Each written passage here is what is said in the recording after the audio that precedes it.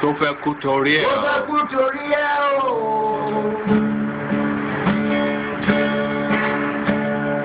Ọwọ́ ẹni ló ti ṣàánú kọ́.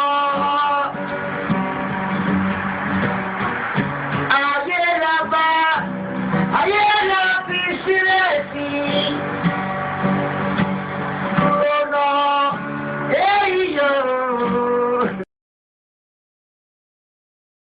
And tonight, this gentleman will be making his network television debut. This is his most recent album right here. It's called Spirit of Love. We're very pleased to welcome Majek Feshek.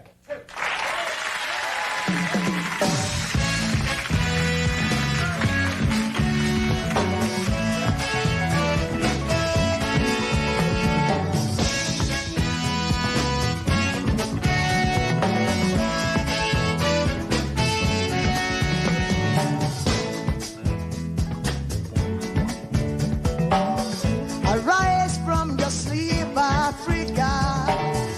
Rise from your sleep, America. There's work to be done, Africa.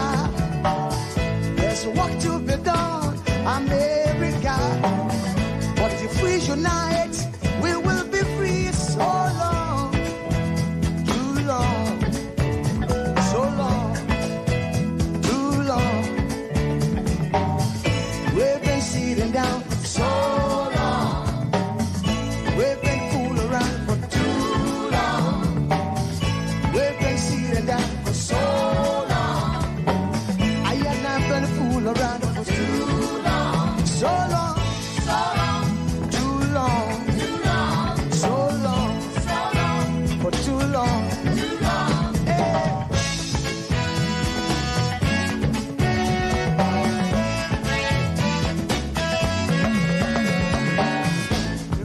Remember, long time ago, when we used to live like prince and princess. Remember, the pyramid of Egypt, when we used to live like prince and princess. Remember, Marcus Garvey, who are the dream for New America. Oh, remember, Martin Luther King, the dream for New America.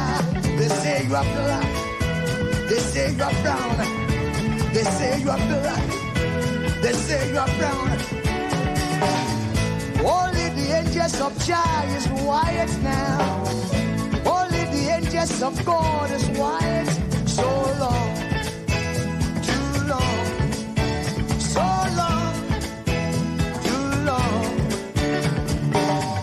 We've been sitting down so long. We've been a fool around for too long.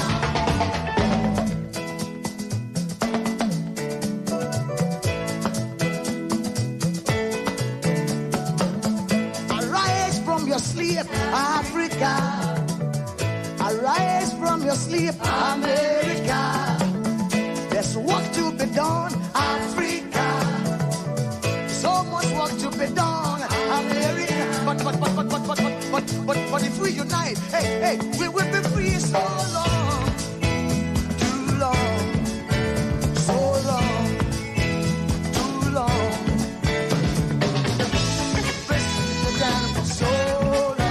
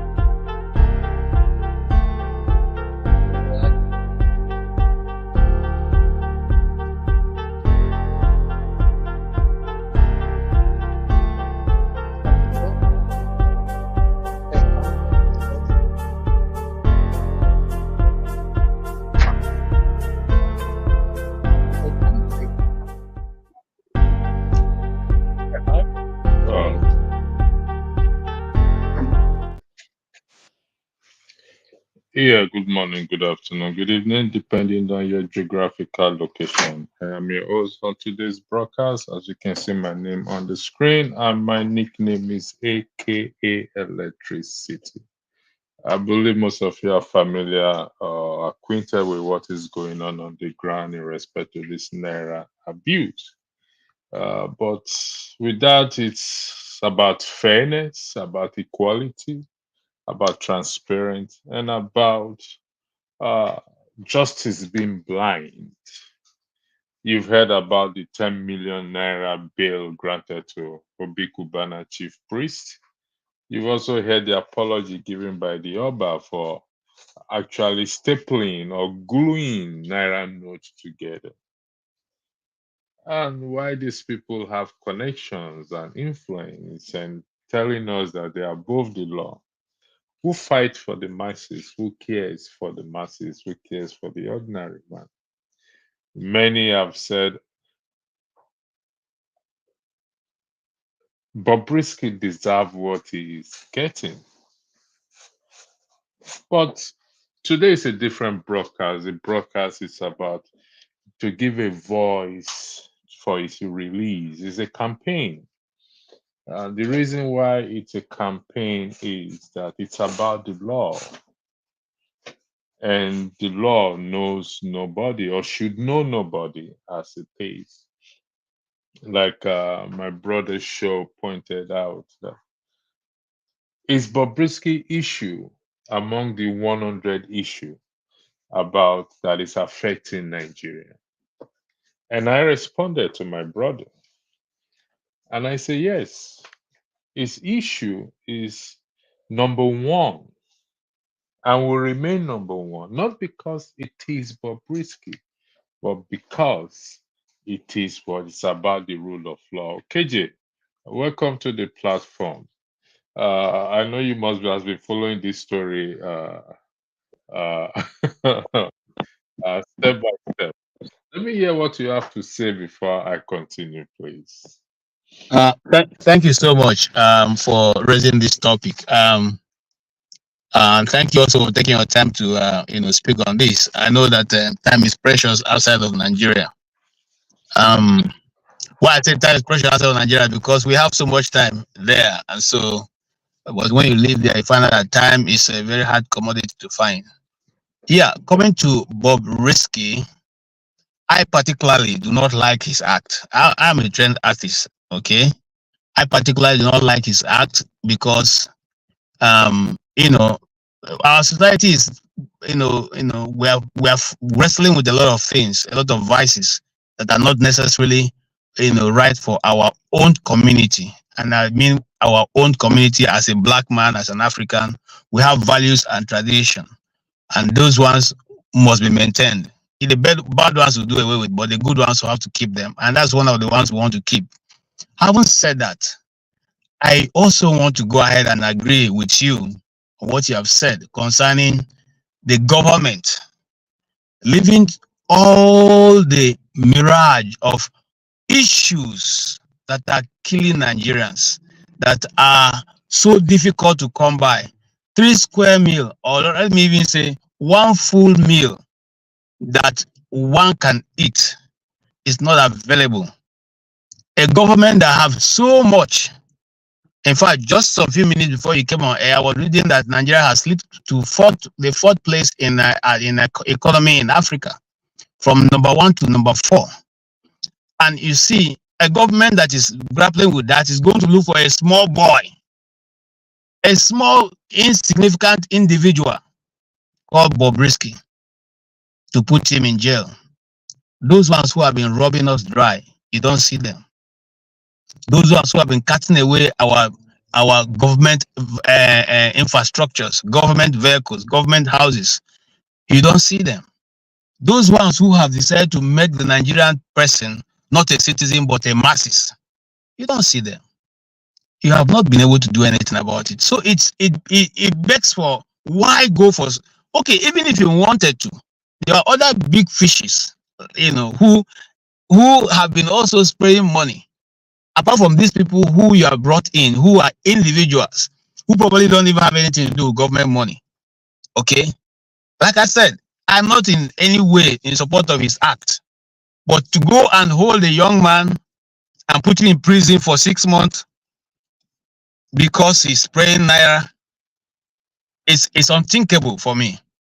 It's, I mean, not that I have hope before in those who are in government, but this one is out of the ordinary. So who did Bobrisky offend? What is his crime? Bigger than the crime that the people have committed against the Nigerian people. What is his crime? And second of all, do you make a law? It's like I said the other time, I was talking on another panel, and I said, look, you can't, I'm an Igbo man. If you go to the East now and say you are Bandu Kuroko, you are looking for trouble because nobody's going to obey you. Okay? If you go to Yoruba land and say you want to buy you are just looking for people you want to put in prison. Not because necessarily that is something that we should, or look, you cannot go to the north and say nobody should drink fura any longer. Okay? This has become part of Nigerian tradition, our custom and tradition, which we celebrate. In the United States of America, people spray their dollars. People go to Nigerian parties and they like it. They've copied that. They follow us and spray money. Nobody has come to meet them. So if our legal tender, the naira, is not strong enough, if people are printing just paper and making quality less, because it's only in Nigeria I see that the money fades. After a while it will change colors and the colors will begin to fade away. Now, if we are dealing with such, we have enough manpower and brain that can bring us to get a more acceptable legal tender that will last for whatever way it is handled. But going to look for small boy, you see, it's just like you be bully already in the streets, and then you see another person, another bigger bully. You and him you go look for small boy. Go look for small boy, the beater, say you want to show your power. Okay, and you see, in fact, going a little bit. Sorry to take more time. No, yes, I'll give you the time. All right. Let me put context into this. Okay. Okay. I don't want us to be biased. I want us to be fair. Can I say something? Hold on one second. Electricity. I'm about to leave. I'm going somewhere. Okay, go ahead. That's my girl. My girl at the top. I agree. Okay, go ahead. I'm sorry. I wish I have more time to make my narrative, but we are going to see Cat William, KJ. But anyway, having said that, I think I have a different view about this when it comes to Bobrisky. Remember, this law was passed at 87 or 1987 or so. If I'm right, if I'm wrong, you correct me, KJ. But having said that, I mean, it's not just stepping on it. I mean, right? There's just different variety, but it hasn't been a big force. So let me stick with this Bobrisky. We have a different, version of of what I'm thinking. You need to go read the whole thing. I think you need to blame Bobrisky lawyer. Forget about whether he was arrested or whatever, maybe for other ulterior motive, the money laundering and everything. They put that aside, definitely for this. So maybe this is the beginning of things. They need to arrest all of them. Portable, Whiskies, a lot of them, even people who participated in, in the criminal law in Nigeria, there's no expiration date. So they can go, one of Obi Cubana chief was 2020, and two of them was this year. So they can go back as much as 10 years ago. But the one about Bobrisky is that his lawyer, maybe he has a plea bargain. I don't know. I'm just picking up the cup. Maybe because of there's other charge, they decided to plea. They decided to have a plea deal because he has no reason pleading guilty. So he pleaded guilty. That's the difference between him and the chief priest. Chief priest plead not guilty. So you can't just come here and say free Bobrisky. He pleaded guilty. So that your campaign doesn't make sense today. Man of prestige. Let me. My campaign made sense, and let me tell you why it made sense. You just said we should blame the lawyer, isn't it? Would that be correct? Okay. If we're going to blame the lawyer, that means we will equally have to remove the lawyer as well too and appoint him a new lawyer. Would that be correct? right? So, and that is why the campaign is necessary. But That is what we are campaigning electricity, for. we don't know whether there's other charges. That's No, no, why no, no. they decided to work with it. We don't know. According to the report, man of Prestige, Bobrisky was arrested on the basis of the abuse of the naira. But anyway, this is very interesting topic. I wish I have more time. My time is Okay, up. I just but want to chat for a just to minute, clear. okay? Thank you, Yeah. brother. I appreciate it. Bye bye, Uh, JJ. Thank you, sir. All right. Okay, KJ, yeah. let me put things into context. Okay. The issue of the abuse of naira is CBN law. I don't know when that law was passed. I have to be Yeah, honest. sometimes 2008 or thereabout. I can't remember exactly, but it was I passed. can't remember exactly when the law was passed.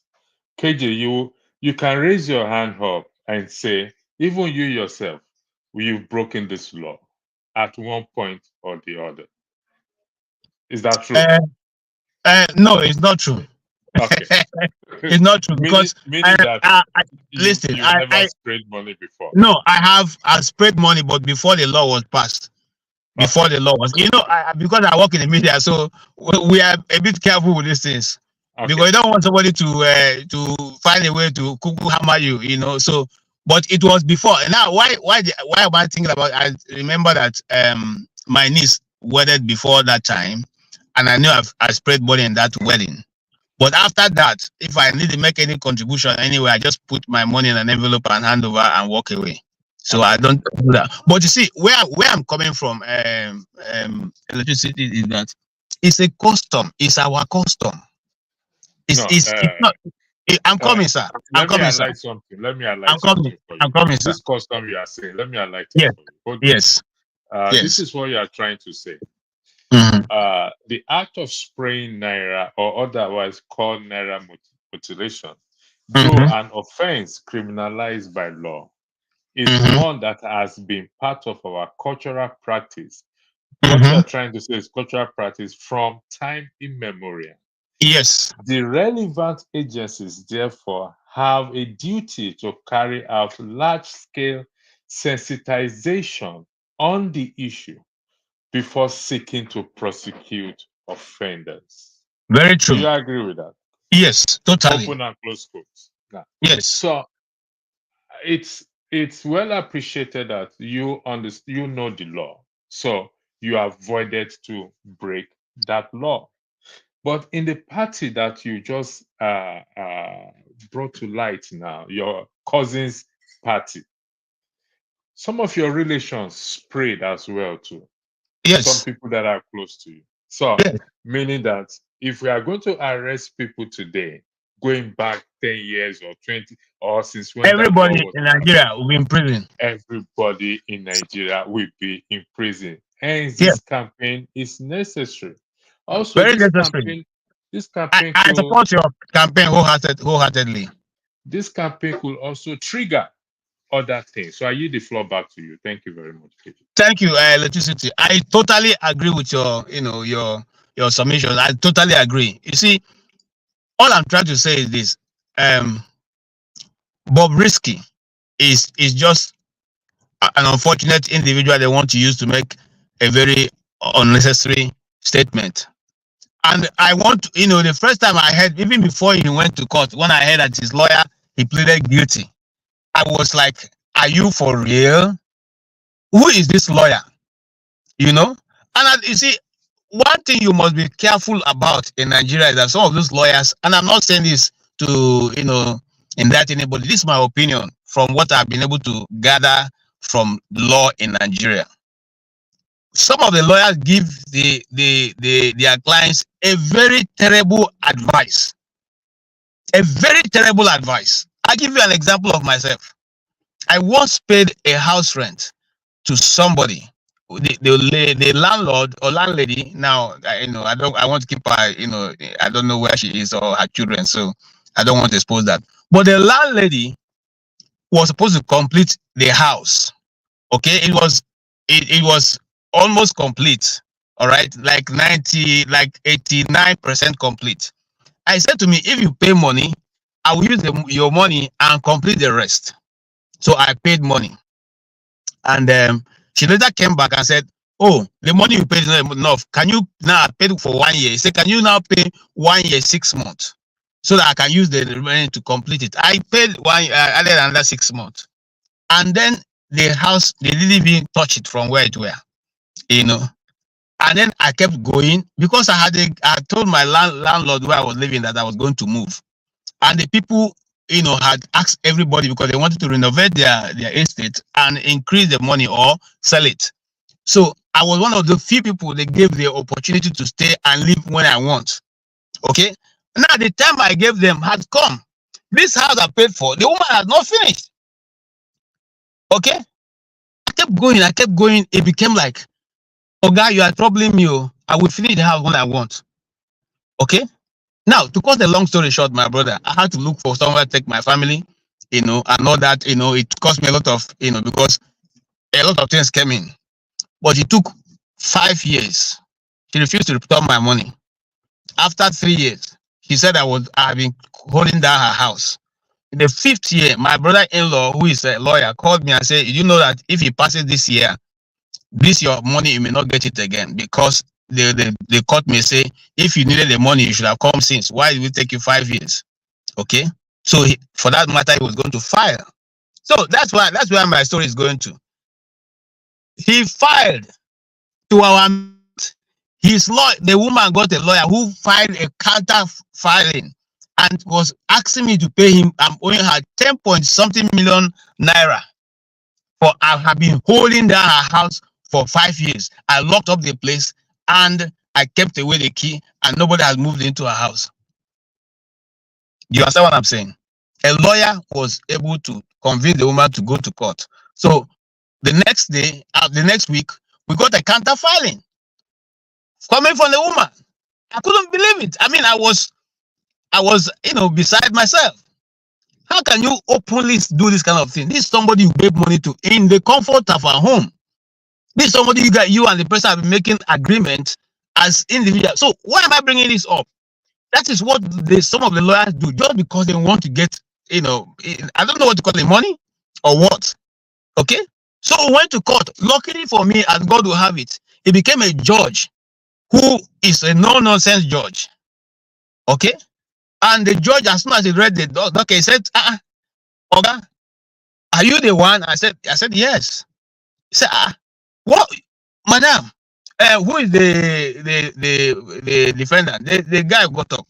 He said, from what I'm reading here, this man said he paid money for house. You are counter filing. That's what the judge was saying. In this was happening in Zone 2 High Court. You know, they just say you're counter filing. Okay, no, you people go ahead. I'm waiting for you. You present the case.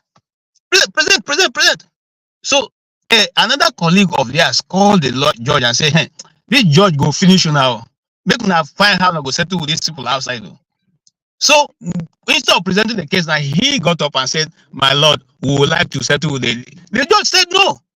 5 years. 5 years. You want to settle outside, you didn't settle since. This case must go on. I want to hear it. You know? And then he said to me, oh, do you want to? I said, my lord, I just want my money. I don't want anything. I don't want anything. You know, I don't want any trouble. Now, why am I going there? Let me leave that story. So who knows whether this is the same thing they did to Bobrisky? You go there and you say, you know, just plead guilty. Don't worry, just plead guilty. And the young man thinking he's on the right hand, pleads guilty. Yeah, and then I will look for the name of the lawyer. I will definitely get the name of the lawyer. Because we are going to put his image and whatever. It will be good. Let's get his name and make sure. Let him give us the reason why he will say Bobrisky should plead guilty without even having gone to court. Because without even looking at the interest of your client. Your client. Without even thinking it can be protected. Yeah. Okay. I see sometimes when we talk, it's like we're being too emotional. It's because we have seen it happen to us. Some of them have. Sometimes it is it's unbelievable. And I'm not there are certain laws that have never been practiced that have never been brought to tested in Nigeria. Why is it that Bobrisky is the first person they want to test on this? Why have they not tested it on all their political friends who have been doing all kinds of things? Why have they not tested it? What do they do for that young man who is trying to survive all these years? If he was doing money laundering, how is it that Bobrisky is doing money laundering? All the imams and churches that are using to do money laundering, they have not arrested those people. Was Or it not was these it people. was it charged? Was one of the charges money You know, laundering? that was the first charge they threw up, that he was involved in money laundering, and then people shouted, say, this guy, you know this one, which money laundering? I don't know when money laundering is there. So they quickly dropped that. You know, they dropped it. That was the first charge. He was charged for money laundering. You To know, me, this is an opportunity for the citizens, Nigerians, to rise up. In particular, because, like I said, it is not about Bobrisky itself. It's about the rule of law. I agree. It's about the rule of law. We may not like Bobrisky, for crying out loud. Yeah. We all will have our disagreement Mm-hmm. about, but this particular incident right now, why it's why it touches me is, apart from you and few people who know the law, I can say 99.9% of Nigerians broke this law, have broken this law. Yes. So either we present ourselves to EFCC and arrest us and send us to 6 months imprisonment with Bobrisky, along with Bobrisky, or they have to free him. This is an opportunity for us to seize, because the rule of law is the problem now. Look at what happened in Yaya Bello, former governor of Mm-hmm. how he was weak. That means we know that some people are above the law, but it shouldn't be. This is about us, the masses, right now, to rise up. Go ahead, KJ. Yeah. Now, you see, the Bobrisky thing is a bit funny because, again, they know, they coming back to just this last example, they know that there are some certain people who are above the law, who, when things happen, they cannot even dare go near their houses. But there are other people that they will use all their might to get them to deal with them. Now, Bobrisky, he just happens to be somebody who is in the center of a power play. I've said this before and I'm saying it again. Okay, first and foremost, he is a first offender, and under the law, a first offender who is not a criminal. We all know that Bobrisky is not a criminal. We may not like his act, but we know he's not a thief. He's not a criminal. He's not a forger. He's not among those stealing Nigerian dry. We know that. Why didn't you give him an option? Why did you just send him without option or file? Without What? fine, you can read Yes, without file. a Sorry, without, suspended yes, sentence. without, no option. Why? Is that his crime is so grievous that he must go and spend 6 months in prison? Is it that he has done what nobody again has done? I'm not even saying okay, because once I quoted the policeman, I said, but the other people look at other people, why are you stopping this particular person? Because look at other people. And he said he cannot be everywhere at every time stopping people who are doing wrong things. Okay, accepted. But why not warn him? Why not tell him, look, go and see no more, pay this amount of money for your this thing, or go to prison? Why did you have to tell him to go to prison direct? These are some of the things that we look at and we say there's a two system of justice in Nigeria, one for the poor and one for the rich.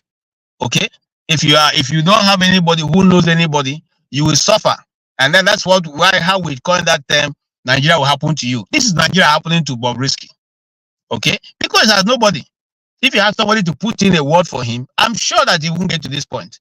Okay, Okay, that's my thing.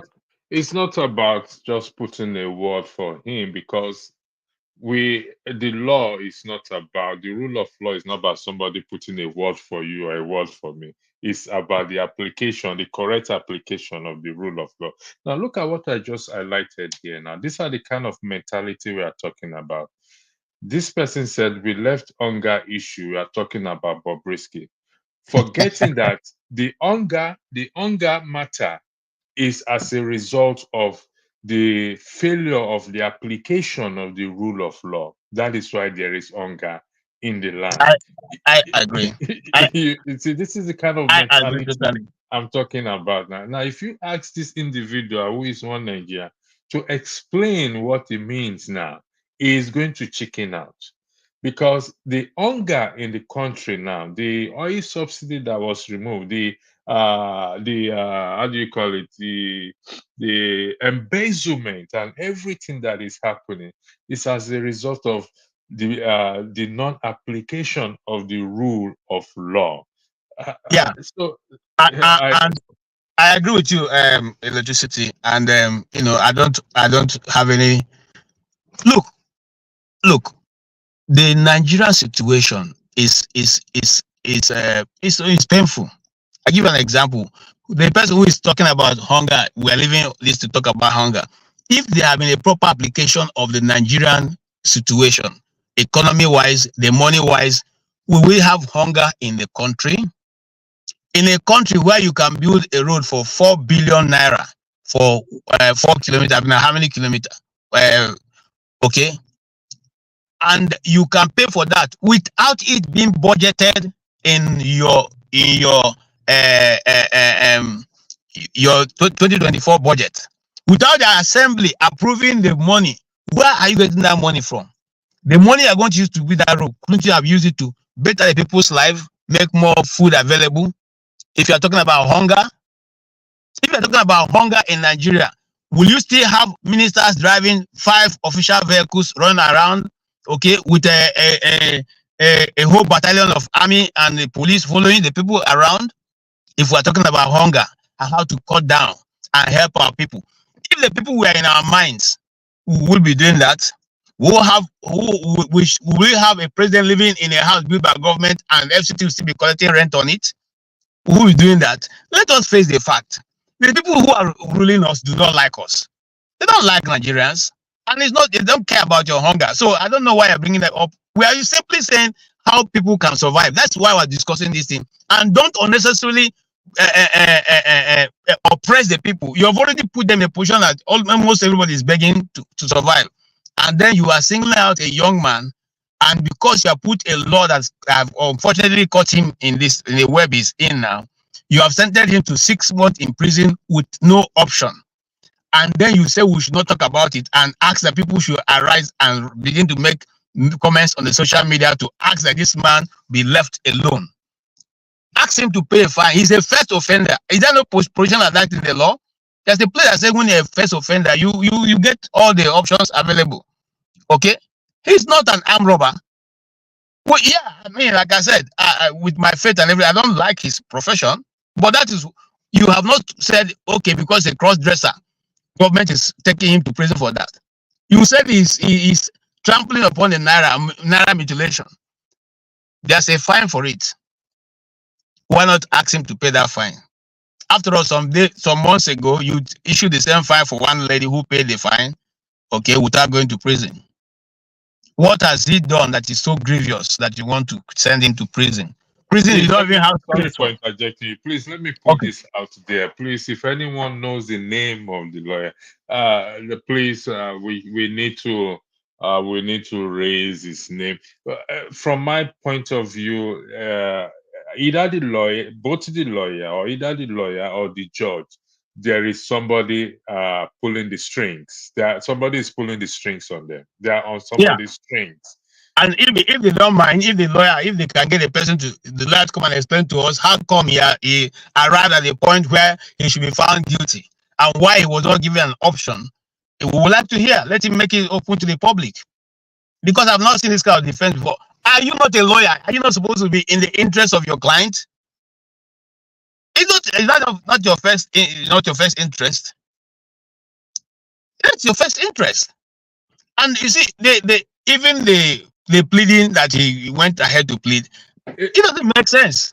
Okay, this is it. Even in law, in a matter of, if your lawyer comes to tell you plead guilty, there must have been a certain agreement that if you plead guilty, the judge will be lenient with his judgment. Yes. So that's what I'm saying. The judge will be lenient instead of giving you maximum. They will give you a manslaughter, or if you say you are guilty, the judge will say, okay, you know what? They will suspend your sentence, but pleading guilty and you giving 6 months imprisonment without fine, it's crazy. That's what I say. Some people, like you rightly said, there's a power play. People are pulling the strings of the judge and the lawyer. So that is why we need to bring this into the forefront of who I this agree. lawyer is, because, like I said, this is not about Bobrisky. This is about every one of us. That's why I said in the last broadcast, he is our brother from another mother. And so we need to fight this. If this will bring a turnaround, a change, we never can tell. Maybe this will bring that change or a turnaround. Maybe we are expecting the change from P2B. We would think it's a saint. It's not happening, but maybe it will come from Bobrisky. I agree. I agree. You see, God can use anybody at anything to change, God bring a can change use to people. anybody at anything. Yeah, So I agree. Because it's for me, like I said, I mean, my view have been expressed so many times. I don't have any, I don't like his profession, but let us be fair to the man. Even if you say he's guilty and you don't want to leave him to just go that way, why don't you find him a heavy fine to pay? Why must you give him the maximum sentence for that crime? Maximum 6 months, okay? For a first offender. For a first offender, I mean, I keep hammering it because I know that in law, when you're a first offender, there's something that it does. You're not given a maximum sentence. In fact, sometimes you are warned and given a fine, and you let go. It's within the discretion of the law of the judge. It's within the discretion of the judge. He can use that as an example and say, "Look, I'm using this as an example. Next person, go for it." Because after him, other people have done the same thing, and I don't see, EFCC going after them. I don't see EFCC going and arresting all of them. Instead, they're picking the ones that are not in the confinement of government. Okay? And there's one other malam, I have his training video, who was spraying his wife, I mean his girlfriend, or whoever the person was. Have they gone to arrest the person? You see, that's the thing. That's my challenge in Nigeria. When you see a small boy, you carry sledgehammer and be killing him. And when you see an elephant coming, you carry a catapult and be shooting at it. Is that the way it's done? Eh? Those people who seem to, you see, and this is a challenge I used to have. One time I told a policeman, you see, my problem with Nigeria is that those who obey the law are the ones that people always seek after to deal with. I could have come here now, and before you say anything, I'll flash my ID card and I'll move on. But I come here, I'm trying to follow your due process, and you are doing what you are doing. Okay? I'm trying to follow your due process. I do want that. See, that is the problem in Nigeria.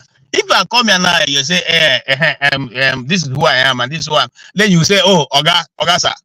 But we want to follow the due process. We become. If Bobrisky had gotten the best of lawyers like Femi Falana going to defend him, there's no way he would have pleaded that. There's no way they would have. In fact, if he walks into the court, even the judge will be afraid, because I have been told there's a certain signs that when they walk into a court, even the judges know that they have to sit up. You can't mess up, because those guys what will tear you apart. happen is, KJ, what will happen is, like I said, this is a campaign for free Bobrisky. I was talking to a lawyer friend of mine in Nigeria yesterday. I will put her to the tags to look for a good lawyer, and I will run this broadcast again next week, Friday. And we have to start somewhere, and we'll see. Jonaba, welcome to the platform. Hey, Janaba, The floor is yours, Jonaba. Thank you. Hello, how you doing, brother? Yeah, we're fine. We're fine. This is a campaign giving a voice to Bobrisky in respect to the rule of the law, because it's not about who Bobrisky is. It could be anybody. It's our brother from another mother. In the context of the topic of abuse of Naira, 99.9% of Nigerians, we've sprayed money at one point or the other in our life, before and after the law. So, John, the floor is yours. Thank you. You know, Nigerian, when we go by the context of, and first of all, thank you for having me, and it's always a pleasure when you are, even though as a pastor, your religion do not support some of the behavior, but that is not about that. It is about justice, and justice is meant for all. But you know, in Nigeria, Sorry, John. John, are you Jonaba, are you driving? yeah, but I'm in my estate. I'm already out the street. I'll pull over now. Okay, when you pull over, please, Okay. according to the rule, you just come back and please, thank you very much. In view of health and safety, thank you very much. Olumide, the floor is yours. When John Abba comes, he will take over. Thank you, electricity. But before I weigh in on the Bobrisky issue, I mean, I was going to. I hope Jonaba is hearing me. Yeah, I think he's hearing you, but he's driving. Right. Olumide, we can't hear you again. Something is gone. Olumide, if you're hearing me, we can't hear you. Hello, Olumide. Is anybody hearing Olumide, or is it only me not hearing him? I can't hear him. Olumide, we can't hear you, please. There's something wrong with you. I think you can't even hear me either. Olumide, you're talking, we can't hear you. Okay. Olumide, we can't hear you, Olumide. Okay. Anyway, I hope he will fix his system. Jonaba, when you finish driving, I'll bring you I'm back. already here. I'm already on my drive. I'm already parked now. Okay, thank you. So the floor is yours then. Yeah.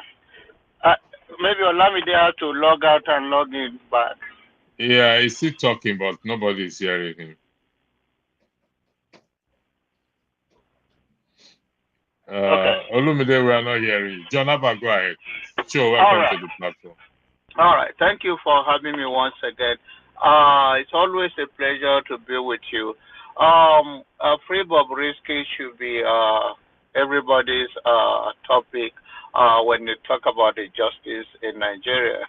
But the issue is that when people leave that kind of a celebrity and that, my thinking, I'm not sure. Is it sometimes Nigerian can be very funny that they want to gain popularity and set up some certain things. If not, where in the world in Nigeria that as we are speaking currently, somebody is spraying somebody's money in Nigeria? Even as American sensitive as America is, this weekend from this Friday now till Sunday, there is a one bay somewhere, even in the United States of America, that somebody is spending somebody's dollar. So I don't know where is this coming from. Is it going for the weaker people? Is it somebody step on your toe, you step on their toe? I think there is more to it than that, just money issue, and think time will tell. I don't think it's this is not Bello Yaya issue. So I think there is more to it, and time will tell us. There is more to just this abuse of Naira. Did you guys hear me at all before I got kicked out? No, Olumide, you were not kicked out. We were not hearing you. Okay, yeah. Something was wrong with your microphone, so we're not hearing you. So just I'll come back to you. Just hold on. I'll come back to you. But Jonaba, rather than waiting for that, getting to the bottom of whether there's a power play behind, in the context of why he was arrested, abuse of Naira, which is the rule of law, which we know is a problem. Do you not think it is wise and necessary for us to run this campaign with the hope that it may stir up a certain change in people's mind? Because remember, it's not about Bobrisky. It's about the rule of law. The CBN law is that he broke the law without a shadow of doubt. Nobody's arguing that. But almost every one of us has broken this law. Yes. Do you not think it's time we raise this campaign and take it to the, like I said earlier, it may be the turning around for Nigeria. Not through Peter Obi, not through Show, not through me, not through Rudolph, but through Bobrisky. because miracles happen. God works in a mysterious ways, as we say. Go ahead, John Abba. The floor is yours. Thank you. Okay, yes, you are very right. This is the campaign, and that is why I joined it. You can see how eager I am to join it, even while I'm driving. That is how important it is to me. That if it is true that they're trying to enforce the law, then half of Nigerians are supposed to go to prison today. There won't even be room for us there, to everybody. There is no prison in Nigeria that will contain people that are breaking that law. So when law is become partial, law is one-sided, law is about picking your enemy, that is my own scare, that this is not about enforcing the rule of law, even though law is broken. And that law, as we are speaking right now, if I even call right now, I will have one or two people will go on the street and find somebody, video them live, that somebody is paying money here.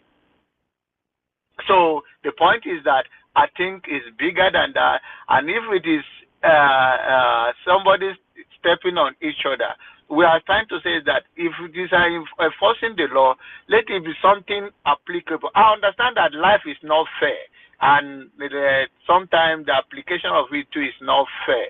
But if you're going to do something very obvious, who is that judge? Where is that court? That court too should think otherwise, or the judge that presided over this case. How do you think the society will feel that, okay, you said this and now somebody else, or the police or the EFCC can tell us categorically that nobody else is committing that offense today? Now, thousands of people committing it. So why is it one person? There is more to it, but like you said, it's okay for us to crusade about it and talk about it. Free Bobrisky is not the only person that spray money in Nigerian party or anywhere else. Thank you very much. Sure, before I come to you, let me just give Olumide the floor because he was speaking before I come to you. Thank you very much. Olumide, the floor is back to you. Thank you. Okay, thank you.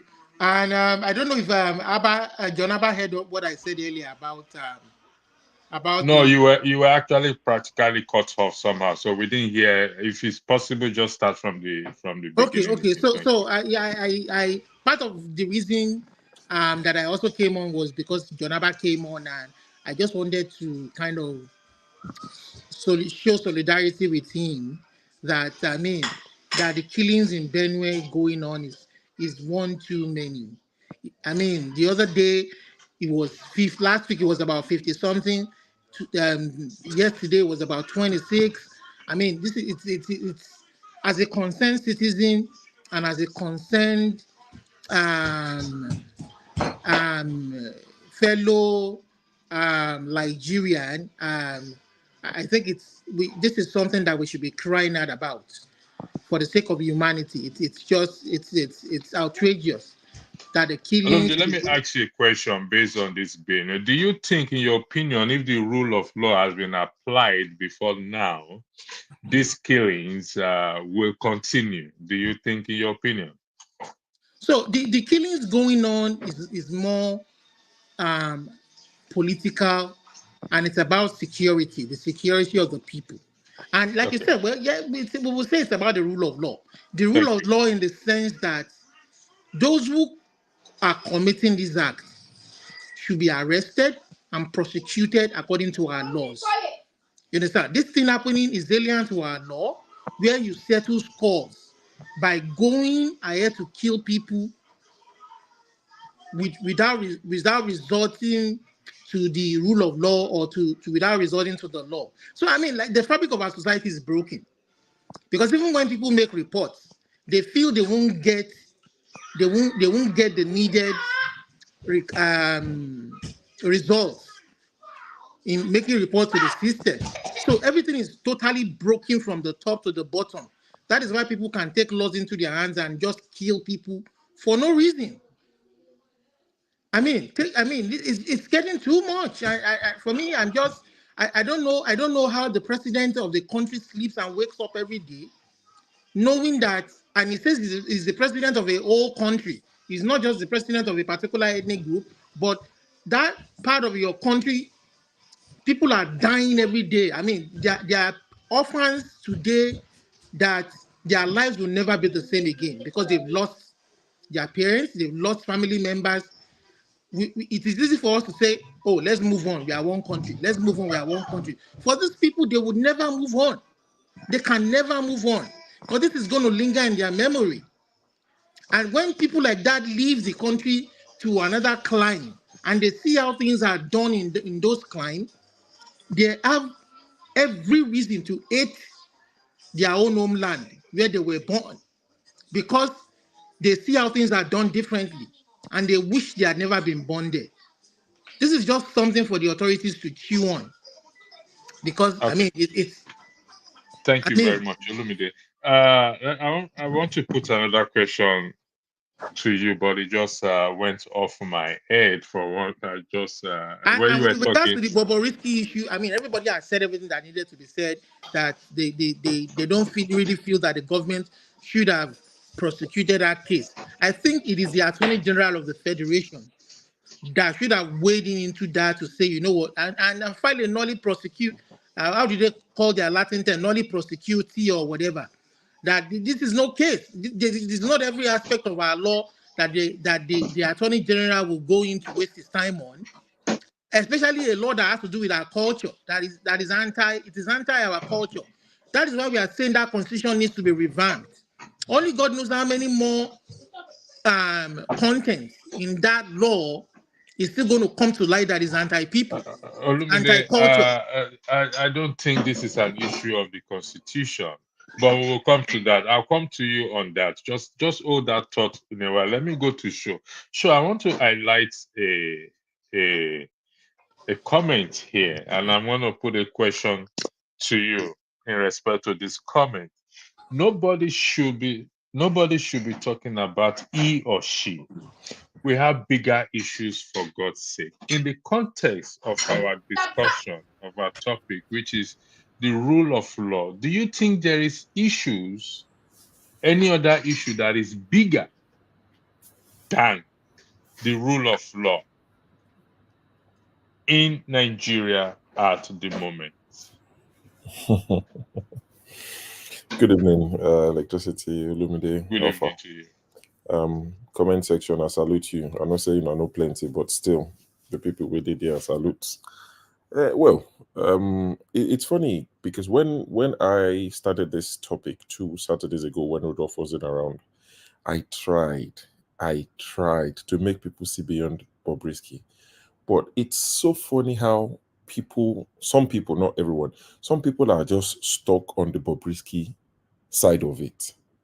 And I keep asking, would you have been interested if it was Seun Kuti? If it was Wizkid, would you have been interested? If it was, sorry, I know you're the one running the show, but let me play these videos again. Sure. I beg you. I will soon leave the show for you, so No, no, don't no, no, worry. no. I'm going to bed. I beg your pardon. Let me just show this. I beg your pardon, please.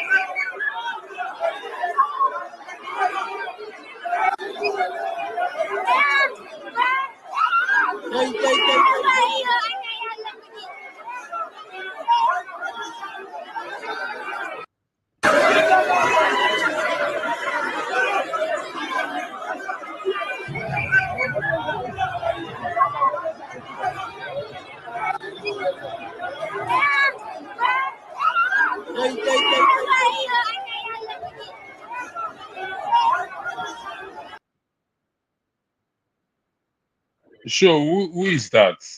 There's one Um, I think you should have played. The one we can't hear you, sure. There's one you should have played. The one about the Oba. The one of the Oba. The one it was. Oh, I, okay. I, I I think. I have that one too. I can play it. I'll Please, just mute it if because there's no of the copyright on it, I yeah. think you I'll should just play mute it that. because of the Wasiya and music. But the first video I played was Yeah. Shade Tinubu. That's the daughter of the president. Ah, The okay. second one is a current lawmaker from Borno State who was throwing money from his balcony in Borno State before the last elections. And the third one is the current governor of Niger State throwing money in a motorcade. Now, I keep asking people, you don't like Bobrisky, you don't like what he represents. Neither do I. But what we're saying is, if Bobrisky is guilty, do you agree that they should pick up Whiskey? Because there are videos of Whiskey doing the same. The lady who drove from London to Nigeria, only last week she was received by Lagos State Governor. She was made an ambassador of Lagos tourism and all of that, given a house and a car in Lagos. There are videos of her doing the same. So what we're asking for is equality. We are not fighting for Bobrisky, the cross-dresser. We are saying Bobrisky, the Nigerian citizen, should enjoy the same rights as other Nigerians. That's what we are saying. But some people cannot see beyond Bobrisky, the cross-dresser, and people just say, oh, let him suffer. If you are saying that, you are not different from the people we're complaining about because you choose the law when it suits you. And electricity, I agree with you 1,000%. We are not saying don't punish Bobrisky for what is done. We are saying punish everybody else. So I'm not on that side of, oh, leave it alone. If it's Nigerian law, then let's obey it. If we don't agree with that law, let's push for an amendment to say this law is a cake. It's our culture. If you want to claim culture, it's our culture to spray money. So please rubbish this law. We don't want it anymore. But as long as it's the law, it is the law. So the way it's been applied to Bobrisky, let it apply to everybody else. Now, Cubana chief priest, he went. Sure, is Bana Blue's daughter going to be arrested? Of course not. And that's exactly what we're saying, that make it equal. Now, Kupana chief priest, of course, is better connected. Davido already commented and said, I won't see you for 6 months, K. Never. Davido is the nephew of the Osun State governor. These are well-connected people. Kubana chief priest was rightly advised. Don't plead guilty. We will drag this case. EFCC might be fed up of going to court. Every time they go to court, it costs Nigeria money. Every time the case is adjourned, it will cost EFCC money. So they might just think, you know what, this thing is just a waste of our time and money, and drop the case.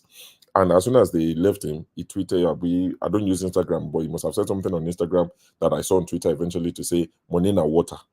But the main reason why I actually came is because I listened to you and KJ talking about that Bobrisky got the maximum penalty. No, he didn't actually. And I'm not standing here or there on the judgment.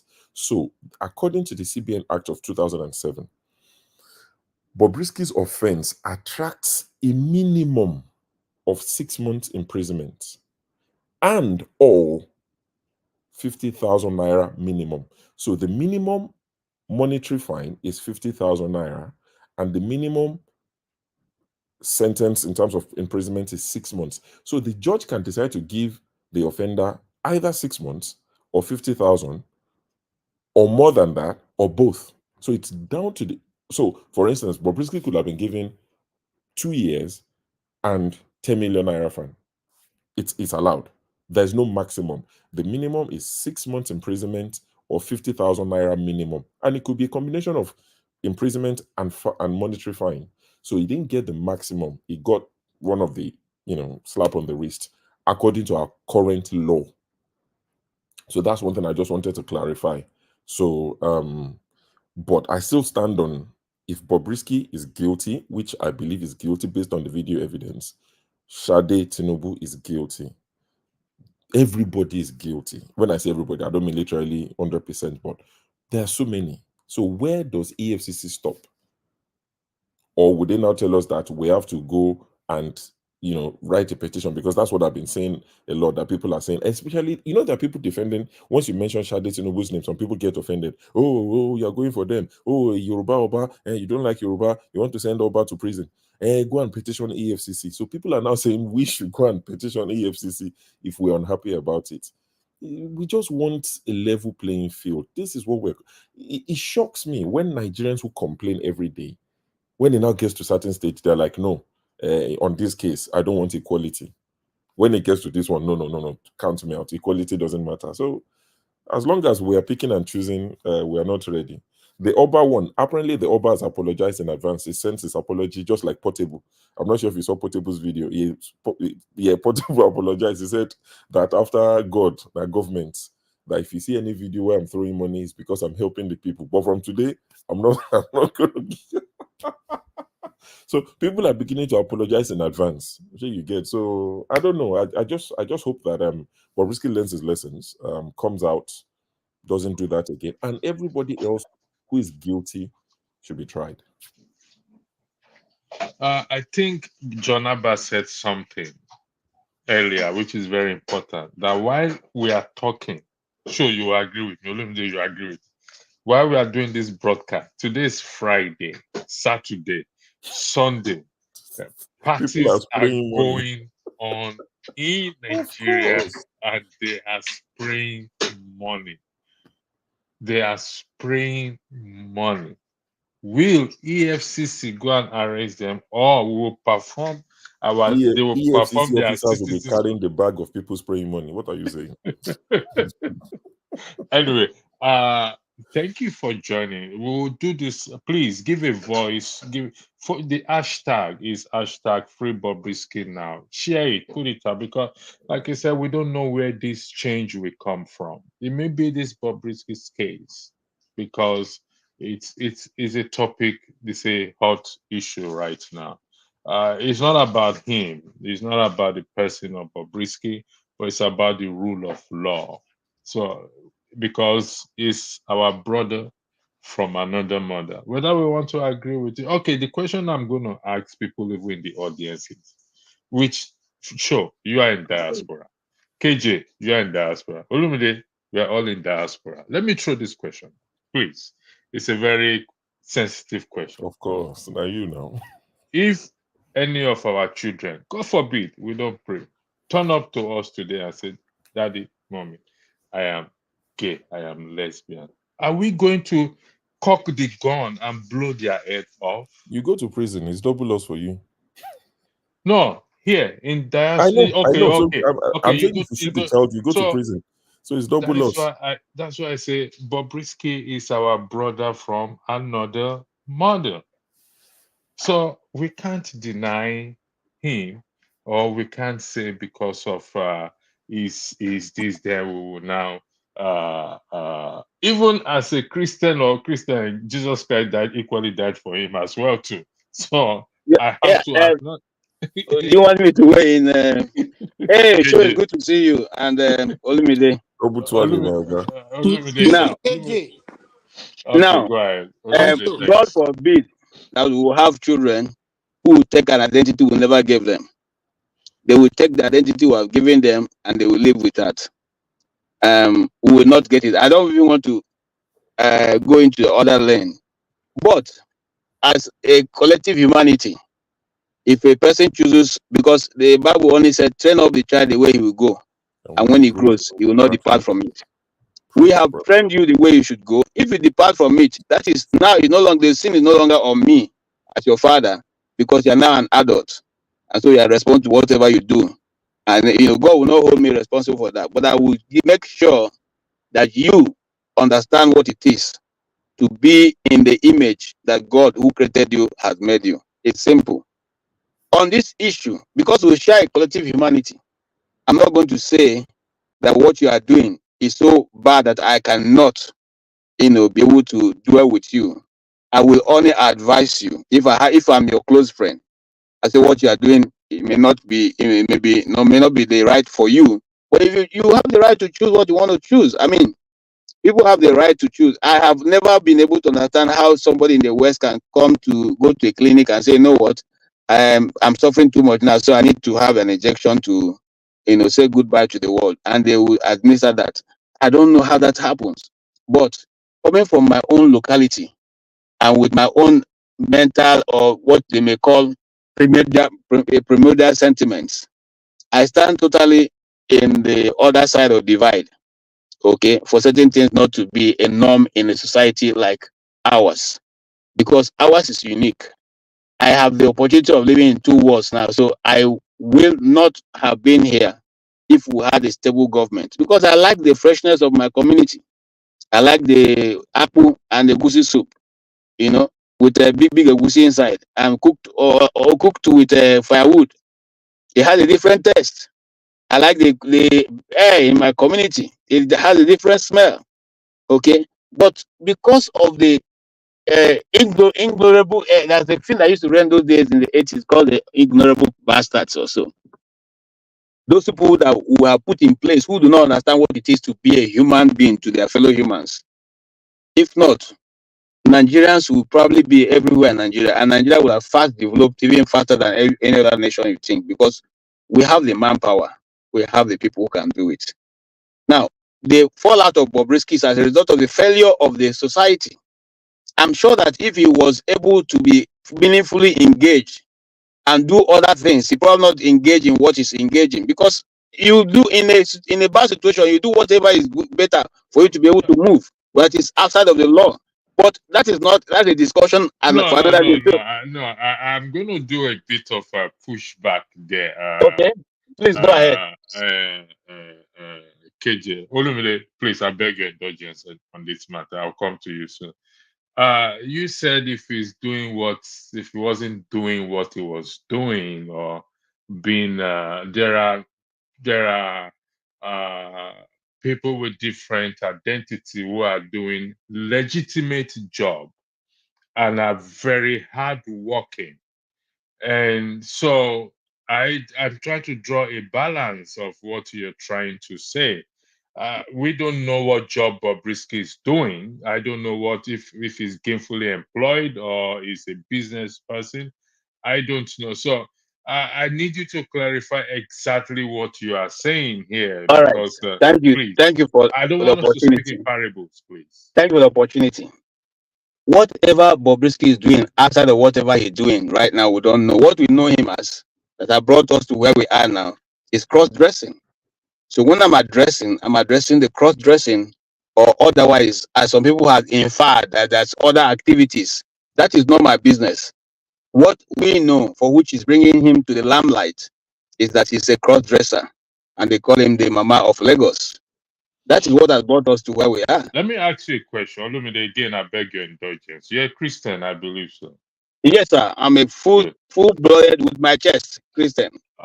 Okay, and Jesus Christ died for Bobrisky. Would you agree on that? Oh yes, he in fact he died for people who are worse than Bobrisky. But Good. didn't that's why they will continue in that process. That's why they will repent and become And like do him. you know it is your responsibility as a Christian to go minister to Bobrisky?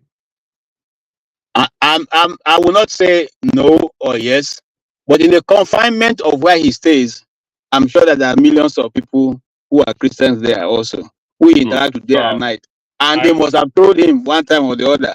If he needed to hear the gospel of Christ, he would have heard so it many times. I'm gonna ask you again. If Bobrisky show up on your doorstep this very moment now, that listen, I need to spend a night in your place because I'm going on a journey, and what will you do based on your Christian faith? Okay, I'll give a quick example. Once I was traveling and I met a very beautiful young lady in the airport. Me and my colleague who was crying, and we asked her, why are you crying? Why are you here? Because almost everyone had fled from the airport at the time. She was on the arrival lunch, and she said, well, the people she had called who asked her to come, she came from Ethiopia. She's an Ethiopian, and that they asked her to come to Lagos. They wait for her in the airport. Now she has got to Lagos, and we can't find any of them. It doesn't. If their phone numbers are not even going. I would say to her, okay, you know what? So why don't you find a hotel? You have a return ticket. Say yes. Why don't you find a hotel so that tomorrow you go back? Oh, her return ticket will not be ready. I don't have any money. She doesn't have anybody. She doesn't know. I know, so that's not a problem. Hop into our taxi. We are going to the hotel. We'll go to the hotel, book the room for her. I paid for her meal. I said to her, next, when you wake up, the same hotel, this same guy is come to carry you to your airport so you can go back. You know, she was grateful and she went to her room to sleep and had a whatever food. And you know, the next morning we had an early morning flight. When we were leaving, we left her. So we had a early morning flight. And so whenever you wake up, you know what the time your flight is. You are free to be in the hotel till the checkout time. We have made the arrangement and we left. Okay. So KJ, that's what I would do. But now, why am I giving that example? If Bobrisky walks to my door now, I may not give him accommodation. No. why? I will. That's what I'm telling you now. I will arrange for him to go and find somewhere to sleep. I will not give him accommodation. Are you familiar with the statement of Jesus Christ when his disciples came to him when he said, "When I was hungry, you gave me food to eat. When I was Yes. homeless, you gave me a place to sleep. And when I Yes. was in prison, you came to visit me." Yes. So, if you are saying that, don't you think that is not a clear practice of your faith? No. If Bobrisky shows up in my house now, I was hungry. You gave me food. I was homeless. You gave me place. That's the place I'll go and give him. I will take him to a hotel and put him there. Let him sleep there. Only because you feel it's not No, even if it was not what he is, I will still, because let me tell you, the world is no longer where we used to have it. okay. Okay? All right. The Let world me no, give no KJ. Let me give Olumide some space. okay, please go Olumide, the ahead. floor is yours. Thank you. Sure. So, I mean, if I take it from where you were kind of asking KJ, so my own take is this, KJ. The Bible says that the soul that sinneth shall die. You understand? So I want to believe that whether you are a cross dresser, whether you are a lesbian, whether you are a gay, whether you are a liar, whether you are a fun, the soul that sinneth shall die.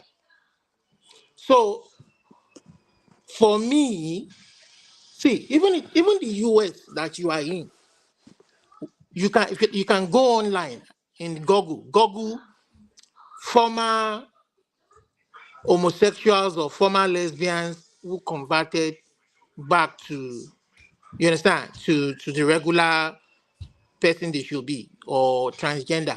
You will see that even in that society that you think that society tolerates them, but there are also people there who are trying to pass messages to say this is not a normal way of life. But what that society frowns upon, you understand, is trying to judge them, trying to discriminate against them, trying to condemn them publicly. You understand? That they have a right to life like everybody else, regardless of their orientation. You understand? So I I I I pray that my two boys will grow up to be with somebody of the opposite sex and raise their own family like I did. You understand? But there are people who have chosen that way of life for whatever reason.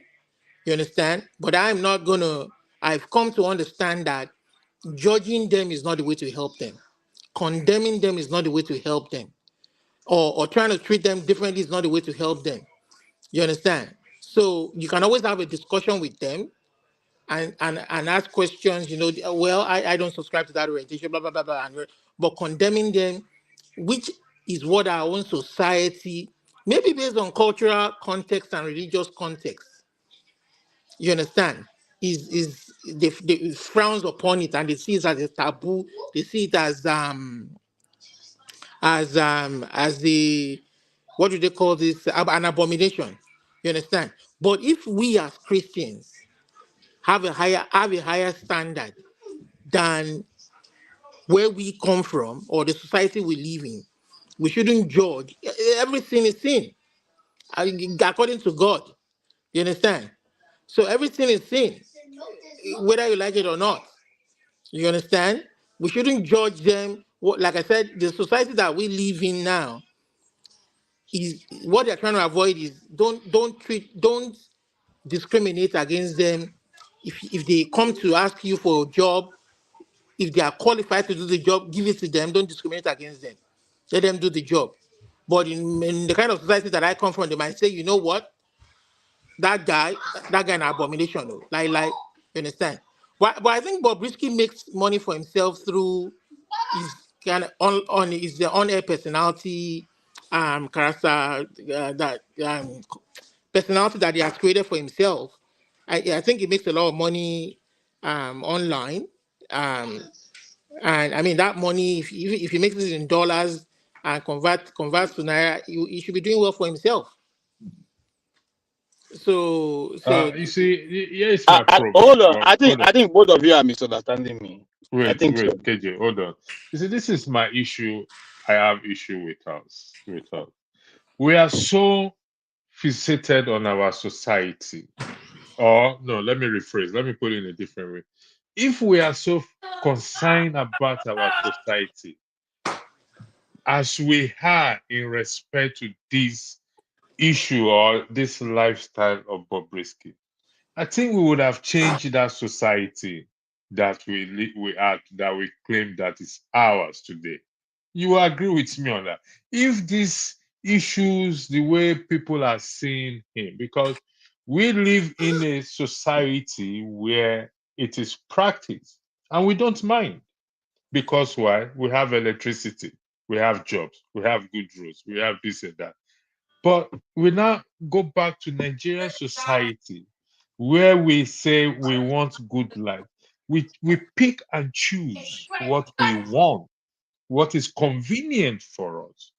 If this energy that we have, that we display in this hatred or dislike of the guy, if we channel the same energy or half of it in pushing for the rule of law to be practiced or to be upheld in that country, do you not think it will make more sense? Okay. Electricity. I think I want to push back, and I think because you are looking at it from a one point of view. We didn't come to this society because we didn't like our society the way it was being run. And the society we are in, these things we are talking about, it wasn't them that gave birth to electricity and light and stability and security. It's not them. But we were talking about people that's less than 0.3%. So they shouldn't be the one now to determine how the society itself is governed. Because in our society, in our own, and to be factual, in our own society where we're coming from, we used to have people who behave that way, but they are totally ostracized from the society.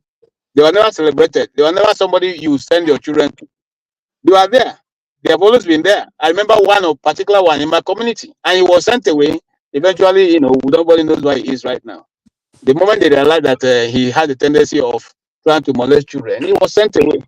So what I'm saying is that we didn't leave because we so admire the lifestyle that we see in the West. No, it was bad government that made us to leave. Okay, If we had KJ, good you government, saying bad government. Is it not the bad government Bobrisky is experiencing? no. But earlier on, I have already stated my Okay, all right. view to you. I said it is Nigeria just happened to Bobrisky. That's what to talk about. It just happened to him because but electricity, I think that problem again has to do with that Bobrisky is experiencing, like what KJ said, Nigeria happening to him is as a result of leadership. Not following the rule of law is as a result of leadership, the quality of the leadership. If for instance, if you were President Tinubu, if you were in his place, and the EFCC brought that case on your table, I'm sure you would have given better advice to the organization to say, you know what, you would advise your Attorney General to do a nolly prosecute, just leave the guy and focus on more important issues. You understand? But these people, in the first place, they were never, we never elected them. See, that is the message we should be sending across to our people when we talk. The Okay, leadership, Olumide, if we say they we were never never elected elected in the them, first place. we need to change them and remove them. It is by the citizens actively campaigning and working towards a change. You see, Yes, I but I'm think saying again that the leaders should please, they've corrupted the system. the institutions that we lean upon to do the right thing, even when there are corrupt people who want to corrupt the system, corrupt the process, we want the institutions who are saddled with upholding that process to please see to the end. You understand? And Yeah, uphold. I See, agree with you in terms of. I Go also ahead, want KJ. to add a little bit. You see, it's not just like a drowning man. A drowning man will hold anything that is close by to try to save himself. So Bobrisky's issue is a diversionary topic that keep Nigerians discussing, and people are now not putting their eyes on the ball, but they're more concerned. No. I'm KJ, coming. KJ, This wait. the What social I want to media. say, I'm not trying to push back. What I'm trying to say is that, see, every mistake they make, we need to let them know that they are making a mockery of the country. They are making a mockery of themselves. They are making a mockery of the fact that they are not allowing the rule of law to prevail, our society to advance and progress the way it should progress. They're just making a mockery of the whole thing. If they think that what they are doing will divert away our attention, if they think that what they are doing is to show that they are working and make a mockery of the people that they should provide for and protect, it is themselves that they are making a mockery of. Because this is all plain to everybody to see that it doesn't make sense. See, When there's you a know why I bigger don't. fish to fry. You know why I don't. Sometimes I don't want to talk about Nigeria.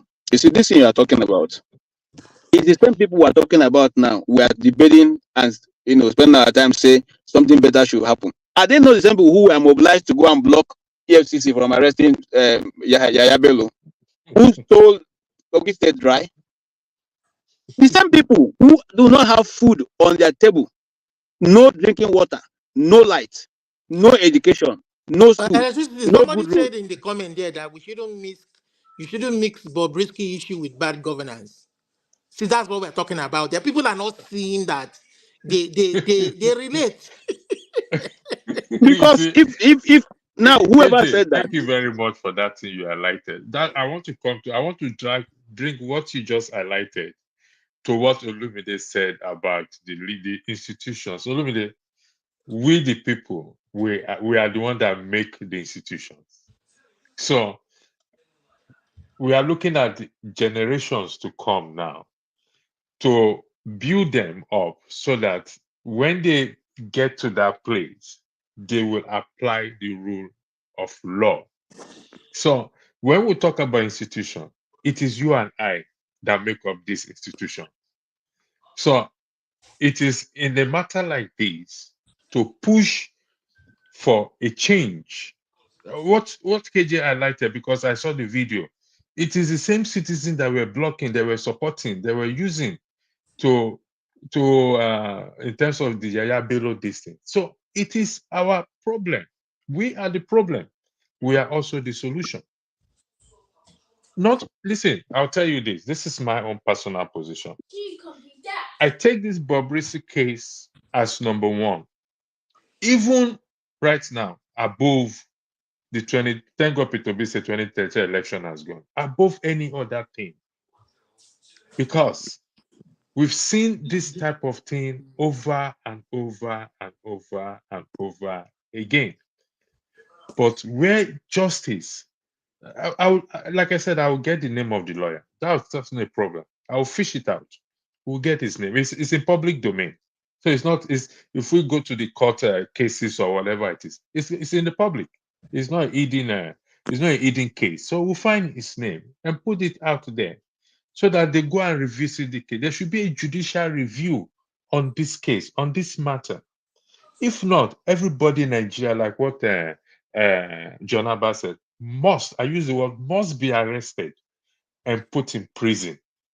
If not, honestly speaking, I don't know where we will go from here. But I I think have to be honest. the man that can really influence the case and let him go free is the attorney general through the presidency, the president and the attorney general. I mean, through the attorney general's office to say, you know what, let's do something about this case and But like I said, I don't know if the powers that be have a hand in his case, So I don't know what they are trying to gain from this, I don't know. You see, that's why I started. I said I don't know what they're trying to gain from doing this, because there are mirage of issues that the government can deal with. I mean, if for instance, look, we have a man who we saw on video putting dollars in his agbada. Eh? He's still working. We're still working there. He's still working. It wasn't AFC didn't go for him. Okay. We have those who during Amechi's time, the money we found in Lagos, in that house in Lagos. Till today, we don't know where the money went to, or how the case finished. What about Magu? Magu, who was, we knew that made away. What has happened to Magu's case? Is it only when it comes to a man who does not have anything that the government become a tiger, a fighting a rat? Eh? It doesn't make sense to me. I like I said, I was more than ever.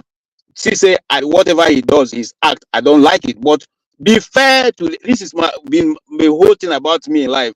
Be fair to somebody, whether you like him, you don't like him, or her, or whoever. Just be fair. Do to others as you want them to do unto you.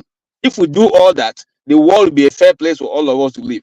Bobrisky, yes, he didn't understand the law, or he said he didn't know about it, or he give him as a first offender. He had the right to have give him a place to appeal or to pay the fine. Don't just send him to AJ, 6 months in you prison. AJ, you'll be very surprised that even me myself, I do not know about this Lottie, this Bobrisky's case. Really, I knew about Honestly, the law because when the law was enacted, we raised an alarm. The Nigerian, most journalists at that time reported that this is unfair because you don't enact a law against the people's way of life and expect that it to be taken no, over. no, And no, there was AJ. no. I'm coming, sir. I'm coming, sir. The National Orientation Agency didn't do enough publicity for people to know that it has now become an offense. Okay, Leaflet should have been. Look, I'm sorry. Let me refer to one point. In okay, the go ahead. 80s, when marijuana or India hemp was becoming something among the young people, I can still remember the cartoon. That was the first animation cartoon they showed in Nigeria. When they were talking about Igbo, some people call it Igbo weed. Listen, marijuana, it is called India hemp.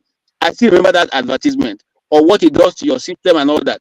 It was a well carried out campaign. So when they are going into it, you know what they are going into.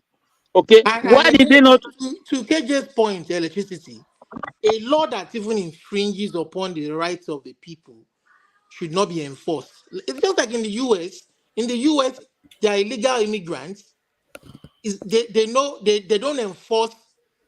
Sometimes they don't enforce that aspect of the law, depending on who is in government.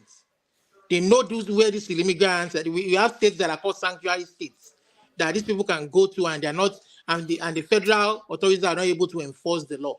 So there are laws that infringe upon somebody's rights, especially like that law. You understand that people like me are saying, you know what, that constitution is just a joke. You understand? But Okay. if you are saying if you are saying that okay, leave the constitution, don't worry about blah blah blah blah, that law should not be enforced by the federal government. Le- There is just a waste of their time and their resources. That is against the culture of the people. And they choose one person. Maybe they were waiting for him to fall into that trap, looking for every way to get that guy. Maybe because they don't like his way of life. You can't legislate morals for anybody. It is wrong. If you don't like his way of life because he's a cross dresser or maybe he's a gay or whatever, I mean, you can't then use the law to then persecute him Persecuting, yes. or you understand, persecute him, and then it's just wrong. This is the way, this is the picture this thing paints, and it's all clear for everybody to see, except for those who are in Nigeria who don't see this, who are very religious, who are very, they don't see all this. Oh, that's what they are saying. Yeah, in fact, that statement you made, Olumide, it disgusts me when people are saying that statement. Even religious leaders saying, "Oh, it's a judgment of God upon it." How do you come to that conclusion? Do they come to that conclusion? is judgment of God. Even That's the why that Bible place is all says, messed up. It's the Bible says, rejoice not over the fall of your enemy. Even the Bible says, don't rejoice over the fall of your enemy. Forefather, welcome. But before I hand over, Forefather, I'm going to hand over the moderation to you because thank you for coming. Anyway, I've been praying that somebody should come so that you continue the thing. The law, you see, I've read the law and I'm going to embrace that law any day. You know why? Personally, it takes a certain burden of expectation of you. Because if you spraying, there's this expectation people have that when you go to party, you will spray them. People do party so that people will come and spray them. They budget their expenses into that party. Battery party, if I invite forefathers, if I invite KJ, if I invite Olumide, I invite Dan, I invite maybe some other people. A forefather will spray me like $100. KJ will spray me like $300. You can see sitting in his Jaguar vehicle. I love that law, honestly speaking, and I will push that law into anybody's face anytime I'm in Nigeria. It is against the law for me to spray you. Okay, can I push back a little bit? The forefather has the floor for moderation. Okay, He's the moderator now. Forefather, okay. thank you. Father, you're welcome. Thank you. I just Thank want you for having me. Okay, go ahead if you want to say something. yes, I just want to say, you see, one of the things I loved when I came to this country is to see that they have every way they try to infuse their custom and tradition to their younger generation, their younger ones. For instance, if you are in a elementary school, there's a day they call the day that you go out to eateries. So the schools are giving eatery days that you can go to Chick-fil-A, for instance, and go and eat. You can go to McDonald's and go and eat. Not that they are free, but they're sold especially to children, to school children. There's a day that they keep for you to take you to sites and scenes of America, places of historic importance, their lifestyle, times for you to take your snack, time for you to take your lunch, time for you to take your brunch, time for you to take. Those things are mapped out as their tradition and customs. Now, if you remember, the other day we talked to somebody, I said, what here, the professor, I said, what are we doing to maintain our own tradition? Those ones we have identified as good. So if, for me, I don't see anything wrong with a people that is already a way of life, go to a party and spray money. Nigeria, if all our problems have been solved and it comes to the problem of spraying money in party, then we are, at the Uhuru point. But we have many other, mirage of issues that we have not been able to handle. That I think that bringing our taxpayers' money to go and hunt a small boy with grizzly hair called Bobrisky is totally inconsequential to the development of Nigeria at this particular time. It's a no-brainer, to be precise. I mean, it doesn't even think about it now. Okay, if you are looking for people who have been doing those things, they see the big parties. Maybe when I tell here, I say I go party for one place where they were giving people laptops and iPads. You didn't go there. You didn't see they were spraying dollars on the and naira there. They were spraying nothing. The highest denomination of our naira was being sprayed there. Why didn't you walk into Tanscob and go and arrest the person? You see, so that is always if I have any passion at all, it's when I see a big man beating a small boy. I don't like it. I've never liked it. Okay? This guy could have just been warned and sent away. You could have even given him community service. You know what you have done is so terrible. We want to make you as an example. So every day you have to dress like this and go to clean gutter in Idumota for the next 6 months. as your punishment. The judge has the discretion to do that. The prisons are already filled up to the brim that nobody even seen where they can lie down and sleep. And you are sending him there. What do you think will happen to him when he gets there? Have any of you ever been to prison before? Because I've acted in a prison scene and I have to go to the prison to look at what happens there. All right? When you first come, the play acted, it's called Kata Kata for Sufferhead. Okay? When you first come, you become the least. In fact, you will look, you don't want to go there. Don't want to go there. To survive 1 week in that place is like surviving a whole 10 years put together in a slum. Okay? So all I'm saying is simple, that you see, when you go and I keep saying this thing, I be Igbo man, I like stockfish. If you get up today say you don't buy stockfish, I know saying I mean they look for, and I will come for you because I won't stop eating it. I won't stop eating it. Okay? It's just simple. Nigeria, it's that become a way of our custom, our tradition, our norms, our ethic. The way we know Nigerians is that people go to parties and spread money. People around the world, it's one of the things they love about Nigeria. They tell you that, man, these guys, okay, when they go to their party, man, you enjoy yourself. People, even here, people ask, how do people do it? When they want to hold their own party, they send you, if you want to attend the lunch, you have to pay. Some of the times it's $50. Sometimes you have to pay $100 for it to be. If not, you go and attend the wedding and go away. If you have to come to the eatery, you have to pay. But when they come for Nigerian weddings, they don't pay. And they're happy. You see them, they will, as long as you say don't come with your knicker, you put your dress code, they will come and they will eat and they will be so happy. They will tell you that they have never seen any food that tastes like Nigerian food. If there's anything they like about Nigeria, is the food. They like to eat it. They like to eat it. So what am I saying? Tomorrow now somebody will say don't put a crayfish in the goosey, in the soup, and then that will become a law. Let us be careful now. It's not we're not puppets. I think this one they should just find a way to reverse this guy and let him just go and serve community service and leave him alone. Thank you, Father. Welcome. Yeah, thank you. About this matter, for me anyway, if they are asking for clemency or kind of a pardon, I think that I don't have any issue with that. The one I think may be problematic is when we say that he shouldn't be punished at all.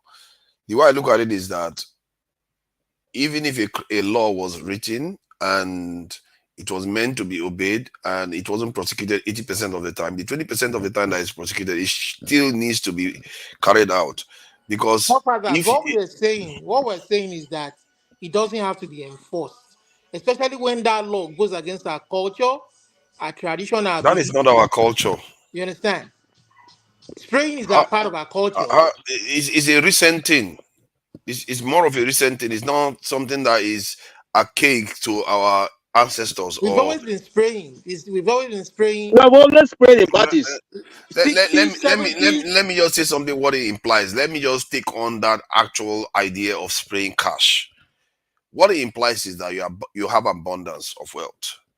And if you keep advertising that you have abundance of wealth, you are inviting the wrong kind of attention. Even when you don't have enough, you spray that you have an abundance of wealth, you are inviting the wrong attention. As a matter of fact, you probably invite the wrong karma on you. That's what I think is going on. Because what we're talking about, human rights. It is your right.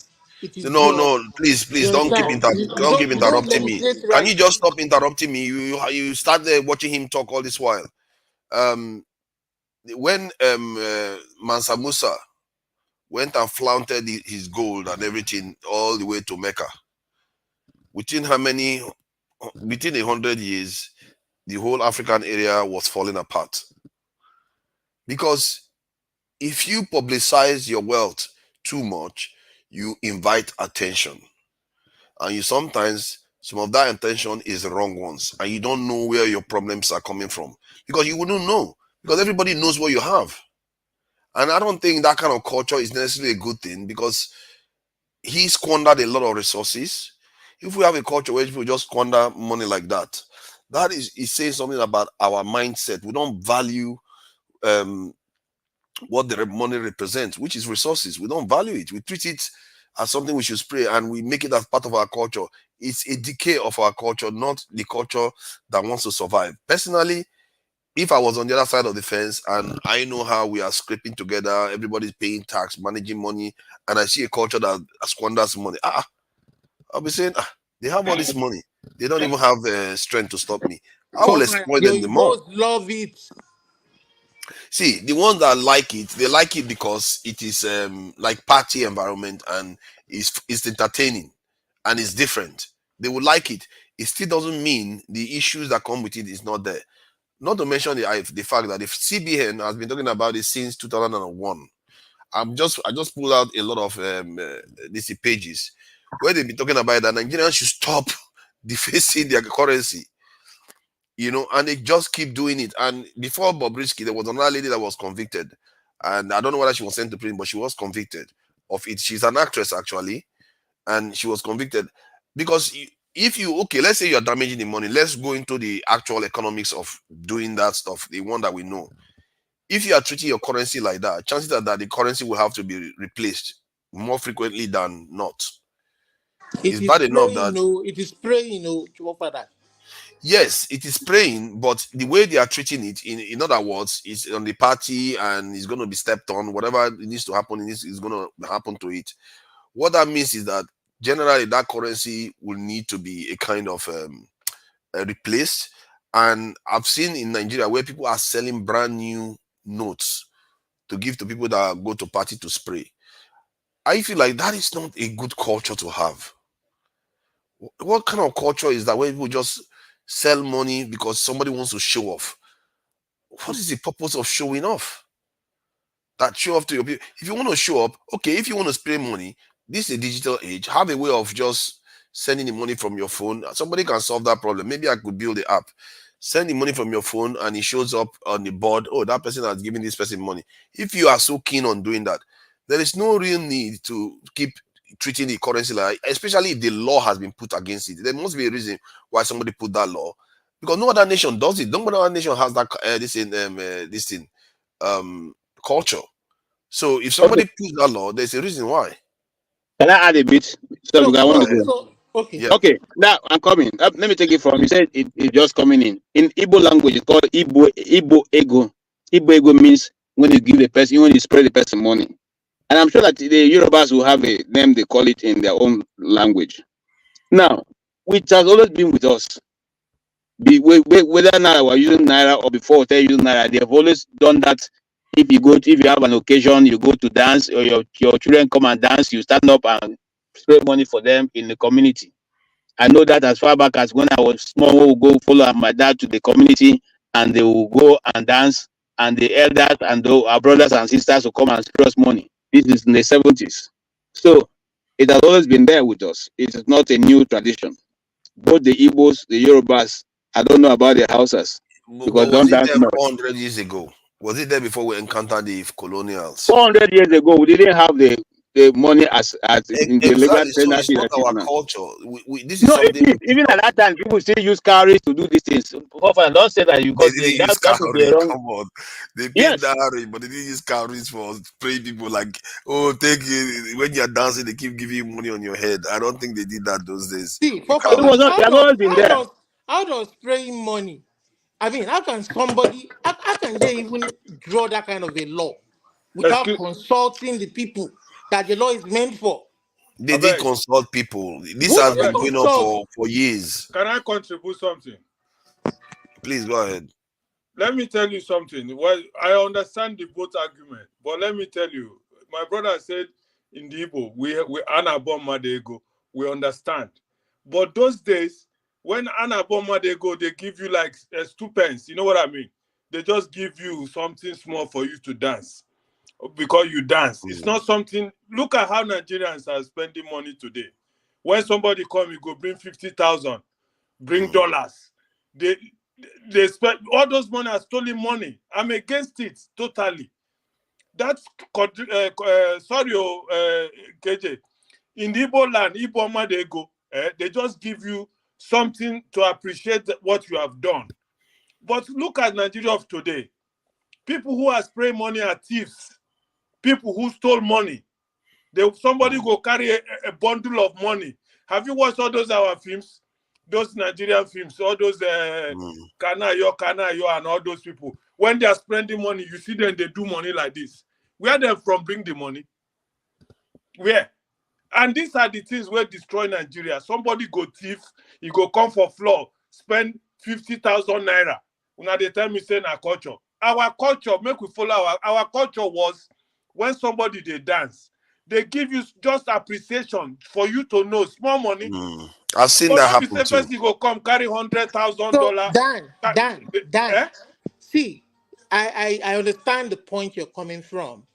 See, perhaps what the government should have done is, instead of legislating our way of life, our culture, it's just like trying to legislate morals. Instead of trying to legislate that, if you feel that you see somebody spraying money and you want to, what the Oyibo man will do is they will start investigating. Naturally, when nobody will caution that chief or that baron that is spraying money, that the authorities will come for him when he's doing that publicly. But it doesn't mean that everybody who comes on a dance floor spraying money is ill-gotten money or ill-gotten wealth. No. Investigate the people, do your findings, and have ironclad evidence against them in the court of law. But don't legislate against our culture. Olumide, please, let us face facts. This is not our culture. It has become I don't know why we picked up all this decadent culture and we say it's our culture. I like it. Excuse, yeah, of course you like it. Maybe you like it, but it's not our culture. It was the people. And we do it here. We do it here in Canada, in the US and Canada. When we go to parties, we spray the dollars. Yeah, you spray the dollars, and it gives us bad name. They call us thieves. Most people in the US, that's not true. They love it. They love it. Olumide, please. Nobody loved it. Nobody. That is not what gives you bad name, Dan. India doesn't do it. America doesn't do it because I checked. I don't know whether she's saying that India is our culture. It is our culture. It is our culture, not American culture. The last time I checked for that, India wasn't. They don't swallow akpu and egusi soup. Not that the Americans swallow akpu and egusi soup. That doesn't mean we should be spraying money now. So that means that no. It simply means that we have different traditions and customs. No, but even within Africa, we are the only one that still are doing this spraying, and there's something about it that is a little bit decadent. Please go ahead. What I wanted to say, they know Olumide no make I finish that point. The point I'm making, I want us to be honest with ourselves. Anywhere you go and see Nigeria spraying, whether it's in US or whether it's in Germany or anywhere where you see Nigeria circle, they do some get together. Most of the people who spray are criminals. Which I don't agree with you. Many of that's too blanket a statement to make. Excuse me now. Those people who spray who are genuine people. But yeah, KJ will be happy to say that many Nigerians are criminals. But when he said most people that spray that money are criminals, he doesn't. No. I never say. God forbid I say many Nigerians are criminals. Why would I say that? Many Nigerians don't you agree that sorry listen, many Nigerians that are rich, are you not going to say that they are criminals? They stole the money. No, the ones that stole money and became rich, we know them. We know them. Do they outnumber the ones that didn't steal? Did they outnumber the ones that didn't steal? Brother, no. Excuse me. Most Nigerians didn't steal the money that they have. This matter. When I say, if you are saying that, I'll keep that in mind for other opinions. I don't say please that. Keep it in mind. A lot of Nigerians make their money by their hard sweat. KJ, the people who spray genuinely, when they come, anybody where you see where they spray genuinely, when he come, he give you like $100. If not a big guy where they walk, he walks away. But this type of people where this guy where them sentence, so I don't like as they sentence some because we don't see videos where Tinubu and all these thieves they spray, they don't do them anything. So, but what I'm saying, the people who make it become a show, many of them are criminals. if we investigate them. Many of them, the money they spray, somebody go stand in front of musician or somebody just there for 1 hour throwing money. Where you from bring that money? Where they spray? This is the point we are making. It's criminality. And me, I don't look at them as a culture. Our culture is Iboma they go. If you come like this, you see somebody, maybe your son or your daughter. You know that kind of party atmosphere, somebody, small girl or boy, just begin dance very nicely. They come, they just give you one, maybe give you 5 naira. Everybody go. But not be say make somebody just stand. Video you there for more than 1 hour. Bump, throwing money. This is what me I'm against. Thank you. Yeah, personally, when I look at it too, and there's 2 areas in terms of the cultural argument. I think the cultural argument is there to say this we can do better. We don't have to, go with this funny culture of just spraying money. But there is also the argument of the law, that the law has been passed for this and people should stop spraying money. And I think when they jailed an actress recently, he didn't make a lot of noise. Maybe that's why Bobrisky decided that it was a good idea for him to spray too. But now Bobrisky one has blown up in the whole country. So anytime anybody wants to spray now, they can hardly say they are ignorant of it, that this is against the law. So maybe that is the biggest achievement that Bobrisky has given in terms of this law, because that is how institutions are created. And that's another thing that most people don't understand. Institutions are created by precedents. When somebody has done something wrong, this thing is based on the people that have been convicted. That is how institutions are created, because institutions can only be as powerful as the presidents they've created. When we say we want great institutions, this is how it is done. You have to convict people. You have to hold people accountable. Because tomorrow now, can you imagine if they can jail Bobrisky? Olumide, they caught him spraying money in Nigeria without his Canadian dollars. They will carry him and they will carry him and throw him somewhere. No, like, you are not even up to Bobrisky. How dare you? That is how institutions are created. I can't live in that shithole. I'm sorry. I can't live one day in that shithole. Yeah, all you can do is talk about it. I can't live one day without light. No, so what Olumide should do So me, I don't feel live without light. What Olumide should do when he's going, he will change his money to $1 Canadian dollar and go there and spray as much as he wants. Nobody can arrest him for that.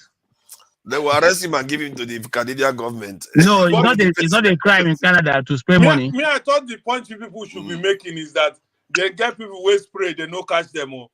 We have said it now. Yes. We have said that now. We have said it many times. That's another area again. That's another area that people are concerned about, that the double standards. And the truth is that in a capitalist system, there's always double standards. That's the truth. We like it or not. In America, there's double standards. They will arrest a black man and a white man for the same. You don't come with this your controversial talk again. No, it's not controversial. It's just true. No, don't bring that controversial. It's just true now. It's just true of life. If you are in a capitalist system, it's almost any system. Agree with you. Okay, are you going to tell me that you commit the same crime in America and a white man commits the same crime, you get the same punishment? But they made them. No, you won't. Make them leave Yaya Bello now.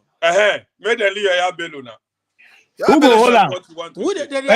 Excuse me. I think it's for corruption now. Excuse me. Who go hold on? Who go hold Yaya Bello? Now, Tinubu go hold on. I think they are going to arrest him because they are looking for him. Who is going to arrest him? Who is going to arrest him? EFCC now. EFCC is not in house. Yeah, but they were trying to go and arrest him. I think the governor blocked it. Leave that thing. Now, poor man, then go arrest. Now, poor man, who go arrest him? Go arrest him now. Now you are beginning to make my point.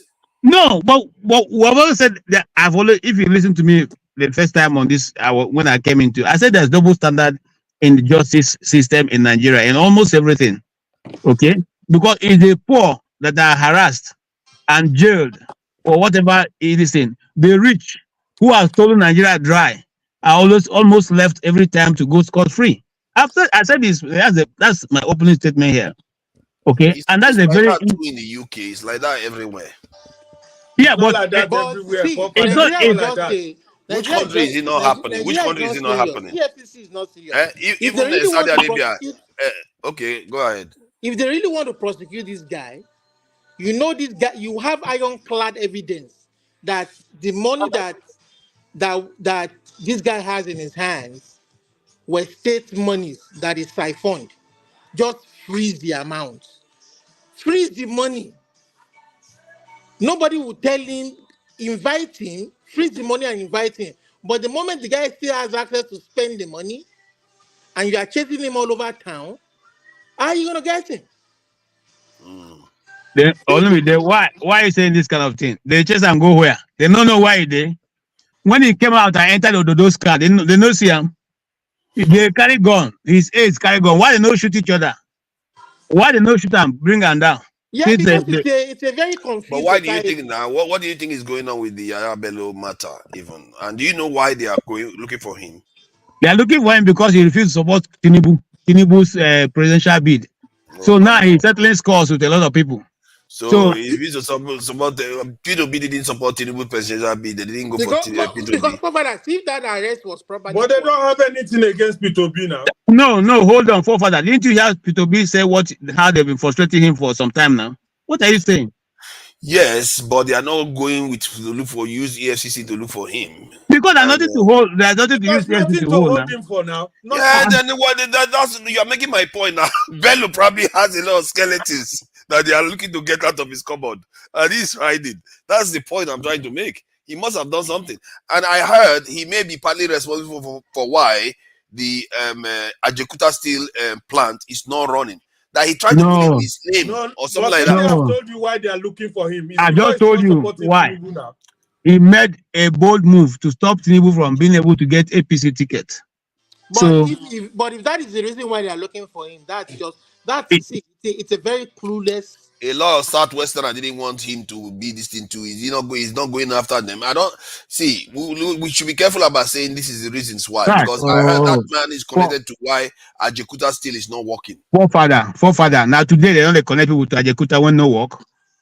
Now today, look, let me tell you, out of the 19 state governors, only Bello that said I will not support the presidency, and I will go and contest this thing. He said it is there now. The video is even trending. If you want, I can send it to you. So somebody put up something to make him, But KJ, you know what? It's a very thin line. That what is happening is a very, very thin line. This is the kind of situation where, you see, these things have to be. Why does he want to run Ajekuta Steel? Why do these people frustrate Nigeria constantly? No, tell me, why does that man wants to run Ajekuta Steel? Forefather, you shouldn't be asking that. You shouldn't be asking that thing. He probably wants to use the money that he stole. Because I just feel like these people, they are just sabotaging the Nigerian economy. He blocked the process from being finished because he just wants to put it through his name somehow. Okay, let us go the memory lane, forefather. Nigerian company is these things. The wharf in Lagos, who is running it? Atiku. The one in Port Harcourt, who is running it? Atiku. The disco in Abuja, who is running it? A private individual. The one in Lagos, who is running it? The one in who is running it? Every Nigerian in Nigerian seaport is Atiku. Yes. You mean Tinkan Island is Atiku? Yes. I think they've taken it from him. I'm not sure. I don't think they've taken it from him. Island. I think when Buhari came, unless Buhari took it from him. If not, it is Atiku that around that, and he was leased to him for 99 years. What are you? I think research now. Because he contested against Buhari, they took it from him. Your research. Now, almost Transcorp Hilton, which is one of the Nigerians, who owns it? Individuals. Okay. NNPC, who owns it? Individuals. So NNPC is not individual. NNPC is owned by the state. Stop coming up with this type of stuff. Now it's owned by Nigeria. My brother, NNPC, go and check it again. Didn't they sell it? Didn't they sell it? Privatize it? No. It's like a PLC, public private corporation. I think something like that's what it means. In other words, the public owns some part of it, private owns some part of it, but the private side has not come in. 100% now is owned by Nigeria. I think I do agree with you that It is unfair for Yaya Bello to use state funds that he stole These people are not patriotic. They to come annoy and me. I'm telling you, to if come I and get a hold then of these buy people, to come instead and of them then to buy allow their this thing to go Jabuta on, they just want to milk. corner it for their own good, for their Which own it personal good. might be true. It might want to. I mean, and then they might want to come use that opportunity that maybe because he went against the president. But my own is that if this guy has stolen money that belongs to the people of Kogi State, have your ironclad evidence against him. Go to court, prosecute the case, and stop newspaper trials. They can stop all the Simple, newspaper. See, simple. And thank like God somebody Dangote said, refinery is like, running right now. Go ahead, go ahead. like somebody said, why do you have to go in Arnold Schwarzenegger style to go to his house to arrest him? You can simply invite him, send a letter to him that he's invited. Let him say he's not going to come. Then you now try and see how you can apprehend him. You don't even need to put up a show. If you invite him, he refuses to come, you keep tag over him, or tabs over him. When he go to the airport to fly off, you take him from the airport. He's not going to go with the talks. But every time they want to show us that the state is so powerful, they will now display ododo, masquerade, what they call it, lagbaja kind of style, to go and show that they have the power to do this. You don't need all that. You don't need all Yeah, that. but these people are, I see, KJ, don't you get frustrated? These people have killed our economy. I don't You know, get frustrated because Yaya because Bello. they are so selfish. Instead of No, them, their job. You see what Kiyamo did with this thing, airpiece. That is how these people are supposed to be behaving. Their behavior is like, if it doesn't go through me, I will kill it. Let the stuff die. And no, the Ajakuta should die because it's about you. 220 million people are suffering in Nigeria. Can you imagine if Nigeria got a steel, a massive, that steel complex is massive.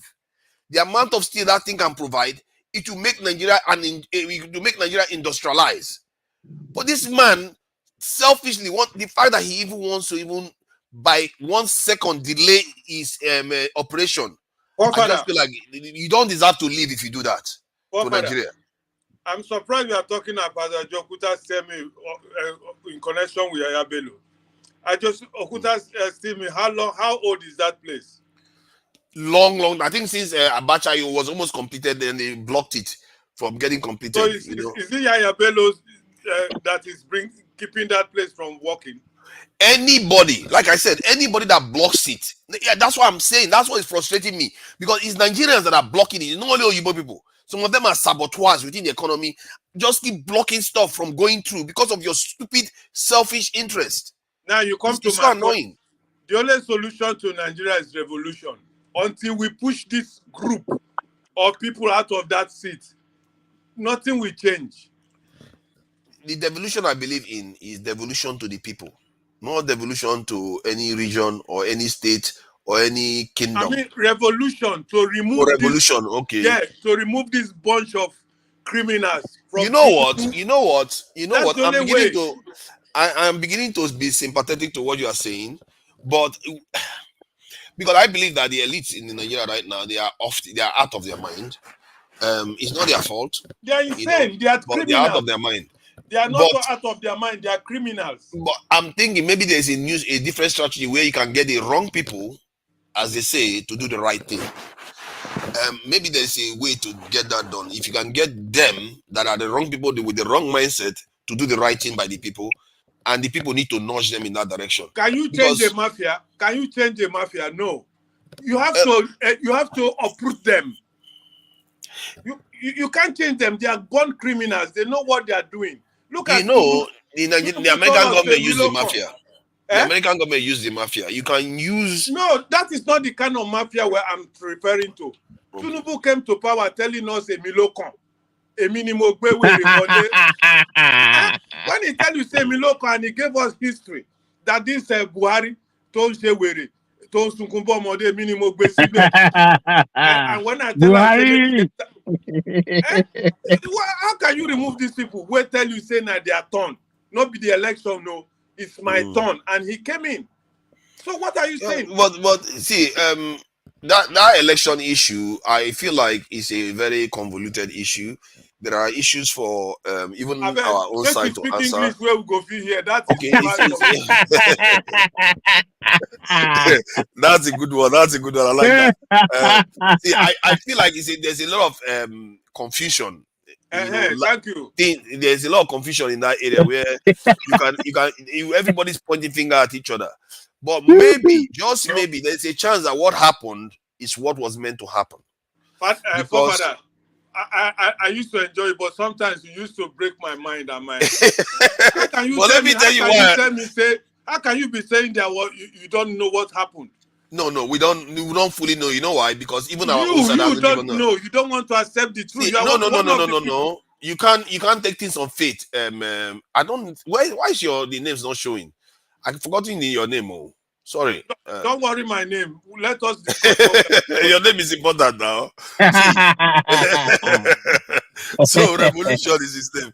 So like because our own side, like Labour hasn't given us their results. Because we know some Labour people cheated too. They took bribe, and so they sabotaged the Labour results to themselves. So they have not given us their results. Be honest to us, please. Be honest. Leave all this Labour sabotage. We know what happened. We know what happened. Oh, but I must find way to bring Labour in. Well, Labour was part of it now. So no. My point is that if you have two major parties in a country, one of them split up, their vote split in 4 ways. Some part went to Kwakwaso, some part went to Atiku, some part went to PDP, and some part went to G5 inside PDP. Maybe even to 5 ways. Then there's G5 inside PDP. Then you have P2B split, all from one party. What are the odds that party should go and win that election?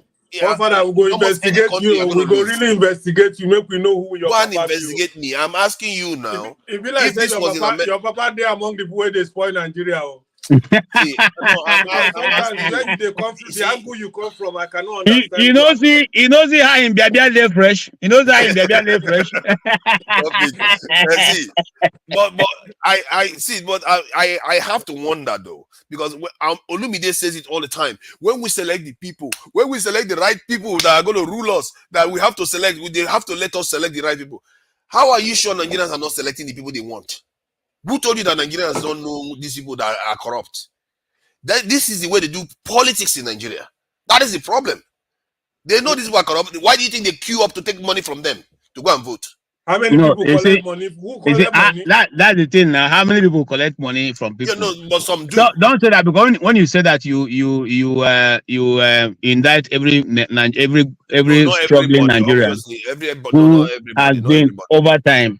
I know people who refuse very juicy positions just to be in the opposition and put in their best. I know people who got in their money to do the opposition with the Labour Party, and we are all disappointed. Many of the reasons why people, and that's the reason why I asked the question I asked, because I asked from the point of people who put in all their best, and they were disappointed that P2B never, explained to them why is it that his lawyers were told they didn't bring a right. They didn't bring evidence, and he didn't bother to explain to them that no, the lawyers refused the evidence, And I asked him for him to use the opportunity to say that. He didn't say it. He only said that, well, let us pass. He want to go on. That's the mistake black people always make. We say there's no need to visit the past. To be fair, he wants to. No. You don't move away when you're not be able to identify why you failed in the first place. Why are you moving to? See, I'm telling you, they didn't make a very quality case. If you compare the case they made versus the case Tinubu and Osibanjo made against their own election, that they felt they were cheated in that election. If you look at, you must have seen the video now. If you look at the evidence they provided forensic experts from the UK. These guys were not playing. They went and took all the fingerprints in all the ballot papers cast. I'm coming. It's just like what is going on now with Nnamdi Kanu's case. When you say that INEC is the one who you can only accept document from them, that is, INEC have to be the one you accept document from INEC, and another agent brings a document, who are you going to accept? The law says that whatever INEC presents is the right result. That's what the law says. So if INEC says that, what Tinubu is saying is correct, that means it's correct. There's nothing anybody can say. Look at it from this So point of view. that is where the people first say that if Olisabakuba argued this a lot of times. I said until that law is changed, anybody, What? if you like, you can get all the result, all the votes KJ. in Nigeria. See, The why thing do will we why do we willfully blind ourselves to the truth of what is happening to us? Like, we know what is happening to us. If you think about it, let me show you why I think we know what is happening to us. People cast vote in the polling units, and every party is represented there. They are all supposed to take photographs of everything that is happening, document everything, and they should have a way of knowing what is happening. Then, when that vote is taken to the local government, they say to collate it there. If the result is wrong, they should be able to tell them that result you are putting there is not right. I know, even if the other parties were collaborating. Fafara, where have you been? Hold on now. Let me narrate it. Let me narrate it. Hold on. Let him narrate. Let me narrate it. Like, because it is possible. My point is that it is possible to thwart everything. If let's say somebody, you got 10,000 votes in the polling unit, and then they go and report in the local government that the vote in that area is less than 10,000. The people that had the evidence from the party and everything will say, no, look at the evidence. Everybody was there, took the pictures of everything, and everybody was there. This is the vote we got. And that vote you're putting there is wrong. You could have seen people come out to do that. They didn't do that. Then they move from that local government, then they put it for the entire state, collect it there. If the one that came out from that local government is wrong, and when it gets to the state, it has changed, why is the local government not complaining to the state that no, that number you put there is not correct? Okay, it should be possible to correct it, but they are not doing it. Let me answer you. Well, Do you please, KJ, 1 minute there. Go ahead. The time they were you remember that place when that waiting with that brother where before when they were collecting that result, you remember there were a lot of people who rose, and then the INEC chairman told them, don't worry. He told them to wait, let him collect, finish, then they go talk before they go ahead. Didn't you watch that part of that election? The part where he said they should go to court. No, before he told them now finally to go to court. Yes, he told them to wait. When he finished, he told them to wait. They will now go back. After they will lay their complaints, which is what you are saying now. What did then they went home, and then he came back at 4 a.m. and declared results. And declared the election and tell them, well, if you people I don't want to know what you narrate. If you are not happy, go to court. And you are asking me, why didn't they say something? I hear what you are saying there.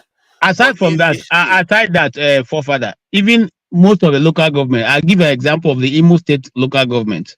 When the results were collected and they went to local government, they barred all LP and other parties from entering there. It was on the videos there now. They said that they didn't even allow them come in. The Popo and everybody stopped them from entering the local government while they sat down and wrote the results. And when they took it to be called, nobody agreed to hear them. That's the thing that makes it difficult for you to be able to get an authentic result in our elections. The people fragrantly refuse to follow the law, and when they refuse to follow the law, what do? Somebody has to interpret what's written on paper, and the person refuses to interpret it the proper way. Are you going to kill him? The problem, especially like in Rivers State where they rigged it heavily, is that they intimidated a lot of people. They were not able to come out to show. Rivers State was a clear case of rigging. And it's not necessarily in the city, it's in the areas where people, they can do things in the dark. Nobody can. Okay, now you answer that question yourself now. No, because people are coming out openly to say their lives were threatened.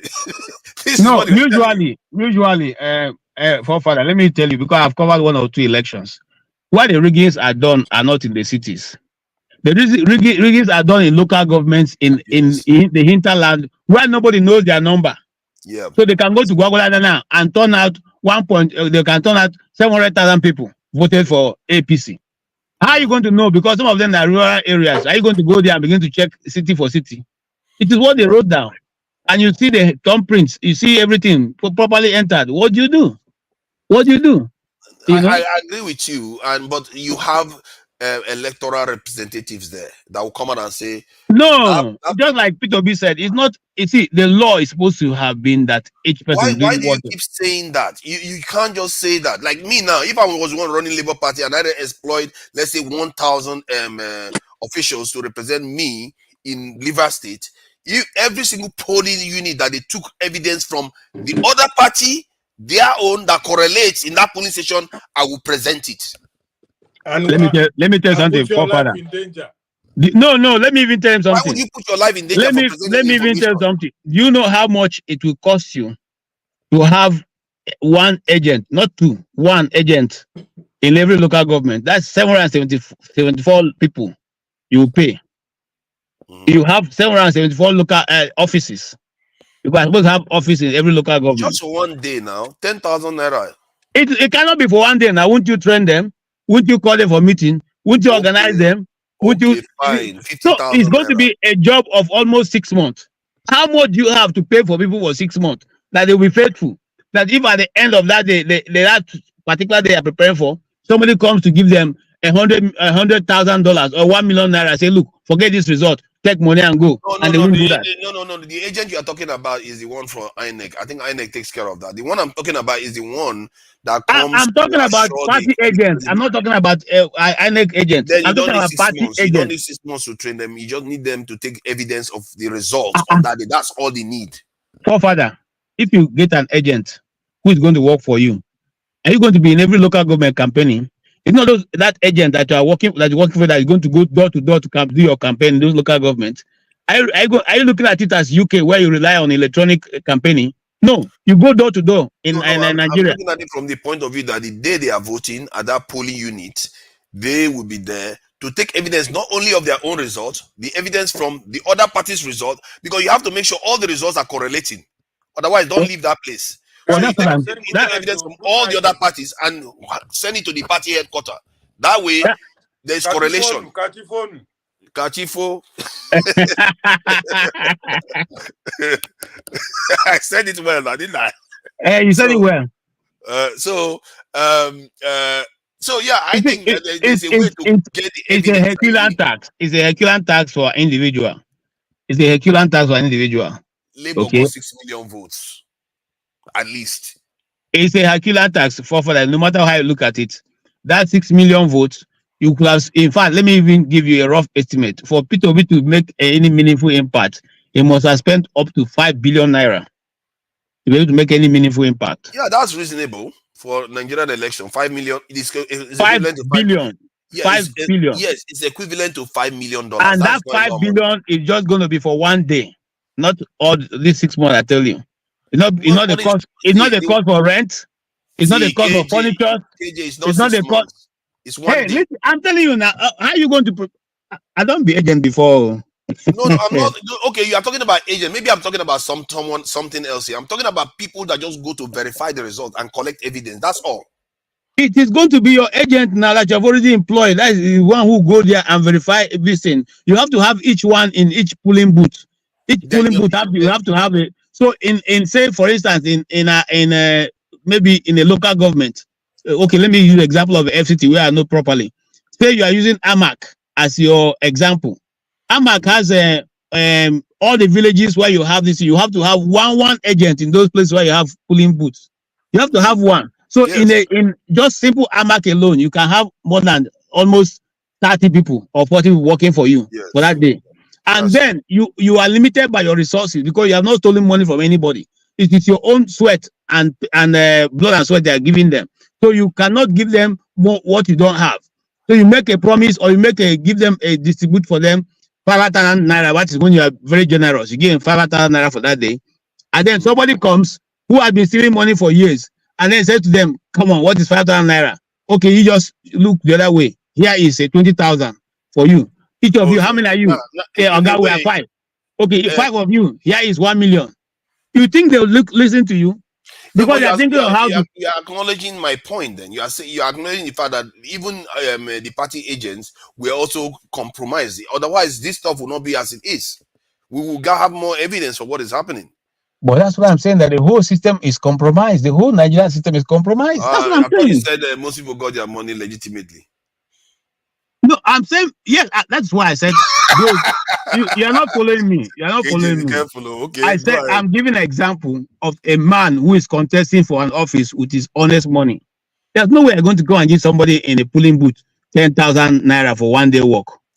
You don't have it. A moment ago, you said Nigerians got their money legitimate. Most Nigerians now you're saying, I said oh, most Nigerians Nigerians. are compromised. For instance, Peter Obi, he didn't see money now. Okay, I know many other people who have served as governors who didn't have money. People are displaying now. They are still, their children are still struggling with us. We are all still looking for how to survive. They themselves are working full-time work. Okay, so now, but what we are saying that there are people who are equally defrauded the system. They own every resource that is in the state. Such people, you cannot match them. KJ, look at the result of the election. You see, that's one area I really want us to pay attention to. Look at the result of the election. APC used to get 50% of the vote. And that was in the last time Buhari ran. Buhari wasn't exactly the most popular president. Then they had a lot of PDP governors join APC while Buhari was in office, including Governor Ayade of Cross River and a few others. They joined from PDP to APC. So APC was getting stronger in terms of establishment. This thing. They went into the election and got 36% of the vote, while the other side got about 60-something% of the vote, and yet they all lost because they were split 4 ways. How do you think that election is more rigged, or the other side, they rigged themselves out of it? You see, now let me say this thing. You have given an example of the state that became APC states. Before they became APC states, they were PDP. Ayade came in as PDP. Hope Uzodinjo, his former the state was a PDP state. Now, whoever, I don't even know where that man. He's neither a bat nor a bird. It's not a bird nor an animal. It's a bat. That's a what's his name? The madman in River State. These are predominantly have always been PDP states. Now, the mere fact that an individual decided to decamp, it doesn't make that state a PDP, I mean, a APC state. But they use their power to rig whatever is riggable. Now, have you listened to El-Rufai's last statement on the lecture he went to present somewhere, where he says that he will tell them the names of all the no northern governor has won election before they all rig it. Is that not what he said in this thing he did? So these are facts coming out now. We've always known that they rig, but nobody knows because they bring those numbers from the hinterland. Okay, now we're talking about rigging. How come when they are voting, Boko Haram suspends their vote, their destruction, and allow people to vote? People who are running away, all of them remember to take their voting card to run away before going, running for their safety. These are issues that Nigerians don't want to talk about.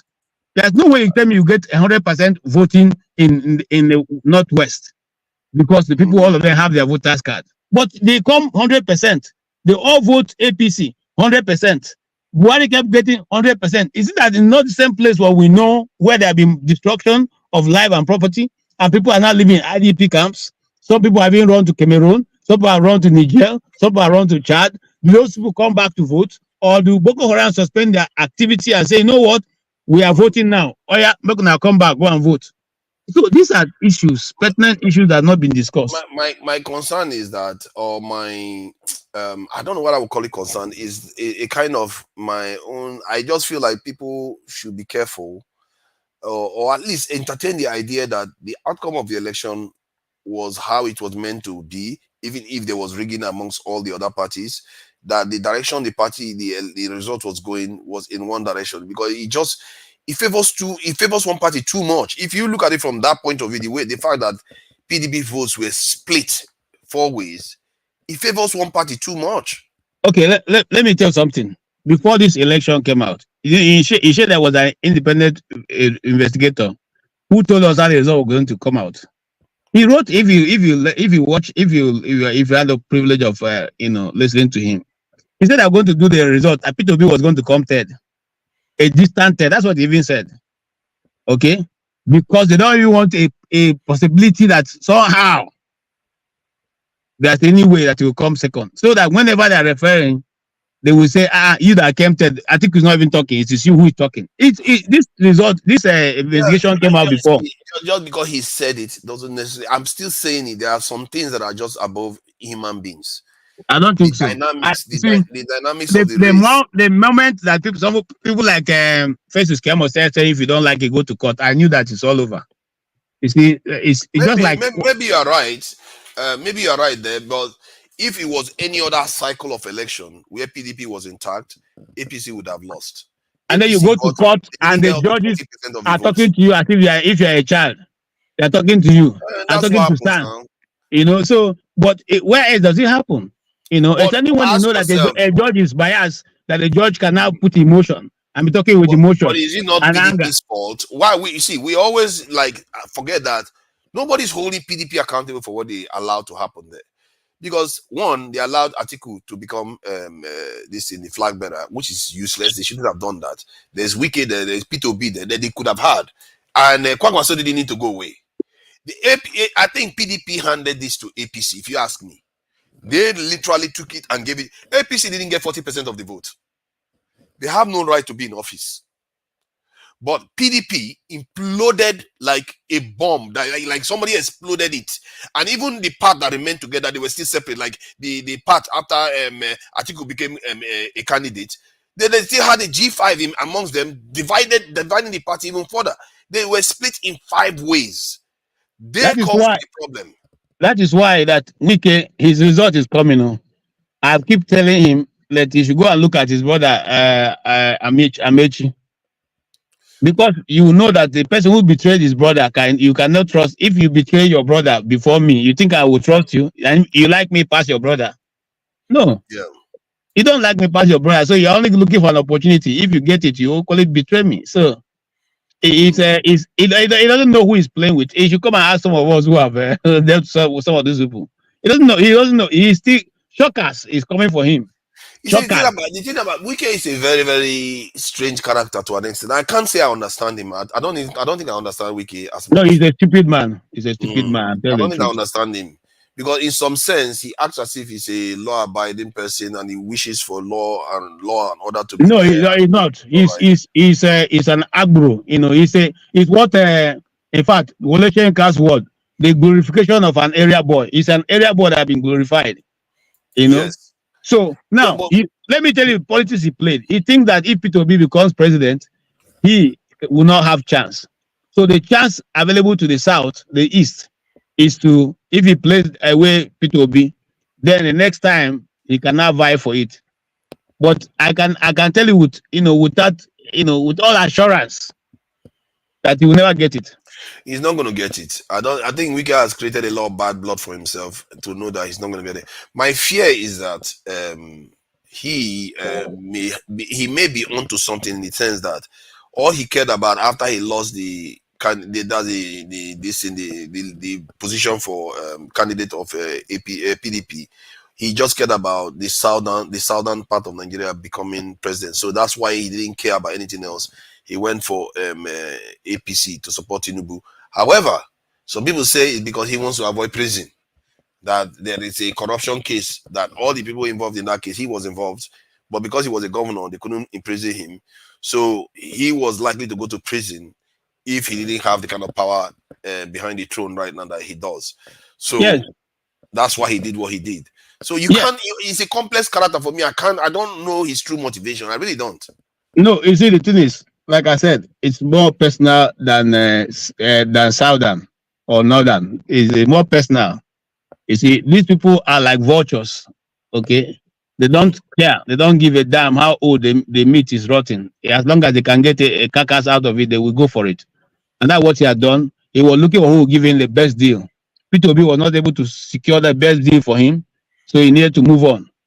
You know. And he doesn't have, you see, I even prefer to respect someone like Otom, okay, than him. You know. But do you think that P2B, someone like Wike would have made a good president? I don't think so. He's too brash to be given any such position. Look at what he's doing. Don't you think that bandits should be scared of him? Guys, he'll put bound to your bandits' heads. Are you guys not finding this thing fascinating? That this Benue issue is a recurring every day. Last No, week it was I about. want that's what I want to ask my brother from there, my good friend and brother. He said it was Otom organizing it. Now Otom is no longer in government. Why is it still continuing? Is the I Otom mean, organizing it from behind? this is just beyond politics because it's like they just want to wipe out these people. They say Otom is organizing them because he doesn't want to pay salary. Is Otom still there paying salary now?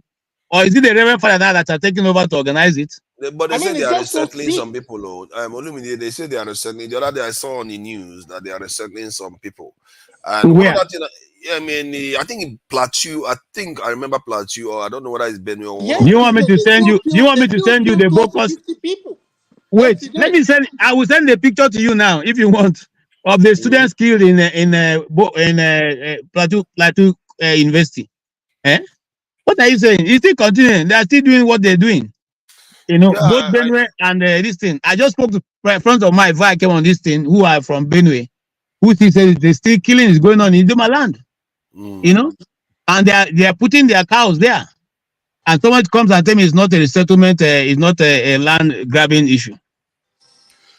This land grabbing thing, and I find it a little bit peculiar because there is no clear evidence for it in anywhere in the Nigerian Come media. on, man. What are you saying now? There is You no see, clear profile, evidence don't for be, it. That's don't why be, I keep saying it. I've not don't be seen it. saying, don't be saying this kind of thing. Why Okay, should look, I say it when there is no I'm coming. evidence? I'm coming. You know, we're in a public TV. I mean, channel. But I probably won't say it, but I'll give you a name. If you want to know if there's land grabbing, you can call Apostle. What his name? Run away from my mind. The apostle from Kafanchan. Uh, Nuhu. Emmanuel Nuhu. I remember his name. Okay. He owns a church and runs from Kafanchan. Ask him how did the state, the local government divide into two? He has a good information. I have it somewhere in one of my archives, but I can't dig it out. Okay. Now he was talking about how the Jema local government came about, how that place Kafanchan was divided into two. So leave that in. It's there. People who know it, people who are living. So, if you want to hear the story, they will tell you how it But started how long and how ago it was led to. this? How long ago was this case you are referring to? This case I'm talking about, how these things started happening. I didn't know when the Zamani Lukot happened. Didn't you know about Zamani Lukot You know, I issues? don't know. I don't see, know about him. I don't know about him. KJ, you are going too Or far. her. We know that El Rufai gazetted, renamed territories in Kaduna Yes, and I didn't even gazetted remember that one. Fulani names and gazetted it. This is just recent. No, if you see, it's one thing to rename a place.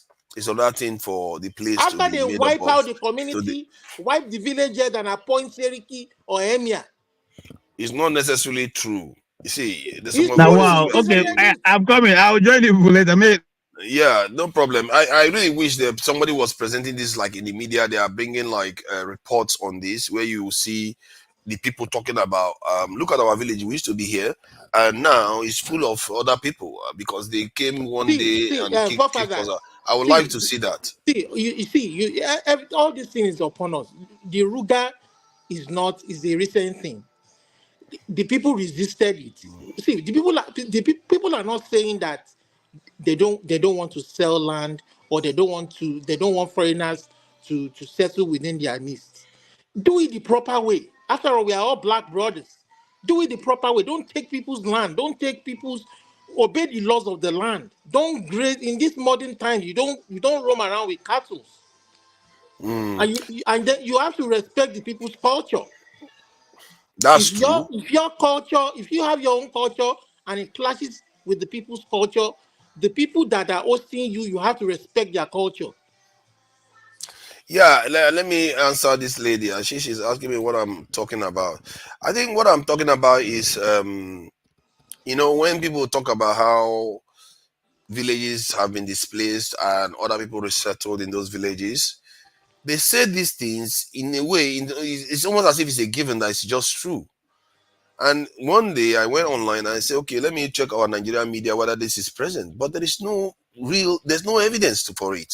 See, And Father, another one, our hold medias on. are not reporting this because Another one that they say is that the Nigerian military is recruiting Boko Haram into the military. It's like, and they just say it as if it's just real and true. But you go online, you don't see any information about it at all. Forefathers, our news media back home are not reporting the true situation of things. People are dying and being killed on their lands, on their farms. Something wrong with your audio. Yeah, so what I mean is that how about like David Hudain or coming up with evidence, like all those investigative journalists, like that guy that came on the show the other day. You don't see them going and saying, like the Palestinian conflict now. We know people are being occupied, their lands are being taken. It's like it's clear, you can see it. But this one, in our own country, in Nigeria, the people are saying like their land has been taken, and we don't have any evidence of the people that are People living on can't the even land. go to their farms. When they go to their farms, they get killed. No, that's a different matter. That's insecurity. Yes, bandits are doing all those things, but this displacement thing, I really wish they provide evidence for it, because They are and internally it's very, very displaced people. incendiary People, statement. they are afraid to go back to their lands because they are being attacked overnight.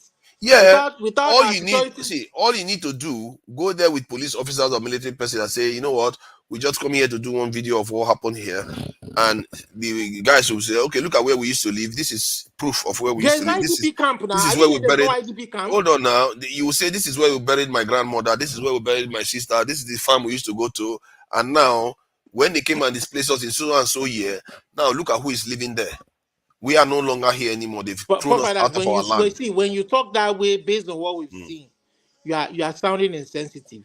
Please don't talk that way. I'm not sounding insensitive, because it's just You are facts. saying that it is Because not by true. that time, anybody can come out and say something, Do and you we will go all on? just believe Do it's you go on true. Sahara Reporters to read? I've read on Sahara Saturday Reporters Reporters. will report what Nigerian media would not report. Mm. They You will see, report all these things. are you part of the jihadist Benue land grabbing plan?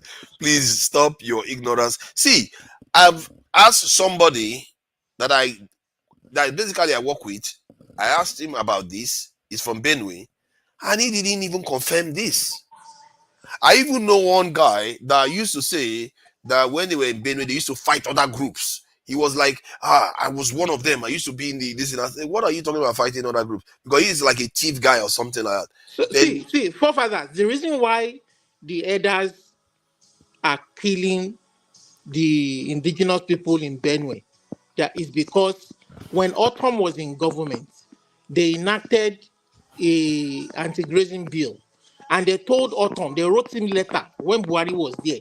They wrote him, they said, for doing this, we are going to make hell a living hell. Autumn was arresting those who were flouting the anti-grazing bill and was enforcing the law. They didn't like it. They were fining them. They were seizing their cows. They didn't like it because they told Autumn that we are going to make life a living hell for your people until you abolish that anti-grazing bill.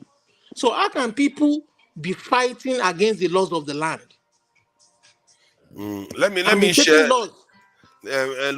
Sorry, let me just share this so that people can see, because I think I that's one of the reasons why I like being here sometimes, because I like to question things and verify statements, things that are said, to see which one is true, which one, because they need to hold water, they need to hold up to scrutiny, so that when we are saying stuff, we have to be careful what we say about our own country and our own people. It's like you're accusing your own people of ethnic cleansing and taking over lands, but maybe it never happened. Yes, maybe people have been displaced from their villages because they were attacked. But to say that another group of people came and settled there and now renamed the village and living there is no No. clear evidence for it. These are different situations. Sorry, to Nigeria. See, in Benue and in Jos, they may not be retaking lands, but they are cleansing this. They are killing. They are committing ethnic genocide. In that, and it is very clear it is because of the anti-grazing law that Autumn enacted in Benue. We know that one. The just one, I think, is because of their resources found on that land. And then in Kaduna, they were able to get that done in Kaduna because El Rufai, as a Fulani man, was governor, and he was able to use his power as governor to making sure that 3 communities there were gazetted with a new name, Fulani name, and a new community ruler, Seriki or Emir or whatever. You understand? So these are different scenarios that they are playing here to advance their cause. Yeah. I see. The way I look at it is that if your land belongs to you, let's say your ancestors have lived there for hundreds of years, I don't think that you give it up because somebody just came and attacked These you and you people, just these give it up people, these permanently. people It's are like, they are very uneducated. When one of the old in one of the lands in Kaduna, when they interviewed the old man, the man, one of the village head, the man was literally crying that the our customs, our village, our traditions that we've known for over the years, all of a sudden is gone, is wiped away and taken away from us because these people are powerless, they are not educated. You understand? It might be difficult to achieve in the west or southeast because you are a little bit more enlightened. You understand? But over there, these people are not. They are just hopeless. There's nothing there, you and it see, was easy for them to achieve that. that's my concern. You see, what she's saying now is that you live in the UK and don't understand that nothing works in Nigeria. You can't find your research anywhere. Yeah, can't find my research anywhere. I speak to Nigerians in Nigeria, not research online. I speak to them too. I See, just told you forefather, I spoke to people in that from Benue. I know 2 people from Benue already that I can ask these questions, and none of them attested to the fact that village. One of the things one of them said was, if a village has been attacked like that, it's like a coast land. People don't even want to stay there. That's the term he used. So you see, forefather. See, the reason why I also talk to friends back home. I talk to my friends, my former classmates who are home. My guy, what's happening now? This security situation.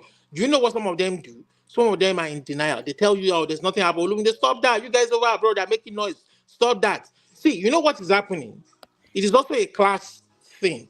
You see people who live in the cities, like Benue, people see these things are mostly happening in the interlands, in the yes, villages, I agree with you on that. in remote areas. You understand? And people think that people in the remote areas don't have life. They don't have a reason to aspire like people in the city. This is how bad, how crazy that country is. You understand? Now, if this thing happens in the remote, we allow this thing to happen to our people living in remote areas just because the quality of life they are living is not as much as those in the city. Now, these people will settle down there, they become part of that community, and these are the same people that would later on migrate into the city. And I mean, this is not the proper way to embed yourself into the society. We travel out, you are in UK there. You may start your own roots, your own family roots to how many generations in the UK. You have come in legally, you have applied, you have all your papers, you have all your how many people have you forced your way of life on? How many people will you kill before you establish yourself as an important member of that society? You understand? Yeah, This is what we're seeing. I mean, this is the 21st century. We that don't that do that. that plateau area seems to be a serious flashpoint in this thing because I don't know there's why the government, you're shouting one Nigeria and you can't stop the killings. You can't provide security for your people. You are playing politics with it. because these people, they don't truly care about their own people as they should. They don't have the other visceral caring about their. See, I was just watching something the other day, and I saw how I was just watching the people when they were fighting a common enemy and they were facing death, and because they were facing death and they looked at each other, thought, okay, this is it, we are going to die here today. And you can feel that when people go through that, and in the end they ended up surviving that conflict. So you can see what happens when the people fight for something. The bond that they feel is so strong that when they go on to build something, they don't need to talk to each other, they understand each other. But the problem with our people is that we didn't go through that. We didn't fight for Nigeria for ourselves. Where we say we our elders had the had the chance to bond and know that they sacrifice their life. And when they have children, they will tell their children, this is what you need to do. Don't forget. That is our problem. And I think that is why we think that it's optional to care for your people. It's optional to come together to work. Then why do I have to? I don't have to cooperate with him. It doesn't matter. You know, that's our attitude. That's the truth of the Nigeria. Everything seems to be optional for us when it should be compulsory, when it should be essential, when it should be critical for us. We take it as if it's, we don't have to. Other people, no, for other people, it's essential. For other people, they have to figure out a way to fix their problem. If they have a problem, they don't care. They don't even follow the law anymore. Do you see America following the law? When they are in trouble, they don't care about law. They focus on how they are going to get their act together and solve their problem.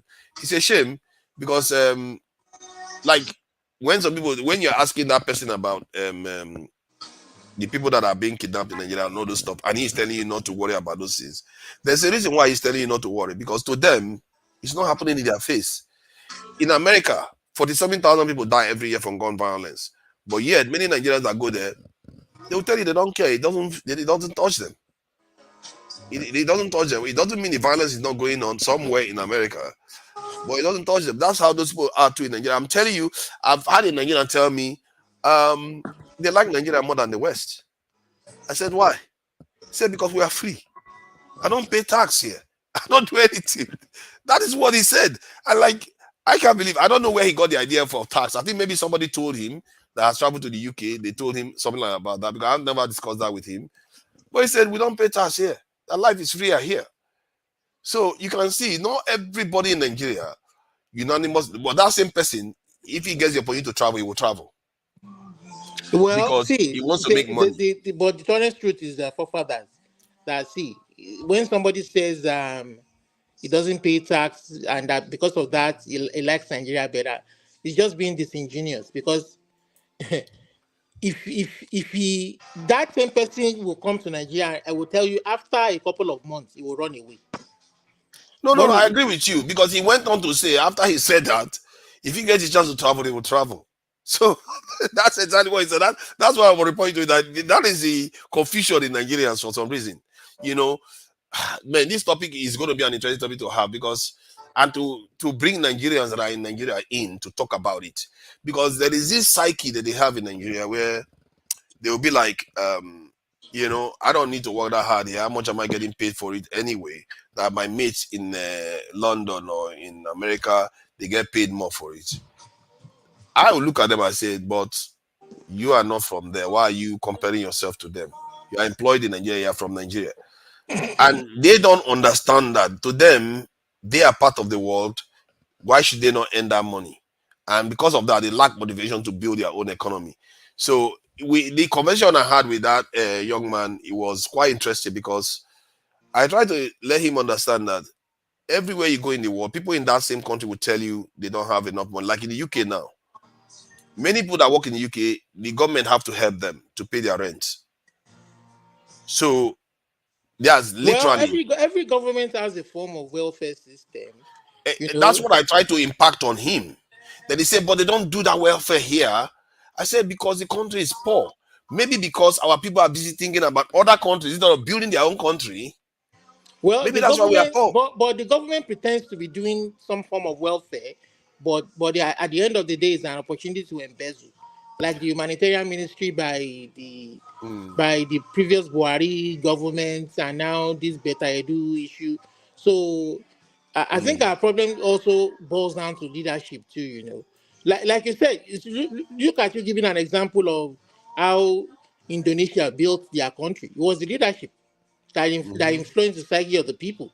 So the leadership has a very important task in influencing the psyche of the people. But how are you not sure the people influence the leadership too? How are you sure? It goes both ways, but it weighs more on the leadership. The leadership will set an example. I think what the leadership is doing is a symptom of what is going on underneath. That's my suspicion, because sometimes you can have leaders come from overseas because of their vision.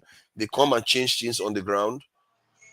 That is what you will say. Okay, the leader is from overseas and his vision is different. But forefathers, what we saw.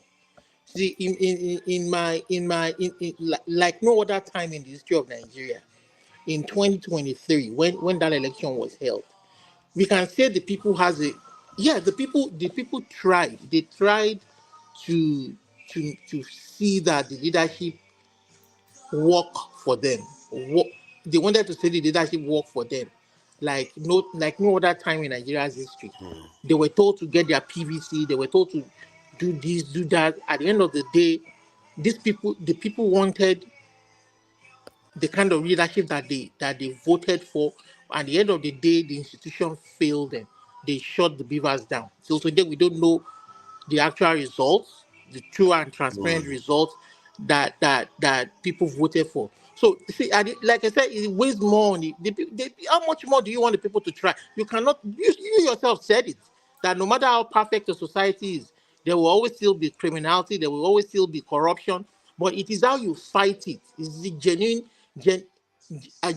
there. Like in the US, you said it yourself. You said gun violence is more than even our part of the world. True, but is the rate of solving those crimes and prosecuting these um, perpetrators of the gun violence, is it higher than in our part of the world?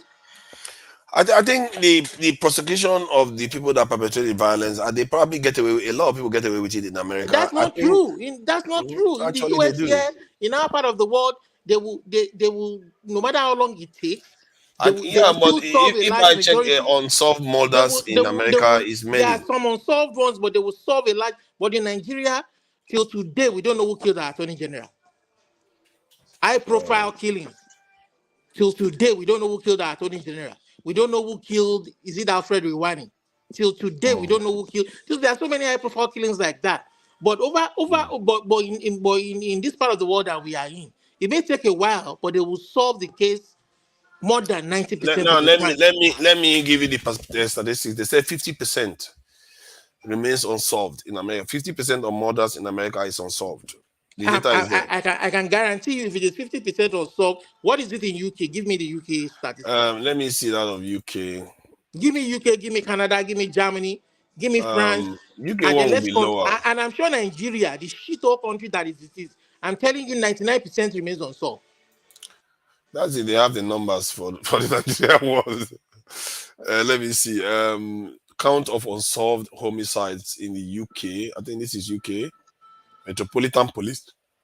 Metropolitan Police. I don't know whether it's referring to London because it's not the entire UK.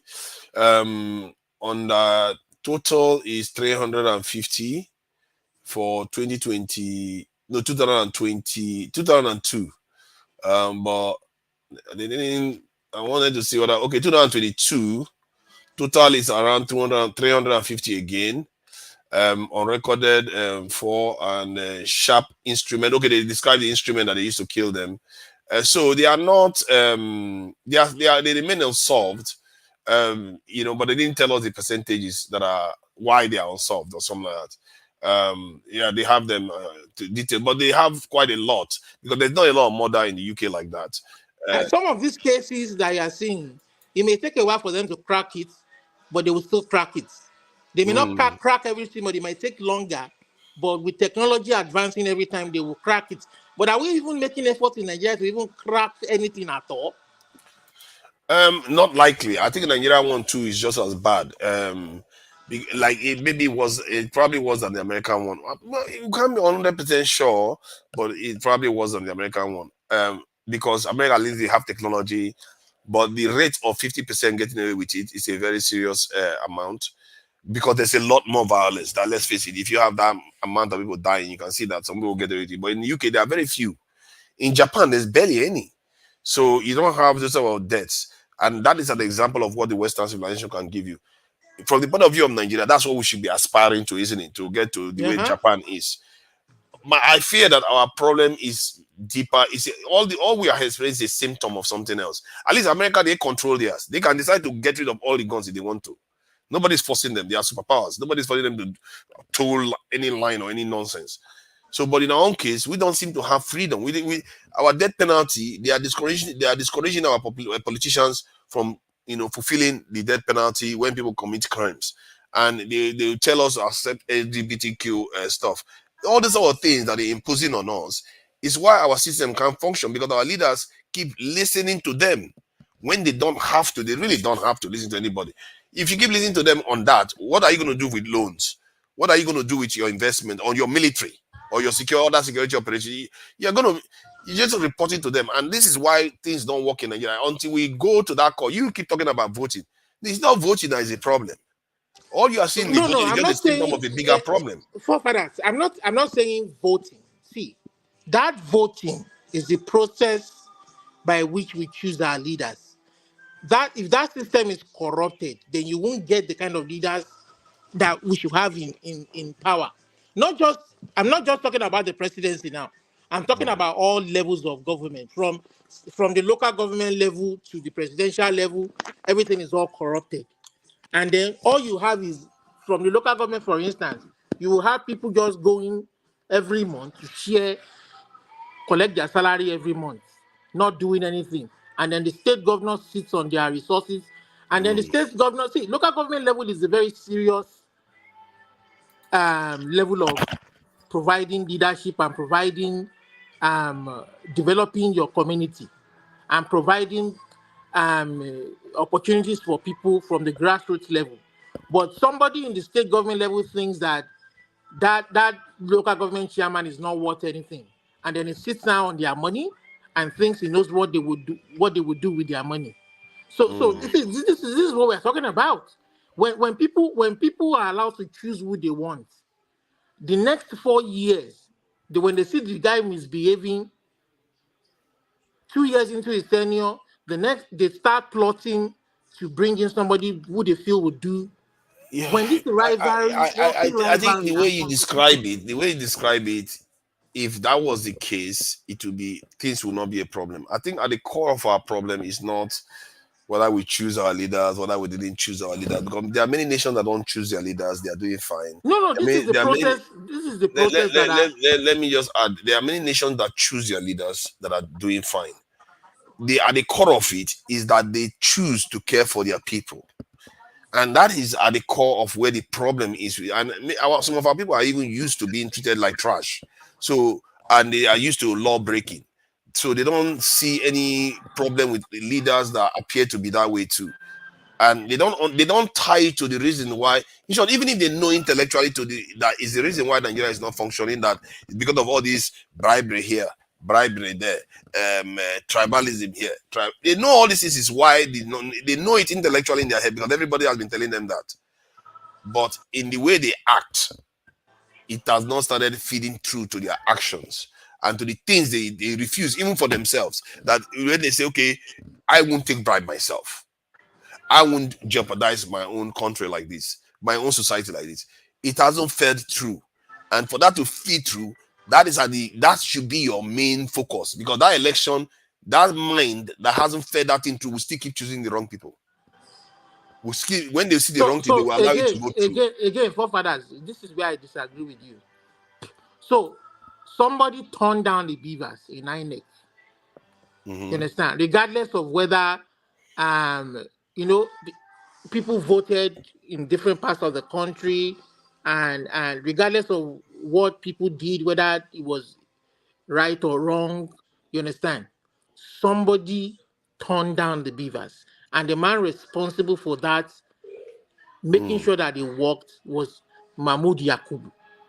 You understand? So I believe Mahmoud Yakubu is the one responsible for turning down that equipment that failed the people. So that, I don't think that has anything to do with what even if we have a very good, safe, a very secure process, and we have a good process that we have institutions that will do the right thing. You can never totally rule out bad people or bad actors. They will always, but we don't want them winning. That's what we're saying. When bad actors win, the country will be the loser for it at the end of the day. When we allow bad actors And to that win. is because of lack of enforcement of rules. And that lack of enforcement of rules is coming from the people that are listening to other people But we telling are them, saying don't that do the it. institutions of government that should enforce this law, if they themselves are corrupt, if they themselves, then the people that don't want change have an environment to continue to flourish. this is why at the core of our problem is law to enforce the rules that you have, and to enforce it, the people themselves need to understand these rules are good for them, even when it's affecting them directly. It should not be personal. It might affect you when you are not able to take bribe from your office, but it will do you some good when you send your child to this hospital for treatment. It will do you some good when the police officer is not harassing you on the streets. So we don't connect all these things, because we say, oh, as long as it affects me not taking bribe, this I shouldn't support it. But the policeman will say, as long as it affects me, if I'm not going to be able to take bribe from people I see on the street, I'm not going to support. If we keep approaching like that, then we are all maintaining the status quo. This is what I keep saying. Amongst ourselves, we need to understand this reality that we are the ones creating the reality we are seeing. Individually, we are doing it, and this is where leadership to an extent comes in, or activism, or people that are aware comes in. You need to do it. You need to let people know about these things in a mass scale, so that a lot of people know about it. So, Forefather, I agree with you.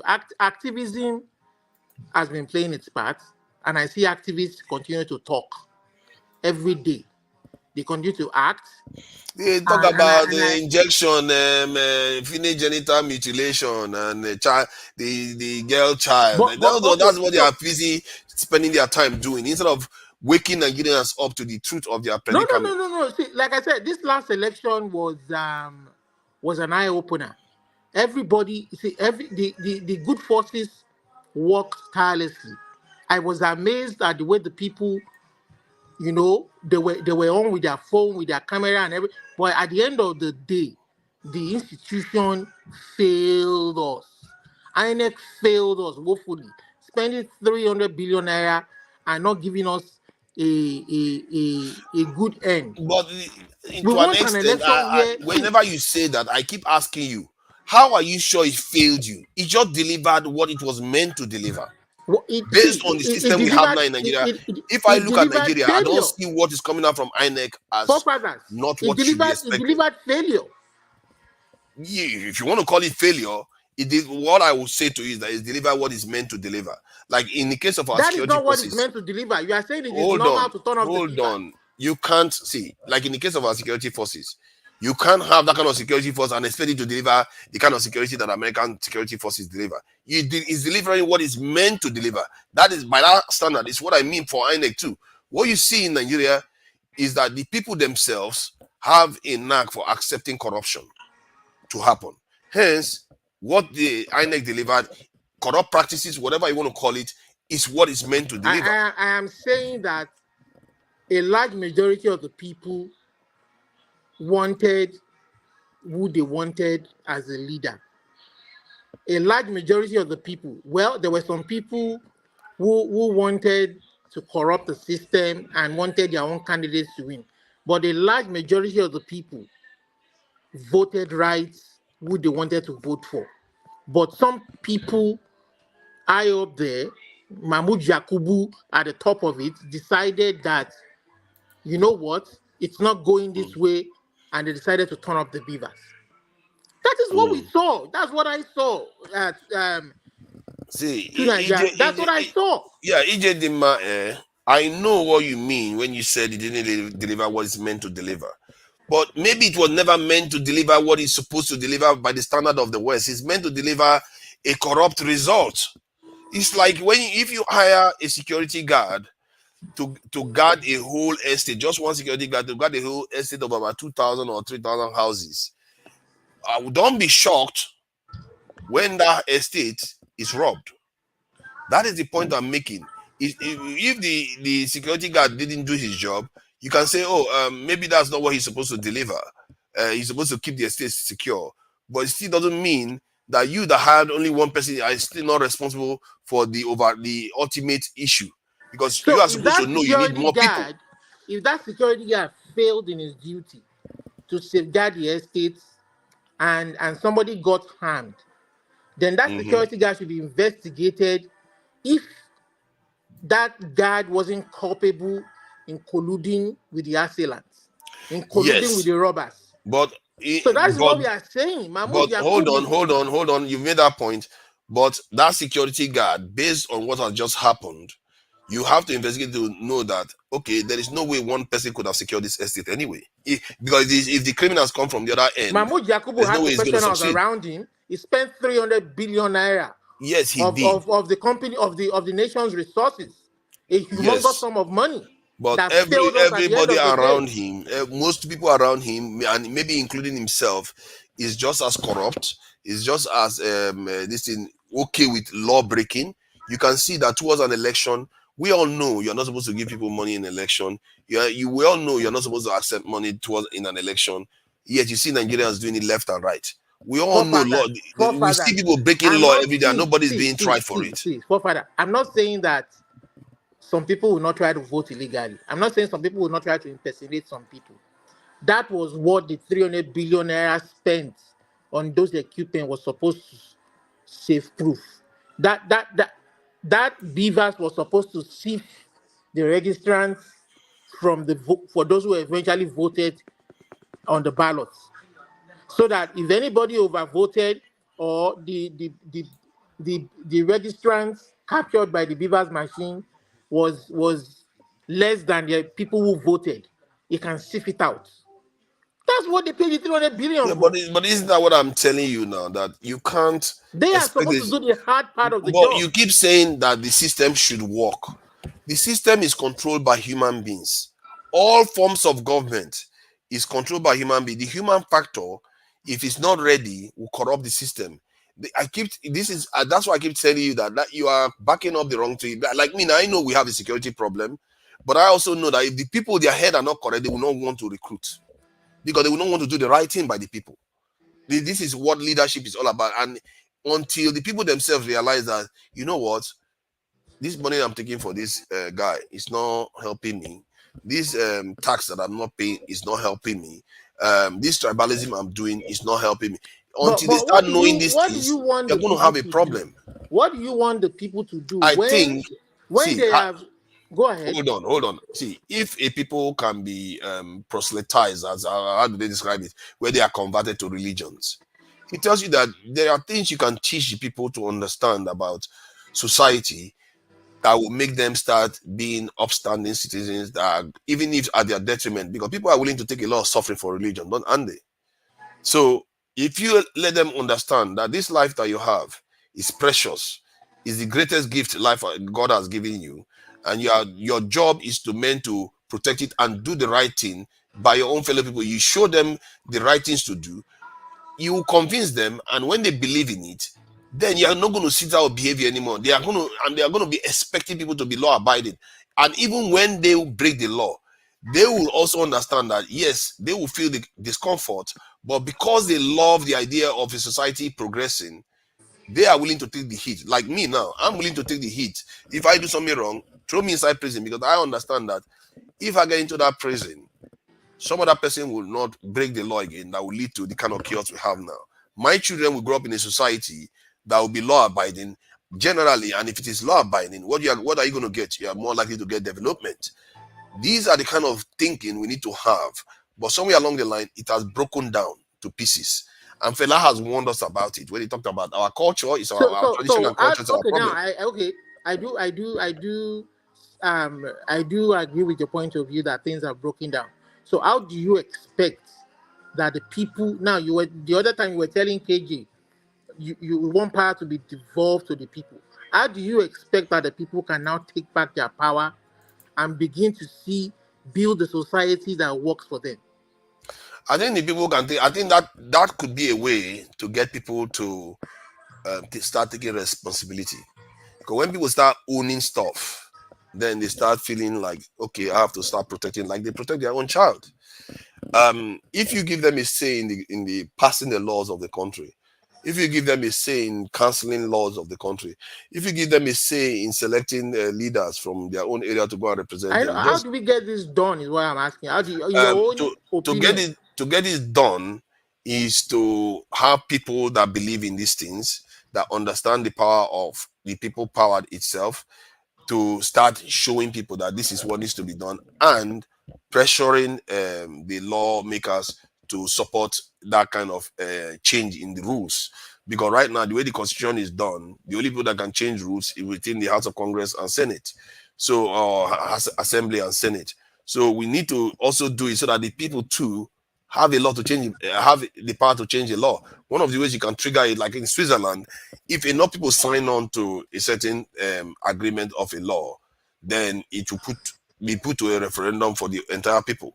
And when the people decide that's it, the law goes through. If let's say Tinubu passes a law that people don't like, when enough people sign up to it and say a petition against that law, then if enough people sign up, then that stuff goes for referendum and the people can knock that law down. You see what I mean? That is the true power of the people. And you know what the beauty about it? It bypasses all the imams, it bypasses all the pastors, it bypasses all the local government, it bypasses all of them straight to the people. And because the people feel they are now in charge, they are more likely to do everything to make sure that system works. Because they have a stake. They are the ones.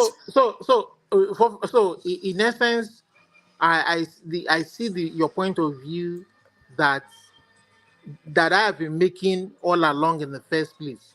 That process, you mentioned the House of Rep, you mentioned the Senate, you mentioned passing the law, and that involves voting people who have the interest of performing that function to the benefit of the people. That is what I'm saying, that to be able to vote these people, we need, you see, Nigerians are very, very You are not. sophisticated. You are, okay, let me give you. Maybe you are understanding me. Okay, finish your point. Then I will. So Nigerians are very sophisticated people. We tend to kind of trivialize or minimalize their understanding. Nigerians are capable of organizing themselves at the grassroots. They are capable of being enlightened and understanding.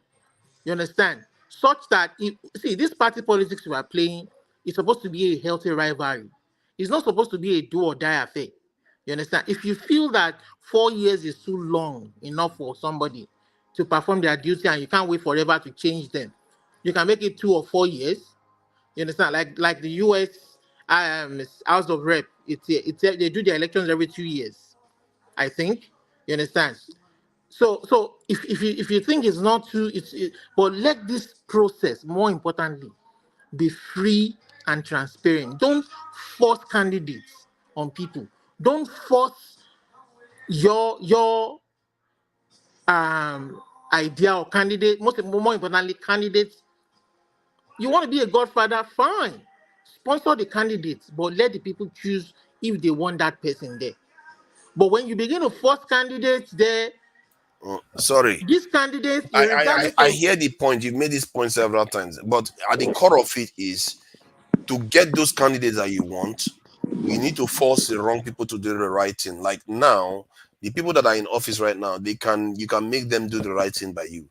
You Like, can't force them. Let me explain now. Let me explain something. You think you can't, but these people you don't. hold the instruments. They hold the instruments of government. Let me finish my point. When you say they hold so much power, from where I sit, they are extremely weak. Nigeria is a weak state. This is the reason why they have so many problems.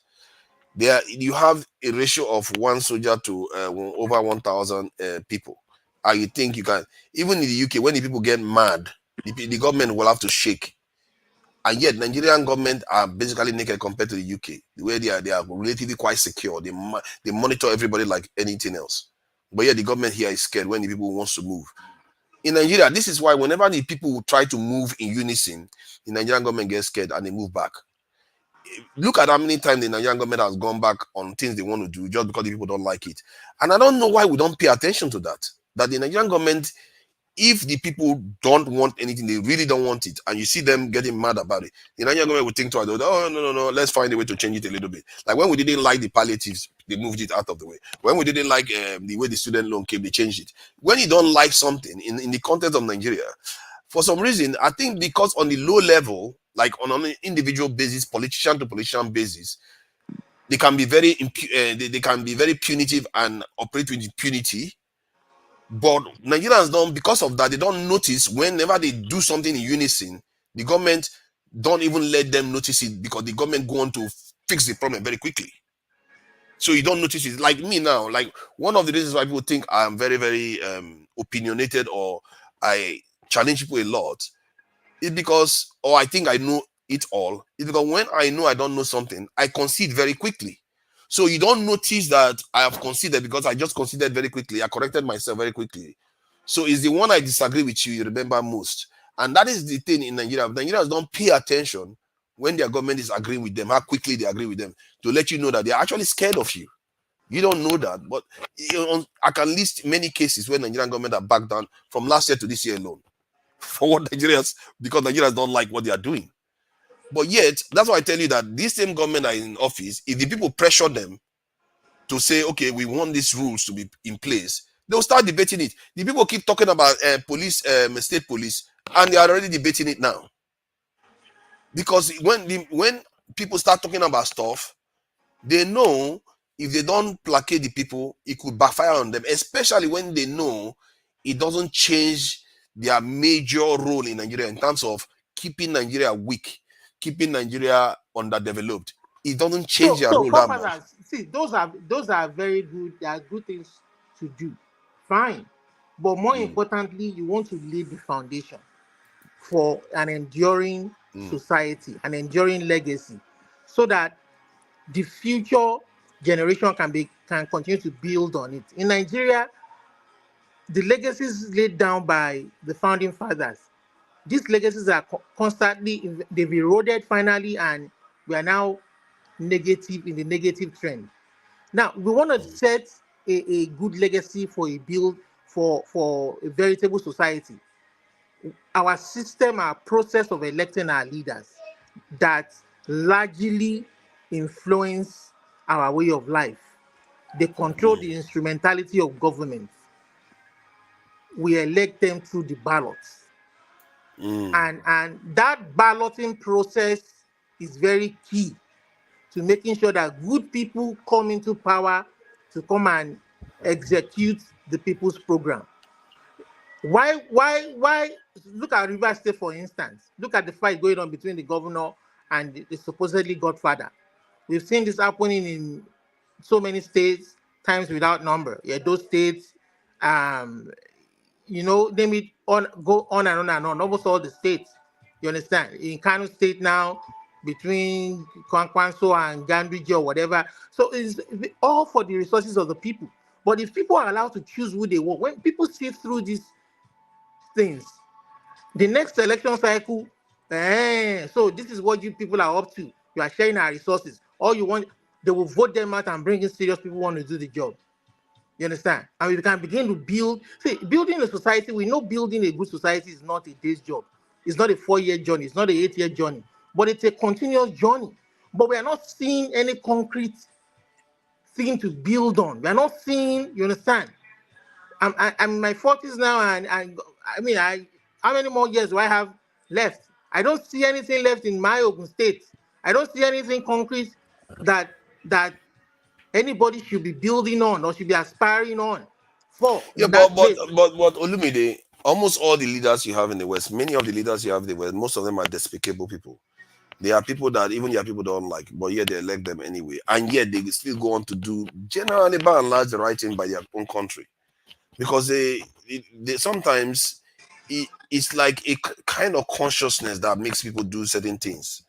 And our own situation is quite unique in that when our leaders steal, they take the money and put overseas. When they go and sign deals with IMF and World Bank, they compromise us. They put us in a compromised situation. When they go and do trade deal, they compromise us. That's what makes us different from them. That is what I'm saying. See, these people do these things because they know that whether we, the people, like it or not, they will still retain power through a corrupt balloting process, ballot box process. They know that whether we like it or not, so they can go there. But what you are saying doesn't add up. See, hold on. They would have run out. They would have run out of people by now. The reasons why what you are missing, you are failing to see. Every day we are creating this type of leaders, more of them, and this is one of the reasons why I keep saying we needed a death penalty and we needed to be very, very strict regarding corrupt practices, because when you have an environment, you can't be in an environment where you say, you know what, there are puddles everywhere and everything. There's no mosquito spray around, and you don't want. Then you expect mosquito not to exist. You will have these corrupt politicians emerging constantly when there is nobody curtailing their number. There is no system. And these are current leaders. They are happily saying, oh, no death penalty. Can you believe that Nigerians are thinking the reason why they are not executing those people is because they feel guilty. So that's why they don't want to execute them. No, that is not the reason why. Well, for I don't know. You see, I don't know. We far too gone to a point where these corrupt people that we want out of the system, have embedded themselves in every facet of our institution. Because we keep manufacturing them. It's like Israel goes to Hamas, Gaza. They want to kill Hamas, but they keep killing a lot of innocent people and creating more Hamas. You can't keep doing the same thing and expecting a different result. In the end, it's at the core. At the core of our problem is the way we look at the world. If we don't start changing it, I'm telling you, if we change the way we perceive the world, you will see that our leaders, they will have to do our bidding. They don't have a choice. Was it not this guy that said it? I think if you want do you agree with what this guy said? Kelechi Ndoka, do you agree with what he said? What did he say? He said to Nigeria, exactly. They got scared of the dollar rise and they pulled some funds from their foreign reserve to avert the citizen hitting the streets. And there is some truth to that, because there was a time on the streets, you start hearing a lot of mumbling. People are getting a little bit angry. Now, I talked about it. I really wish some of all these things I say a lot earlier, I'm pulling the videos and putting them together, all the things I've said. When I was saying they should discourage the use of the dollar and using foreign currencies in Nigeria. They are doing adverts on TV now. Okay, perhaps what we should be saying is maybe I should frame it this way again. Perhaps, okay, now that you said all these things, see, what we're saying now is this: because of the greed of these people, because of their greed. Yes. Now, they are doing all this. They see that the people will revolt, and they keep somersaulting, they keep doing policy somersaults or somersault, whatever they call it. Make policy, Now, see, we're saying what people like me is saying is that if they are true statesmen, and if what they are not after is their own greed and their own fortune, allow the people. I don't know what is going to happen in 2027. Allow the people choose who they want. See, when you say allow, when you say allow, you're already putting the people in a weak position. Allow a free and fair election. The people, hold on. They are employees of the people. The people should be saying, we allow you to rule. That is how it should be, not the other way around. We have to change the way we look at power. These people rig the system. They rig the ballots.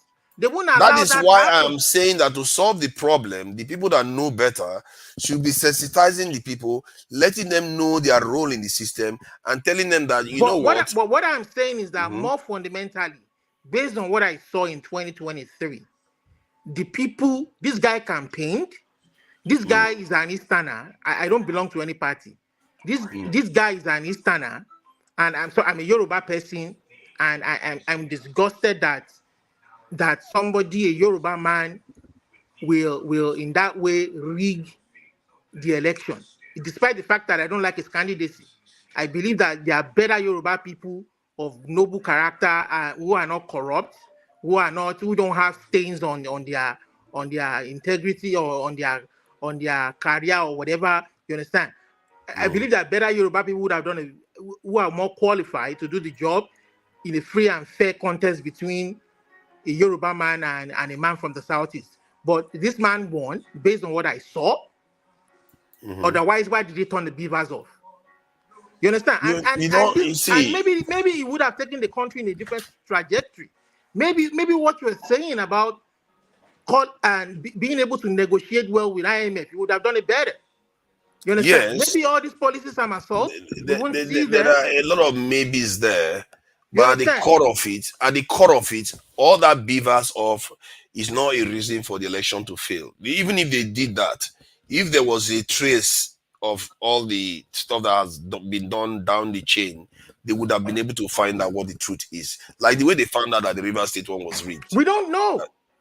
No, the River State one, there's proof because people were able to track the change that happened.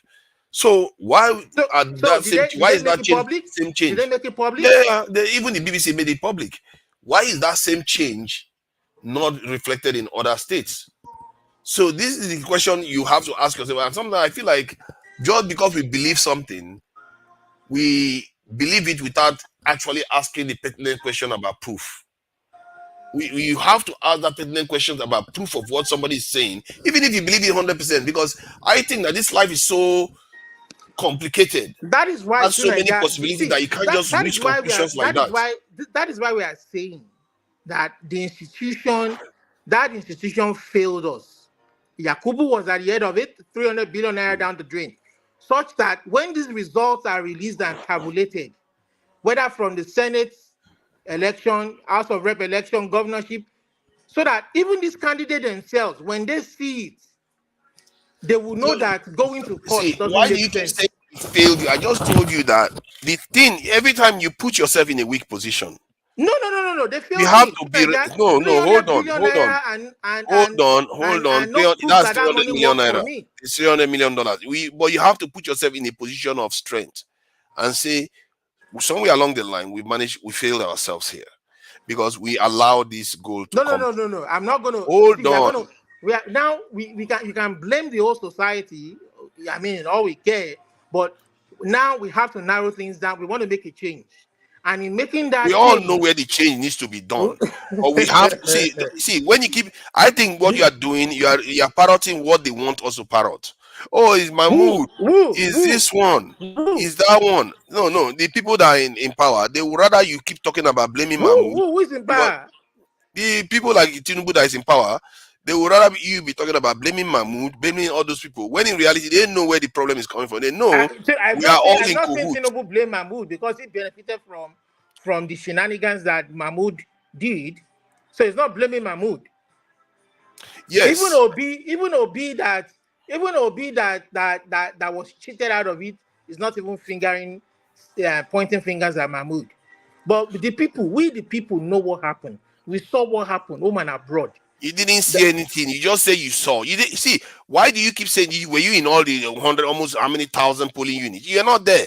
You just say you know something that you don't know. I'm looking at the results that INEC released. Even by the result INEC released is the one that gave people be third position. But you still don't know. I'm looking at the job that Mahmoud did. See, we are saying this: somebody should be held accountable for a job that cost us that much money, and at the end of the day, the candidate still had to go to court to settle it out.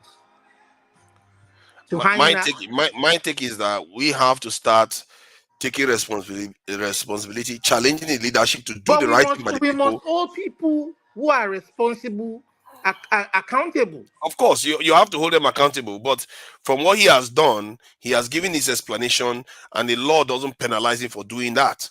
That is what the law is. He gave that he had technical issues.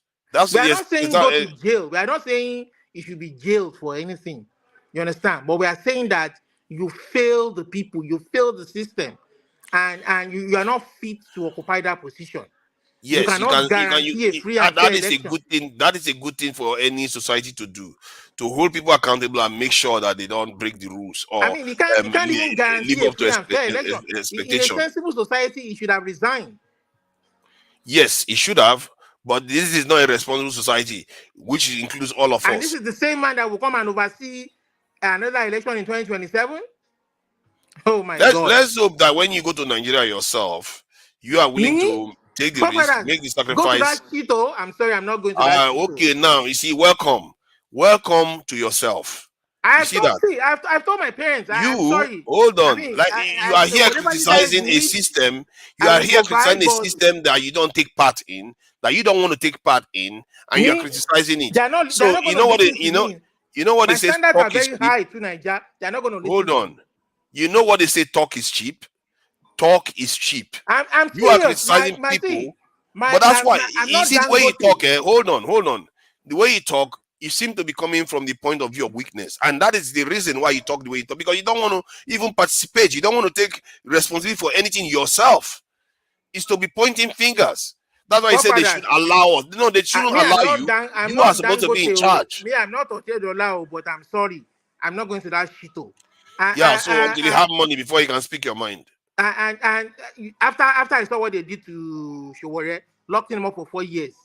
Because Showore went and broke the law. What law did he break? By calling for some kind of uprising on the street. That is where he broke the law. If he hadn't what is done wrong with that, that? People protest on the streets. Yes, and he's out today for that reason. But you have to be careful the kind of words you use. Seized his passport for 4 years, kept postponing the trial just to punish him. You have to be careful about the kind of words you use. I'm not. What this is something that can never happen to me in another man's land, in a foreign land that I live in. They will never treat me in such manner. I'm sorry. I'm not. There are certain things you will say in the West. You will be in trouble. I'm not going to be a part of that system. There are certain things you will say in the West. You will be in trouble. You know that, don't you? That not well. I have freedom of speech. I express myself, but there are certain things. There are certain things I won't say. That's right, but not in the way, not in speaking your rights that you're entitled to, or telling your government that they're not doing right by you to provide security for you, and the next thing they send DSS against you, and the very people that are killing and committing that act are out there. They've not sent DSS to anybody because they were protesting that they needed more security. The problem is that Nigerians don't protest for that. They don't protest that they need more security. They hardly do it in a mass number. They don't. And when you tell them to recruit people into this thing, even fellow Nigerians are against you for saying that. And you wonder why we are in the mess we are in. I don't know, man. Sometimes when you keep saying these things, I give the example of the military. That's a very, very good example of what I'm talking about. Because we say our nation is insecure, the government is failing and all the rest. But when they say you should recruit more people into the military, you refuse it yourself. Then how do you expect the military to perform? You say the military is failing, the military is corrupt, the military is this, and yet you don't even give them the things that they need to succeed. Okay, fine. We agree that in the armed forces, there needs to be more recruitment. And it's not only the armed forces, it's the same with all our systems. At least the little you have, show the people that you are there for them. At least the little. If you are not showing the people you are there for them. Even the little we have, we are not showing the military that we are there for them, are we? The military? Or should any security force, we are not showing them anything. The president from paying the military and the security agencies very well when he's buying cars for House of Rep members and Senate members. Because he knows he will get away with it. When he's giving 5 billion naira to the vice president to renovate a mansion that he doesn't need, that he won't live in. Because Nigerians don't care. You will see Nigerian military don't put up a defense for the people in government. You seem to be putting up. I'm not putting up a defense for them. I'm telling you that there is something deeper. Was it the government that came on TV and started saying that they should go and flatten Okwama? Was it the government that was on TV that was telling people to go and flatten Okwama? It wasn't the government that was doing that. It was a fellow Nigerian that was so angry that soldiers were murdered. And the person said, "Oh, the government should go and flatten that place." It's fellow Nigerians that are saying that. This is why I keep trying to let you to understand that. Yes, the government is failing; it is evident, but the people too are failing. It's a society that has a culture that is denigrating and decaying. It wasn't all the people that said, the people were divided in their various opinions. But what we are saying is that if we have responsible leadership, why would you go and tell the military to flatten? You were even honoring the dead. You were giving them medal without proper investigation into what transpired. Meanwhile, these military guys that they killed, actually their actions dishonored the military uniform, the Nigerian military uniform. And yet you are giving them award. Is that a serious presidency? Yes, people were supporting the military in doing what the military did. So it tells you that the way we look at stuff, not everybody. Of course, it's not everybody, but quite a lot of people were fine with it. And that should tell you that the way we think about stuff has issues with it. You can't not invest in something succeeding and you expect it to succeed. I can't, for the life of me, I ask Nigerians this all the time, and I'm like, why do you do that? You say the government is not performing, but when they tell you, okay, this is what is missing, now press them to give you those things.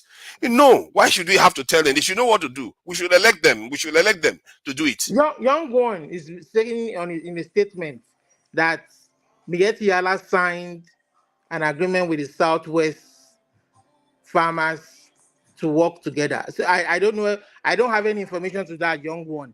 So if you have more information about it, you can come up and say your bit, or you can direct me to it. Because I can't say much. I don't know what kind of pacts they sign. I mean, they can sign whatever pact they want to sign with them, but are they going to still break our laws? So I don't know what that agreement involves between the farmers and the herders. Maybe the farmers just thought, you know what, they should be doing this just to keep peace or save their farms or save their livelihood. Because the government that is supposed to protect them won't protect them. If you had a reasonable government that should protect the people, you understand, would you have them succumbing to this nonsense that they are doing? But I don't know what the details are, you understand? So are they still going to go to their farms with their cows and eat their crops? Or are there certain times that when the herders are out, the farmers should not go? I don't know what that agreement is. I don't know exactly what they've signed. Are they ceding lands to them? So I don't know what the details are. So I don't have anything to say about that young one. Who knows why what the arrangement is? It's not very publicized, to be fair. It's not something that I knew about. But I said anyway, the discussion we're having was about the institutions versus the people. Technically, that's basically the argument we're having. And if you look at even today, where the entire topic we're having is about institutions versus the people again. And if you hear a lot of people saying the institution is very, very biased and all the rest of it, there's always this thing that we do. We say we want something, but when this stuff wants to happen, especially if it happens to us within the system, they'll say, why should this start with me? You should start with them first. So You have to Black start from Beauty. somewhere. So Black Beauty is saying something. So Black Beauty, if you feel I ratted you out, I didn't mean to rat you out. I mean, if you want me to apologize, I apologize. I didn't mean to rat you. I don't have anything against you. I like to speak to the issues, and so that's about me. But see, the issue about calling Nigeria a shithole country, I wish I could say otherwise for that country, but you can say for yourself now that you're saying that you're a business person. You're a business owner in Nigeria. Are you happy with what is going on there? I mean, if your business is sustainable, I mean, I don't know. Maybe you can come and tell us what kind of business you are into, how much you are making, how much you've invested. Have you recouped your money? Is that environment a good environment for you? I mean, considering the environment that you're investing in Nigeria. I mean, I would love to go back home to invest too, but I'm scared for my life. I'm sorry. Security wise, I'm scared for my What life. she said you should apologize to the country. No. Calling it, I so don't see Black Beauty. If that is what you want, I'm not going to do that. I'm sorry. I'm not going to take that back. I'm not even Nigerian anymore. I'm Canadian now.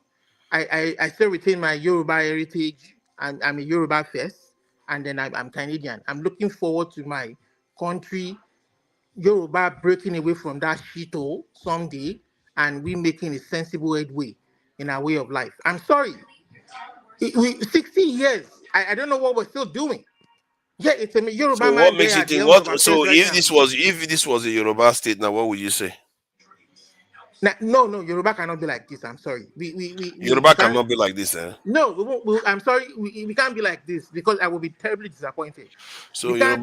Yoruba. We don't see that. We Yoruba don't. was a superpower when they were there together. Yorubas, obviously they had to succumb to a higher power. The British were more superior. So And the same situation exists now. And you're so here they're saying like, Yoruba cannot be this bad.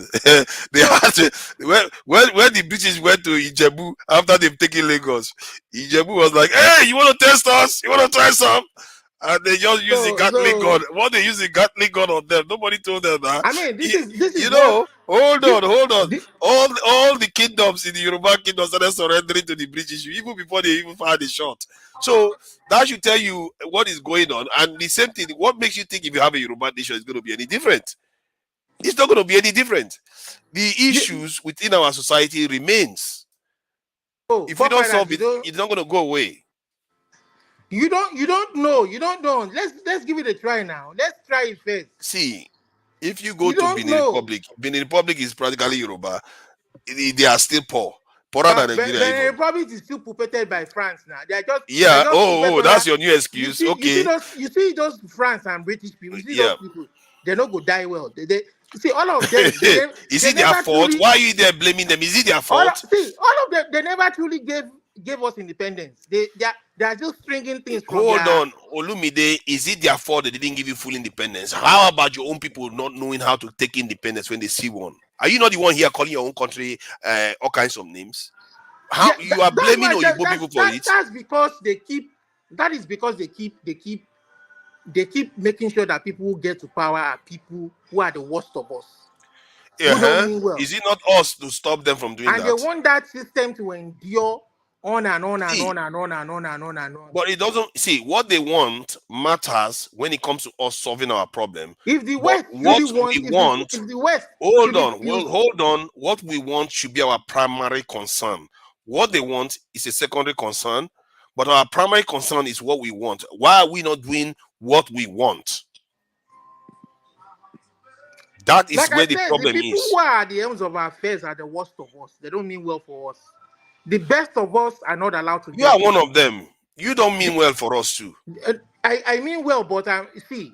You mean well, you have already taken the Ghanaian, you have already taken the Canadian citizenship and renounced Nigeria. And if we go further today, you will renounce Yoruba too. By the same analogy, you will renounce Yoruba too. That's my heritage. Oh, your heritage. So you think Nigeria is not part of your heritage too? So I mean, I'm happy that you won't find Yorubas killing fellow Yorubas or even killing other tribes just because they want to. Were you there in the 60s? Were you there in the 70s? Haven't you heard about the Wild Wild West? So have you heard of Modokeke and this thing? Yorubas are too sophisticated for that. When Oyibo came to Ijebu, because one of the reasons why they were so easy to defeat was Ijebu was at war with fellow Yoruba nation for the last more than 10 years or so, or 9-10 years or more. They were at war, so they had been weakened. So the British came, finished the job for them. This is the people that you are saying, oh yeah, that's my heritage, and anything is going to be any different from Nigeria. It's not. You can't keep running and hoping that you're going to find refuge somewhere. The only refuge you have is the refuge you have now, and you have to start doing the right thing now. But the problem is that the same country that is telling us to come and help make the change is the same country that will come after you, or that will find a way to annihilate you when you start to speak against what they are doing. Look at what they are doing to David. Look at what they are. If they truly mean well for the people, no matter what David Hundeyin says or publishes, go to court, go and sue him for libel. Go do it. I'm not saying they should do it the way they do it, to where they will railroad people to jail based on police petition, and they will keep them remanded or you mean like Julian Assange? Julian Assange. You mean like Julian Assange has been in jail for more than 10 years now, so because of what he I'm not talking about that. I'm saying give people that shithole that I even mentioned that Black Beauty talked about. It wasn't me who coined it. It was Trump. And what Trump was saying, I think Black Beauty has a point. You may need to apologize to Nigeria because what you did. I'm not apologizing to the what you fail to understand is Nigeria, Yoruba. Hold on now. Hold on. Yoruba thing you talk about. Hold on now. The country to come and apologize to the many atrocities they committed against the people, the Zakabian people. The Yoruba people that you say is your heritage is part of Nigeria that you are causing. So you are causing Yoruba too. And those very Yoruba people that are part of this nonsense going on in that shiro, I call them out too. So, but you are fine with the Canadians. Sorry. You're fine with the I'm Canadians. proud. I'm proud of them. I'm proud of the country. But you say that they are They the have people that are, their history too, but right now but you I'm say they are proud. the people that are causing our problems in one other breath. It's not the Canadian, the British. The British and the Canadians are basically one. That's fine. I mean, yeah, you can think of them as what you want to So think. you know that was everybody surrounding you and your enemies. You have no allies. They are not The my British, enemies. I'm very, very at home in Canada here. And I'm sure you are at home in the UK too yourself. I'm Even though I they are see. pulling even I'm though they not. are pulling strings in making sure that our country remains a shito that it is, See, you are at home. the UK now may be where I live, and it may be part of me, but Nigeria is also part of me. As a matter of fact, a more older part of me. So you can't divorce You yourself from know, that truth. as a matter of fact, you can speak against the UK for the part they've played in Nigeria's history. The UK Mm. government is not gonna they're not gonna see you as a threat. They're just gonna see you as speaking your mind, your fundamental human right. But Nigeria is gonna see you as a threat, and the DSS is gonna come after you tomorrow. That is the kind of high-handedness that we're People talking speak about. against the Nigeria all the time. And they will come and railroad them into prison, They like don't they did railroad them Showore, anything. They don't railroad them. like they were looking after Undein, and now they are looking after this guy. Did you hear what Dino Milaye declared, even in the election hall? Yeah, the way he was ranting and really passionately, I wouldn't call it a rant even. He was saying things that were right. But Yeah, is he because in jail? Dino is in their political ranks, they know this is the kind of selective justice we are talking about. Until you try You to see, your problem is that you don't realize sometimes when people cross the line, like Nnamdi Kanu, everybody is saying he should be released, he should be released, he should be released. But none of them are saying he should also renounce violence necessarily. I think I think the government should have tried him, either guilty or innocent. They should have tried him either way, because the law has to flow. If the law is not flowing, then it's just become a political game. no, the They are playing Supreme with him. Court already said they have no case against him and that they should return him back to Kenya. And That they, is not true. you understand? You see, that is not true. Why do you people just keep making this kind of comments? It's but the not true. government, okay, the government has no case against him. If they have a case against him, why are they adjourning all the time? It's just punishment. They The are way adjourning all the time. they did To it to show me, where they adjourned for 4 years and at the end of the day they left him. they are Why? adjourning. They are adjourning The- all the time because they are just as much a problem to Nigeria as this in Kanu was. Because they are traitors. I tell you this. Because how can you see? just because Hold people on, speak the hold truth to on. power How doesn't can mean you they are see Kanu? traitors. Hold on. How can you see Kanu on the media telling people to go and kill fellow Nigerians? He didn't say And that he proper said that that there are videos of him saying that. I don't know why. bring out the video. Yeah, let me see if I can find this thing now that I can Yeah, find of this if you this can't thing. find it today, bring it out tomorrow. Yeah, I will try my best to see what I I've can never find it. seen him say that. But He you've has had never him threaten Nigeria too, though. You've he had him didn't threaten he Nigeria didn't threaten Nigeria. He only told Nigeria the truth. by saying That that if Nigeria does not, it's a threat. That's what he it's said. not a This is threat. not. I'm threatening you. That's what he said. If he's telling you the country, if he's telling you, oh, if you don't change your ways, Mm. this country is gonna fall apart. It's not a threat. Kanu told us it's a threat himself, not you. Kanu literally said, "I am threatening you. Don't make the mistake. I'm going to turn this country is going to be like Somalia if you don't give us what we want." I bring out that. I don't You want take me it to for bring that. that video again? Yeah, bring the video. He never You said have been that. here when I played it several times. I didn't see him say that though. He said that multiple. You Jeez. you I will bring it up. Welcome, a black beauty. I think this guy has probably annoyed you enough.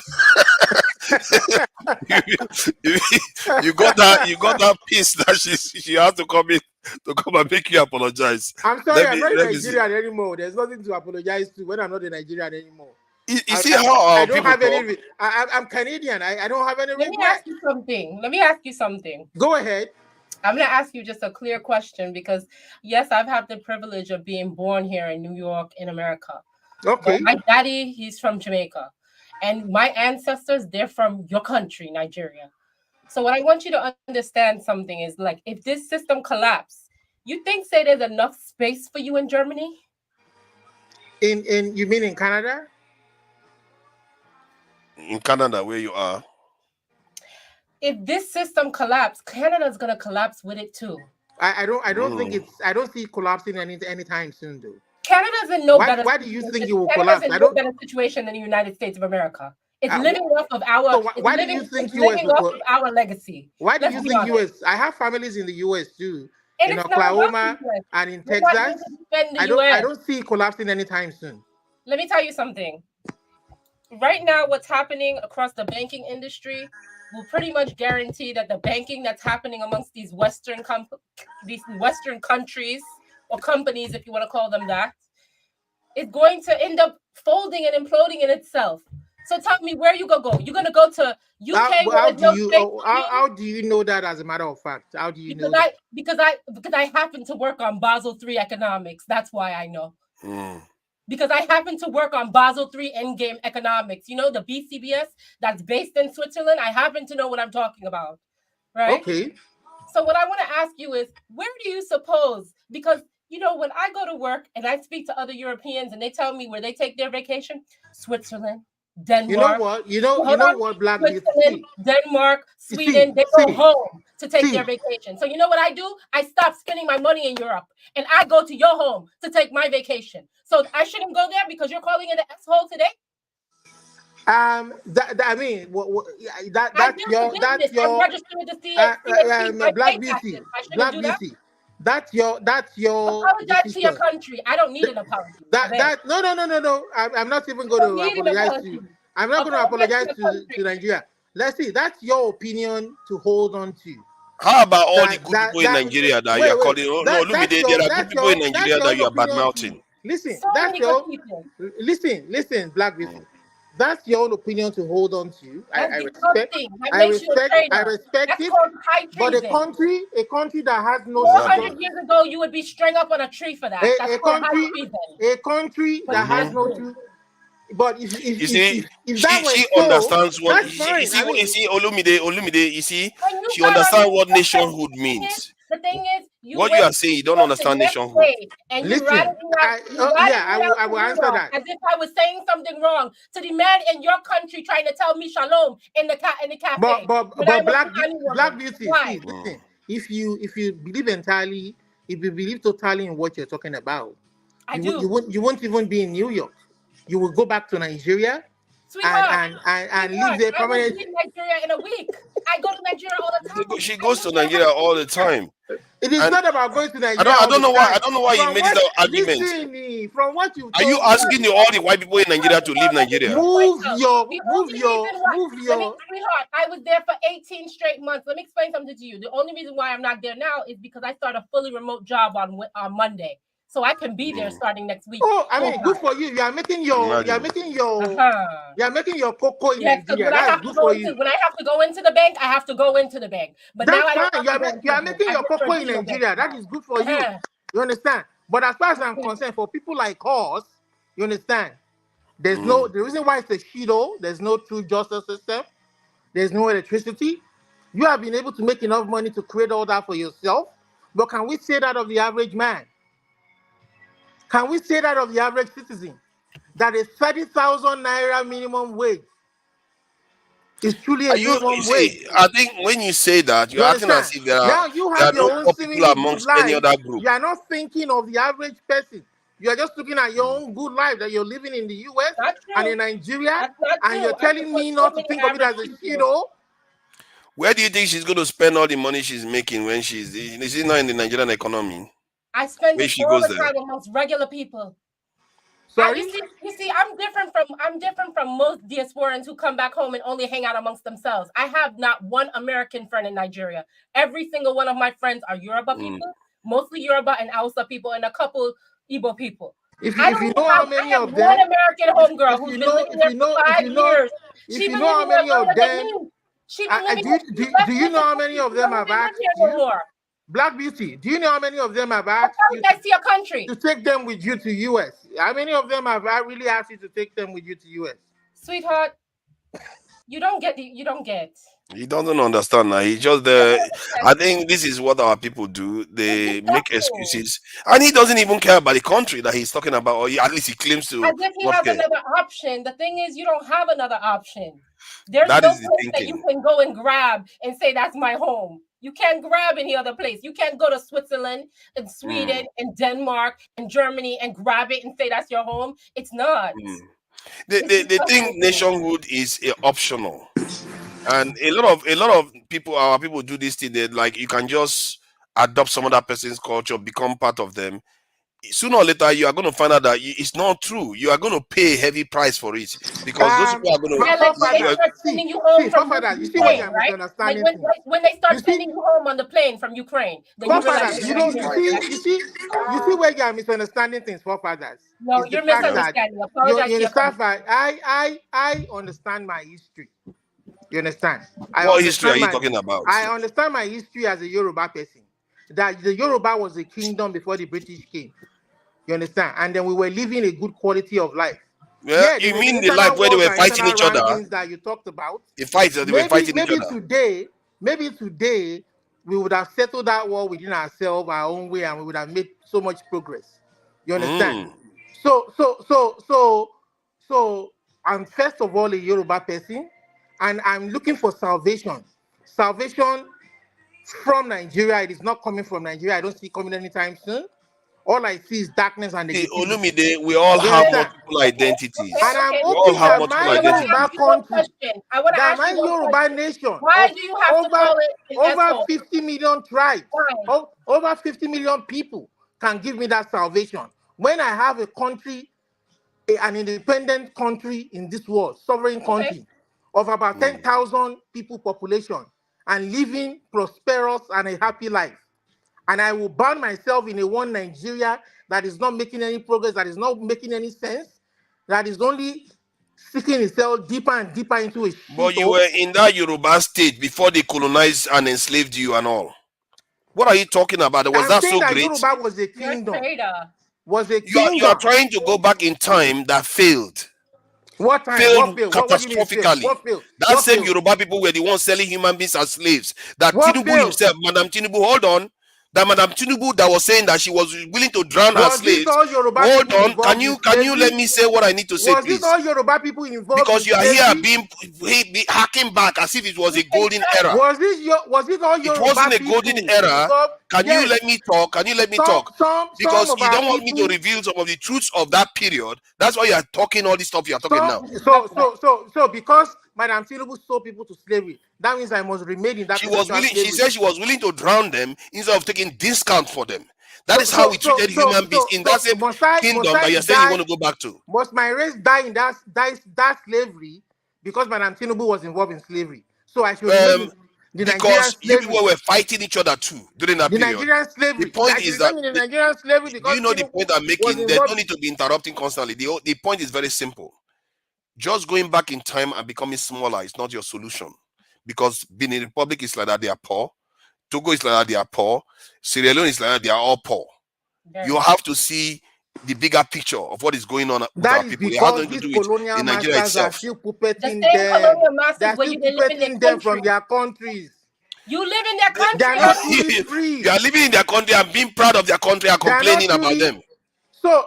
But Black Beauty, you need to show me that good example by really going back home for the next 2 years, spend it with I was there for 2 years, basically. Spend it come back and get money in the country where you see. Why are you coming here to get money? Go there and get your money now. I'm entitled to come back here because I was actually born here. You were not. You were born in Nigeria. You should apologize to No, you want to go back. Yeah, I was born in Nigeria. I'm gonna be open with you. I was born in Nigeria, but I'm not proud of Nigeria. I was born in Nigeria, but I'm not proud of Nigeria. See, it's like not being proud of your own mother. The land that gave you life, the land that gave you life, the land that gave your ancestors life, you are not proud of it. But you wonder why you are like a lost soul. I'm proud of my Yoruba heritage. I think you're going to succeed in this world. My Yoruba heritage gave me life. I was born in Yoruba land. I was born in Lagos. What gave that heritage life? But Nigeria never gave me life. Nigeria is nothing but a shithole. It has only brought sorrow, tears, darkness to the lives of people back home. Over 200 million people, they are living in squalor, in poverty. There's no light. Because of people like you that are Every willing to 4 years, abandon it and chaos go upon somewhere chaos upon else. chaos upon chaos. You understand? See, the people that build that country you are in work show hard me a for good it. example, forefathers. Show me a good example, Black Right Beauty. now. Go There's back chaos home in New York and City. show me I will be there in about 2 weeks. how that place will work and make I'll that be place there, work. and I go make it work like Don't how I stay did in the last New time. York and make your money. And if you're making enough money back home in Nigeria, you won't be coming here telling me that you're making money to take it back Sweetheart, home let me to correct invest. you. Let me correct you. I make the money here so I could go repatriate my country with that money. So I can take that money and go infuse it into my country. That's why I make the money, honey. So you're not making enough money in Nigeria. Is that what you're saying? Your business is not making enough money? And you're not either. So what is the point? Who is not making enough money? Where? What do you mean? Where do you live here or do you live in Nigeria? I don't have anything in Nigeria. Okay. I don't have anything to invest in Nigeria. You understand? What is your name? I'm a professional here in Canada, You're and a I get well trader. paid. I get well paid enough Baba not T. to look back. Baba T, you need to show your face. So Black I Beauty. I know it's a different. Black say something, Beauty. please? Black Let's Beauty. Please, See, to see, see, Naija. see. I know it's a different. I get Wow. paid well enough here in Canada You told me not to last look week back that you were a not to trader. look back You went to behind my back Nigeria. and took my You whole understand? If compensation to you do were that. making good You are a money trader. in the okay, US, one mic, please. One mic, please. So, but anyway, it's just a few words here. I know it's a different I don't know platform. how much you're making in Nigeria that you are Allow me coming back to America. can you hold on You're for a a second, trader. please? Please, can I To say the young something, lady, please, guys? to the young If lady. you're not making enough money in Nigeria, mind your business. Olumide, More business there. Olumide. Country. Kudos to the young lady for doing what she does in Nigeria or Africa. I've been listening for a minute, and for those of us that also go back home often and Naija, invest. this man doesn't have his camera on. He knows who I am. Stop. Yeah, you don't don't want to break the rules. Everybody don't has know to you. figure Okay. out. Let me leave you guys alone then. But kudos to the young lady. God bless you for what you do. Thank you. Thank you. Yeah. Thank you, sir. Thank you. Yeah, what's the name of this thing? Yeah, Niger is a scam. Please go ahead. All right, thank you. Good evening, everyone from here. Yeah, Yeah, I have welcome. a question to ask before I say what I want to say. To Niger and Olumide, I don't want to talk about Black Beauty because she was born in the US. So to Niger and Olumide, please, why are you in diaspora? Why are you not in Nigeria? You want me to answer first, or okay? Yeah, you Me, can I go will answer first. You first. can go first. My first reasoning for coming to the West was because at the core of it was because I preferred the West because they were more developed and all the rest of it. But my main excuse was coming to study. And that is the truth. And I'm sure that is the reason why a lot of people are going. They will pretend as if it's for education or to earn a living and all the rest. They just like the West. Let's face it. And we were brainwashed to think that is what is best. That is why I'm here. No, and Niger, I found out that it was wrong way of thinking. Niger, don't say you were brainwashed. It is what it is. Well, the West. Hold on. I live in the US, right? I came over here for a better life. That's the fact. We should stop painting words, right? Black Beauty, you said you visit Nigeria, you spend so time. Can you go to Nigeria and live forever? Well, I will be honest with you. Let me paint a picture for you. If this comfort wasn't available, no. Don't say if. I ask you a simple question. Don't say if. If it's a probability. I said, can you go to Nigeria and spend the rest of your life? Nigeria is a scam. The reason why I pose it that way is because why should you make me feel bad about going back to Nigeria when I was born here in New York City, where I live and work, whereas you came here? I was actually born here. Now, what I'm saying is, if these conditions didn't work, I'm not gonna follow the European to his home. I'm not from Germany. I'm not from Switzerland. I'm not from Denmark. I'm not Black from Beauty. UK. Black Beauty, hold on, calm down. down. Jamaica, I will be in Nigeria. That's where I will be. And I prefer Nigeria over Jamaica. I gotta be honest with you. I like Nigeria. It's bigger. It's got better people. It's more safe. It's clean. Compared to other places, you see, our people are like Esau. They sell their birthright. Go ahead. Hold on, please. I'm not done. hold on. Black Beauty, okay. How could I be the only one on this place fighting for your country and I was born here? Hold on, Crazy, isn't it? hold on. The point. Disgusting. You're Hold on. all choosing You it. are fighting for a scam. Stop Hold on, fighting Black for a Beauty. scam. Olumide, hold on, please. Hold on, please. I'm not done yet. I'm What not is your done, question? Okay? Black Beauty, I want Yes, to make ma'am. this categorically clear to you, okay? If Nigeria is like New York or United States, where we It's are like born. Miami. To me, it's like the Black Miami. I call it where I live. I call it the Black Miami. Go. Okay, can you just allow me speak, okay? Yes, sir. Go. If Nigeria is like New York, where you were born, or United States, you're never gonna see two Niger here, Olumide here, me here, right? We will be in Nigeria. Okay, so don't come here and say that anybody who is saying something wrong about Nigeria is doing something wrong. No, I'm not. I didn't say that. I didn't say calm anyone down. was saying something wrong. I Can said you if you're gonna listen, call it please? an F-hole country, you're a traitor. That's what I said. Can you listen? Okay, just pay attention. Yes. Right. So what I'm I trying said to say it's a shit is, hole country. Disgusting. If our country, Nigeria, is working, to be honest with you, there will be no Nnamdi Kanu. There will be no what is his name? Omo Eleshowore. There will be no agitation. Who told you that? Who told you that? Who told you that? They are present in the UK right now.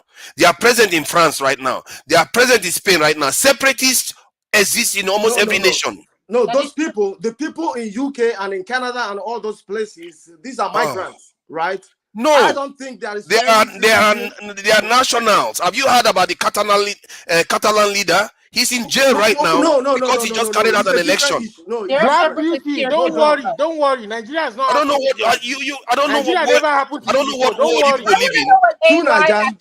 See, You live in this world and you're saying that kind of When stuff. Nigeria happened to you, your eye go clear. I bet he loves Black his country. I bet he loves his country. AY is another financial man. I bet he loves his. AY, what do you think about your country? Are we having a conversation here or argument?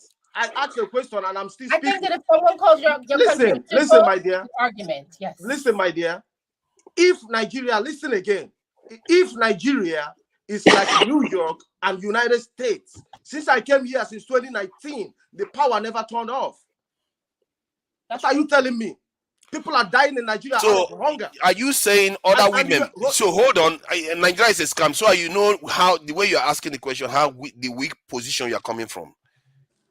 Do you know the men that put that country that you are looking at together? They are men like you. Other women. See, don't tell me. No. They designed that country and put the country together, and you are there blaming Nigerians. You are a Nigerian blaming Nigerians for not building their countries. Who do you think built their own country? I'm not blaming Nigerians because I know Nigerians are. Who built America? Hold on. Nigerians built America. Since I've been speaking, I've never blamed Nigerians. I just told you, I said, if Nigeria was working, me and you will not be here. That's true. Oh, that's a fact, I guess. Thank you. Did I blame Nigerians? No, but you don't have to call it a shithole. That's what I was saying to Olumide. No, it is. No, it is a fucking shithole. You see? Fucking so shithole. By saying that, what you are doing is that you are bad-mouthing where you come from. Instead of to look for solutions, you are busy bad-mouthing it. It is what it is. When we want to speak about the solution, we will come up here and ask questions. What can we do? You see? Okay, what you said is a bit different from what Olumide said. Because Olumide said he doesn't want any. Can you hold on, Olumide? Because Olumide said he didn't want to have anything to do with Nigeria. That is a Canadian and all the rest. And Yoruba, that's it. You are trying to accuse me. You are trying to accuse me for calling Nigeria a shithole. But Black Beauty's past president called Nigeria a shithole right in front of your president. And we disagree with him. No, okay, but you can't disagree with me. I'm telling you. But he's not Nigerian. I don't expect him to uphold your country before you. He's white. He is a white man. In Nigeria. Exactly. Hold on. See, I don't believe in white people shit. I'm an Africanist. Okay, I believe in the African cause. Let me say it in another term. He's European. Hold on. You don't know what we are seeing. Black Beauty. Hold on, Black Beauty. You like Olumide said right now. You don't know what we are seeing. I don't have a choice. I didn't get have. chosen to be in this skin. But from the minute that I knew that I was a part of you people, you know what I said? I go back home and I go make a difference. I pray Nigeria doesn't happen to you. Listen. What do you mean I pray Nigeria doesn't happen to you? Nigeria gave you life. You ungrateful twat. No. Nigeria didn't give nobody life. No. I can't believe I called him a ungrateful twat. Nigeria gave you life. My Naija, my parents gave me life. Nigeria didn't give me life. Who gave your parents life? Did they just Nigeria grow didn't up? even give my parents Hey, life. Nigerians My gave father worked. America Listen, life. my father worked as a Nigerians railway gave man. The America land, life. the land is where they fed from. Of the slaves were from What are you talking Nigeria. about? 76% of the slaves that built this country that I stand on, I have a right to be here, were from your country. Nigerians gave this place life. Huh? The sickle cell that you have Sure. in the Yeah, that's malaria. why, Hold on. that's why The malaria. same Wall Street that was built on my bones, I get to work there and make my money. They owe me. See, the malaria resistance that you have, there's a reason why you have it, because of that land. The idea that you are not hooked to that land. That's why when people are cursing themselves, they don't know when they are cursing themselves. You are committing a natural curse, and you don't even know it. And you think you're going to go well and do very well anywhere else. You will not. I don't believe in doing it. And besides, what is the point? Your job is to focus on trying to fix things, not to become okay. Yes, you can highlight the problems, but the way Olumide was saying it, he was highlighting the problem and saying he doesn't want anything to do with Nigeria. He's a Canadian and a Yoruba. I was like, but you are causing Nigeria as a whole. Yoruba is part of the entity of Nigeria. You can't cause a family and say a member of that family is outside the cause. That's not how it works. You don't know when you're causing yourself. With God, all things are possible. If they revoke my Canadian citizenship today, which is most unlikely because I've always been a good citizen, I will continue to be a good citizen. That this country has been of immense So what happens if they blessing do? to me. If they revoke it, I will gladly go back to my Yoruba land. I'm not Inside Nigerian. Nigeria. I've told you I'm not Nigerian. I'll go back Inside to my Nigeria. Yoruba land. Inside Nigeria. You know, the same Yoruba land we all live in. Hold on. If we want to talk about being a Nigerian, it will take us back. And this conversation will not end today. People who were born before 1960, who were they? Are they Nigerians? No, they are right. No, they are not. No, they are not. They are still from that land. They are the people that were there. Okay, what was from the name that of the land before Nigeria was created? They have various names for different areas, like they have it now. Some of them they call them Edo, some of them they call them Ijebu, and all kinds of different areas. The same people are still there. For thousands of years, we've been there. To Niger, who called America? The Americans. The Americans. Who called Nigeria? Nigerians. They called it. No, hold on. Who named Ethiopia. Nigeria? They called it a bunch of British. different things. West Sudan. I got the book that See, just because you named a dog doesn't mean you created the life of the dog. No, you don't know. You see, you don't even know the ideology of the West. You don't know it. What are that going to do with it? You say who named them? I told you that it's the British that named Nigeria. What does that mean? Ashamed? Yo, I'm ashamed of it, of course. We should change the name. Thank you. I'm all in support of that. We should change the name. We should make the native language an official languages. We should do all those things. But the idea that somebody comes here and starts saying, "Oh, Nigeria is this, Nigeria is that. I prefer Canada." All those things is just. I like what she said.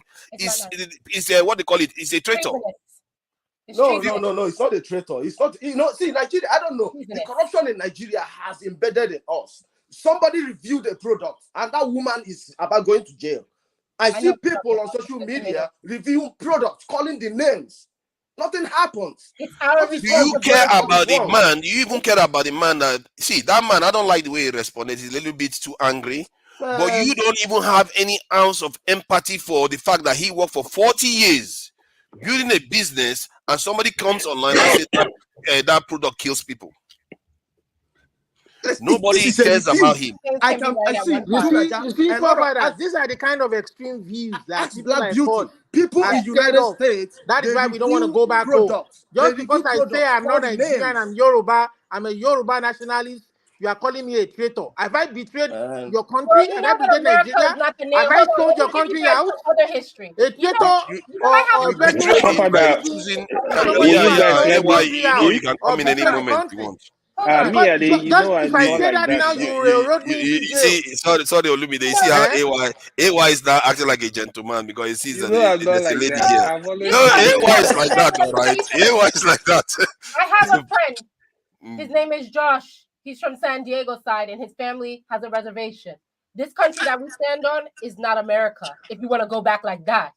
In fact, the people that are coming in, the illegal migrants, this is their land. The Mestizos, the Olmecs, the Aztecs. I don't let them take their land. I'm going back to my land. So what you're saying, I should go back to Hausa? No problem. I'll go back. Oh, guess what? My husband was just in Abuja on Monday. I'll You see? gladly go back. Black beauty. Don't No hear me problem. wrong, though. Don't hear me No wrong, though. Black problem. beauty. Oh, I think Olumide is Keep beginning to your track one back now. He's Nigeria. beginning to track I back. don't say make you not keep your one Nigeria.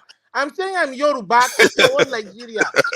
I'm Yoruba. Then stop coming here to call it that name that you are calling. Don't stop calling it What those names. name? To say it to Nigeria, I can hear you. You think I'm like you? Look at him. If I can pull that ears off, I'll pull it off. What I don't like is how you went back behind my back. You thought I wasn't watching, but I was listening. And you told Rudolph that I said something about some Israelis that were telling me to say shalom in my country. Excuse me? And now you're going to sit here and call that same country let's forget that. Let's not go back there. No, we have to go back. I thought you were saying something. Something So you went and ratted her out. Oh my God, it's a double traitor. Double traitor. Double traitor, Lumide. You are a panelist traitor and you are a national traitor. You came here, you had the conversation, you went and ratted somebody out. I'm going back to Yoruba. I'm not going back to Nigeria, Yoruba land. Yeah, I'm from right. Ogun State. I'm a back. Inside Nigeria. Nigeria. I know where I'm from. You're from Ogun State. I don't know anything about Nigeria. Your southwestern state is inside Nigeria. You like my it or passport not? has expired since 2013 and I have not renewed it. Don't worry now. You'll find out soon. Where you from? I'm waiting for the Yoruba passport to come out. Let's let AY talk. I'm sure AY has something to add to this. Okay, good evening, everyone. Black Beauty, first time I'm meeting you here. Hello. So you really spoke very well, man. Don't listen to these guys. The problem with their face is Olumide is a Yoruba nationalist, so he doesn't believe in Nigeria. But I think he has Yoruba passport as well. You gotta return Nigeria passport. That's the first thing you're supposed to do. Nigeria is a scam. It's also a Biafra. I've not renewed it. Oh, he's Biafra. That explains. Yeah, he's IPOB member, so he doesn't believe in one Nigeria as well. So this is the problem you are facing with them. Yes, It's okay. AY. Hey, hold on. Let me finish. You figure that one now. Hold on. You declare yourself as IPOB. No. You can't just say. But you declare yourself. You said it many times. Hold on. Did you give me the membership? Of course, you declare yourself IPOB. You are when? Disciple, right? When? You come here every time to argue about this stuff. Are you a supporter of okay? Are you IPOB? Are you a supporter? Are you a member of IPOB or no? What are you talking about, man? You just said it. Now you're asking. Don't worry. Let me. You said it. Now you're asking. Okay, let's ask now. Let's ask. Is he a negative or positive? A member of what? IPOB. I'm not a member of IPOB, but I support the Igbo Biafran cause. Okay, good. Okay, not the same thing, but yeah, but you support it. For one reason, being that Nigeria is not working. But if it was working, you would support one Nigeria, correct? If Nigeria works, I support it 100%. But don't you think that kind of conditional arrangement where you say if Nigeria works, I support Nigeria? Maybe you should look at it from a flip point of view and say, if you support Nigeria, Nigeria is more likely to work because it's your job.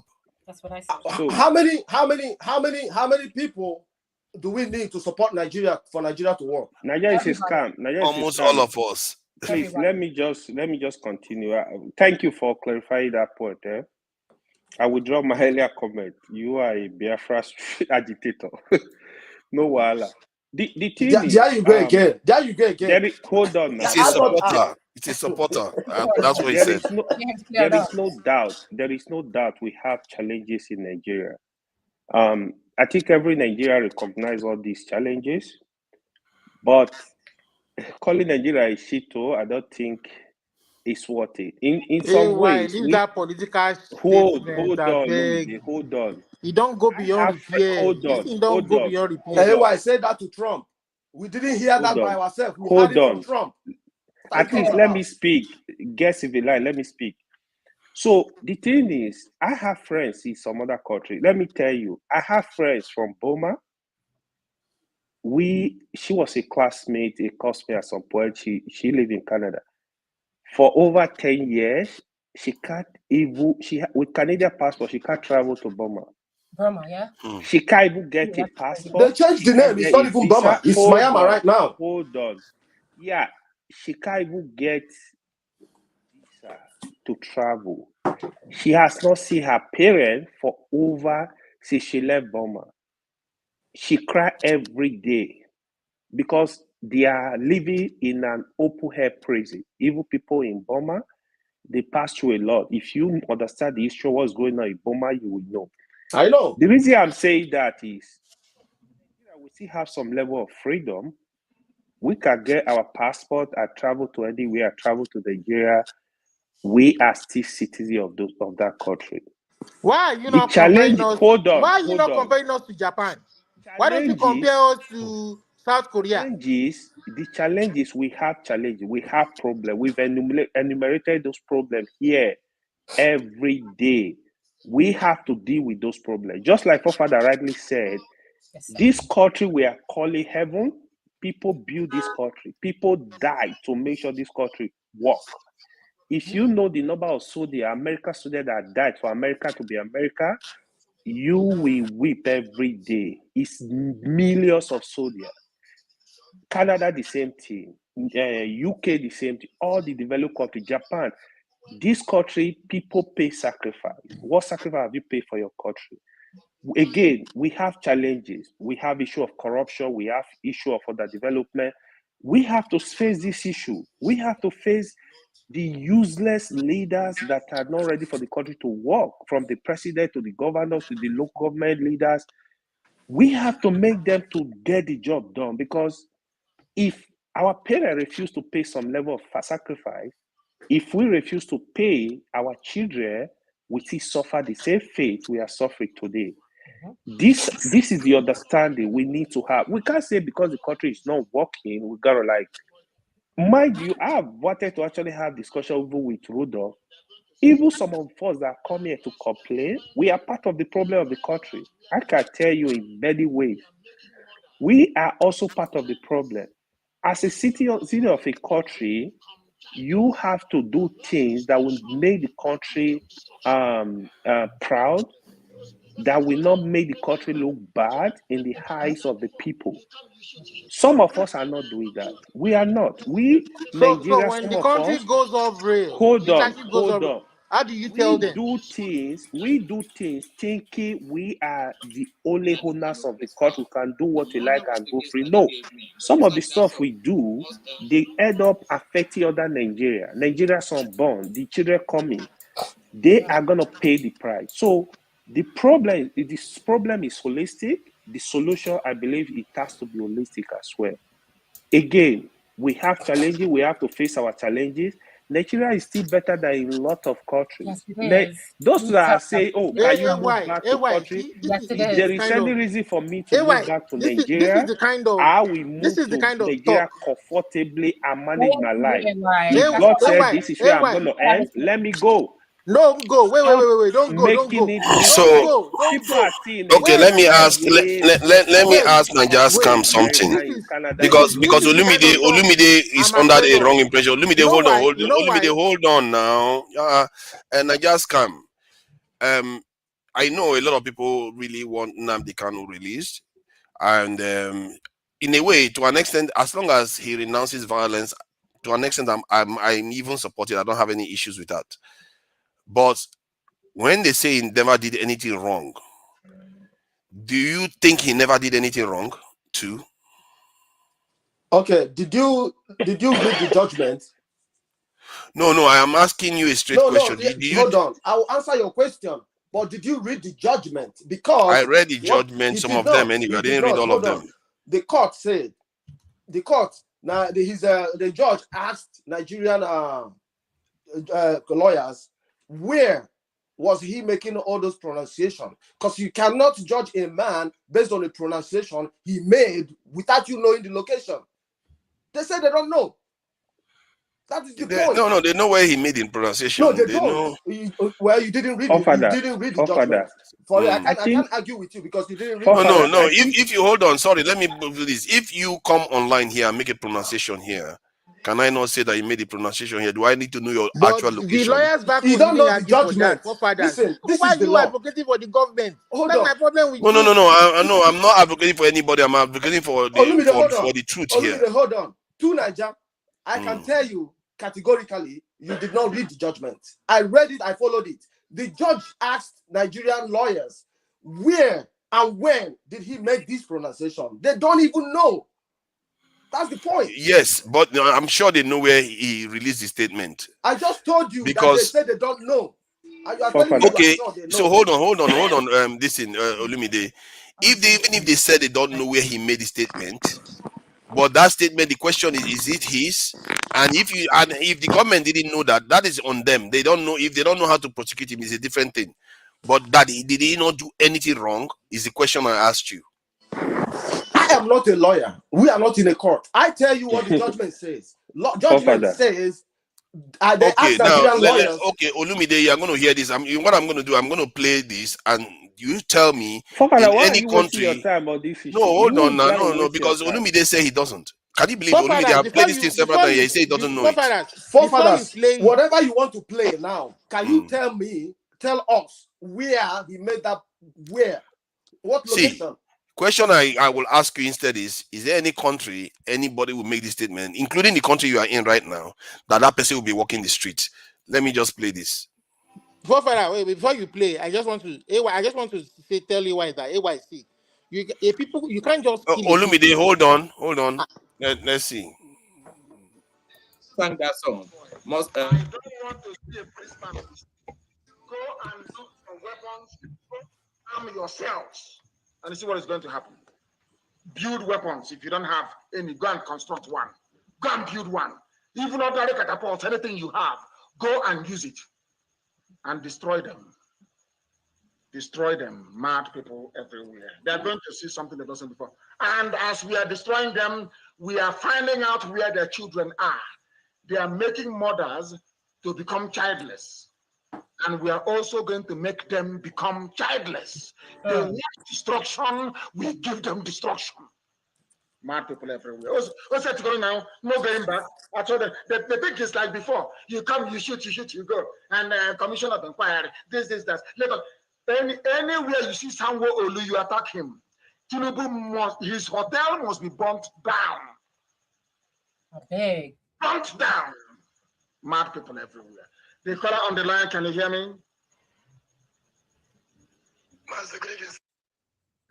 So tell me any country somebody will say this and they'll be walking free. I never actually heard it. Okay. To Niger. Hold on, That's I will answer crazy. you. I will answer you to Niger.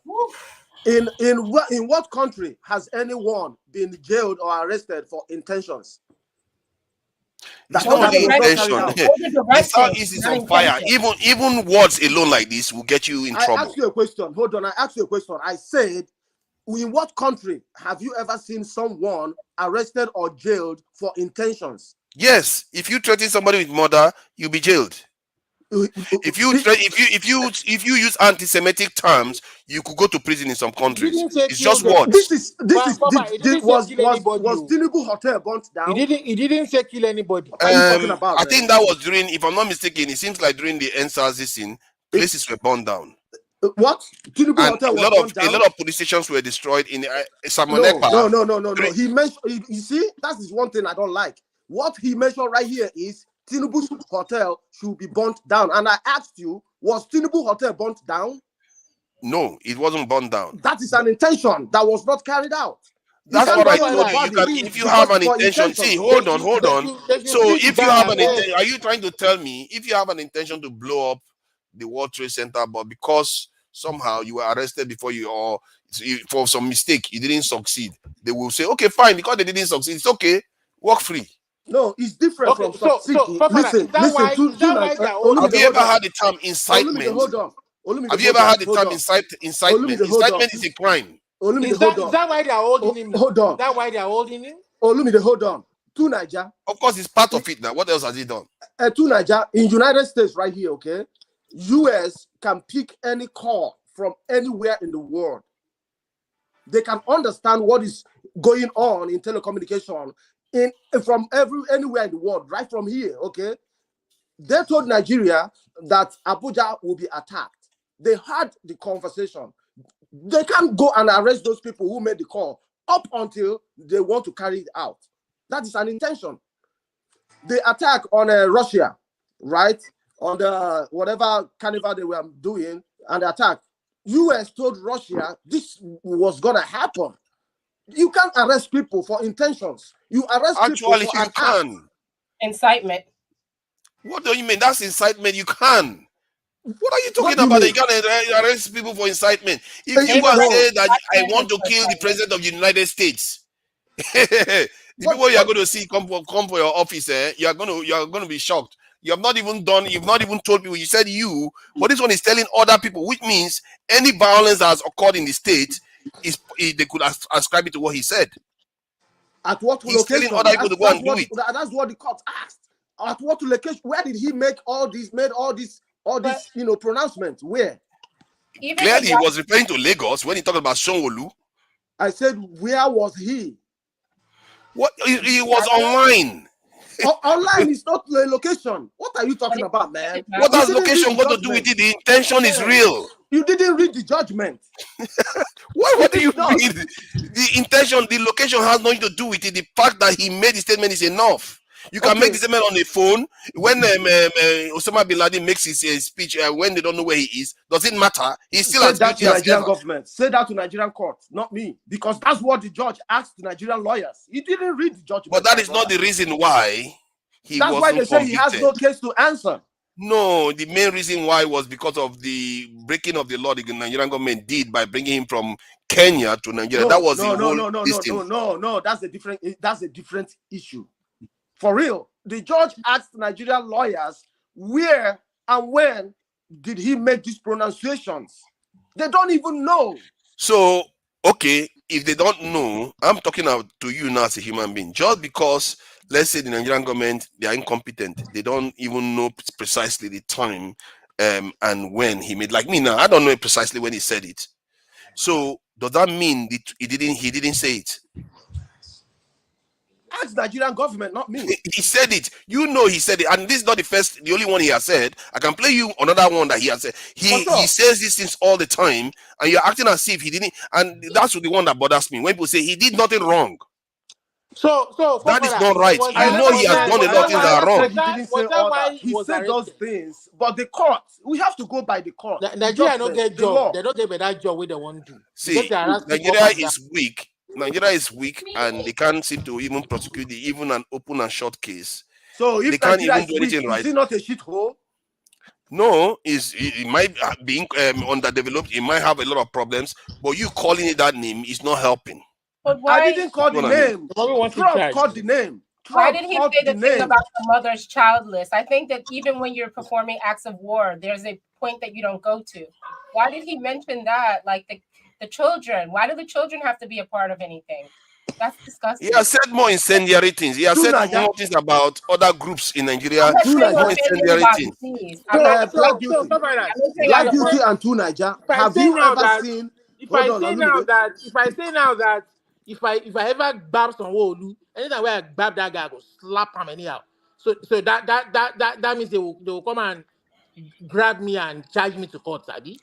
No, that in a way, someone who can feel threatened. If he does, he can come after you. Technically, he could. That's because it's crazy. Black Beauty. But most people will not regard it as a serious thing. No. I'm telling you that technically, but I don't think anybody will take you seriously. I want to ask a question. Because for yours is personal. Yours is personal. I make that statement and they feel threatened. Yours is personal. When the question is, can I really do that? Will I do that? Can I ask this question to Black Beauty and Two Niger, and I will leave. Black Beauty and Two Niger, have you ever seen a video or heard where Palestinians in the United States said they want to kill Americans, finish America? We haven't heard it, but that does happen here.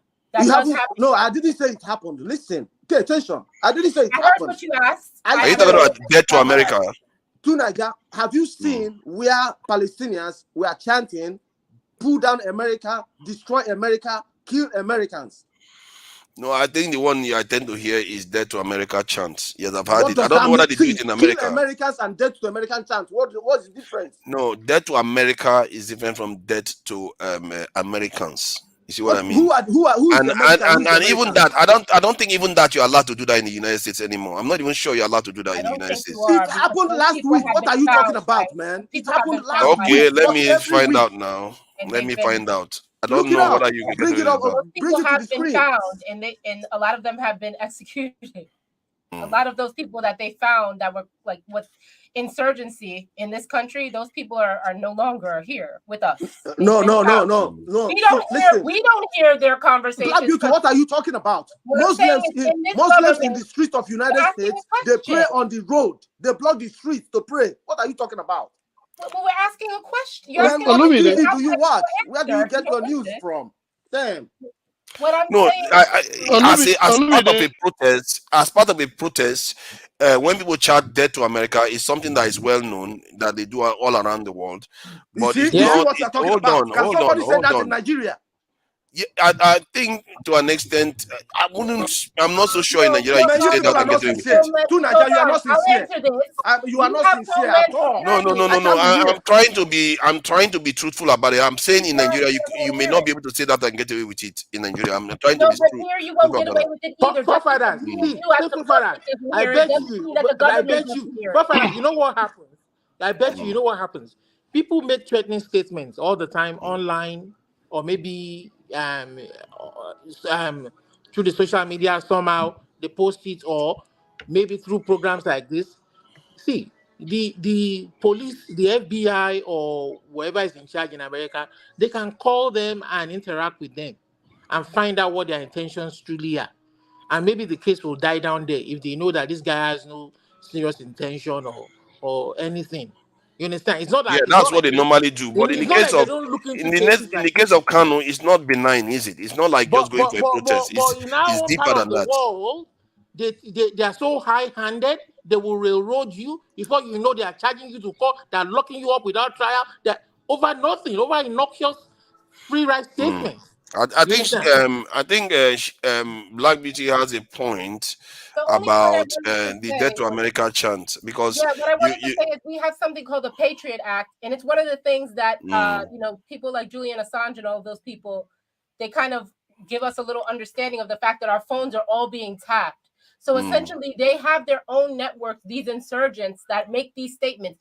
We don't hear them because they don't make them on YouTube, but mm. the CIA and the people that guard the Patriot Act, Homeland Security Department, they are tapped into everyone's phones. They do hear these statements. And before those people can even rise up to make a bomb, they quell Mm. them. Yeah, They look get at them. this now. Let me show you They to get show you them. how you have a point that America they won't let you do that. Look at I just searched it about "Death to America" chance in the US. This is just 3 days ago. If you look at what the people are saying, they should be investigated. They are condemning them left and right. So it's not something people take lying down in America. They are calling for investigation to investigate those people that did those things. And they So you move can see. swiftly. Look at that. This one says there's no But excuse. forefather, the difference is that the government understands that these people have a right and they need to be careful. They need to have strong evidence before they take action.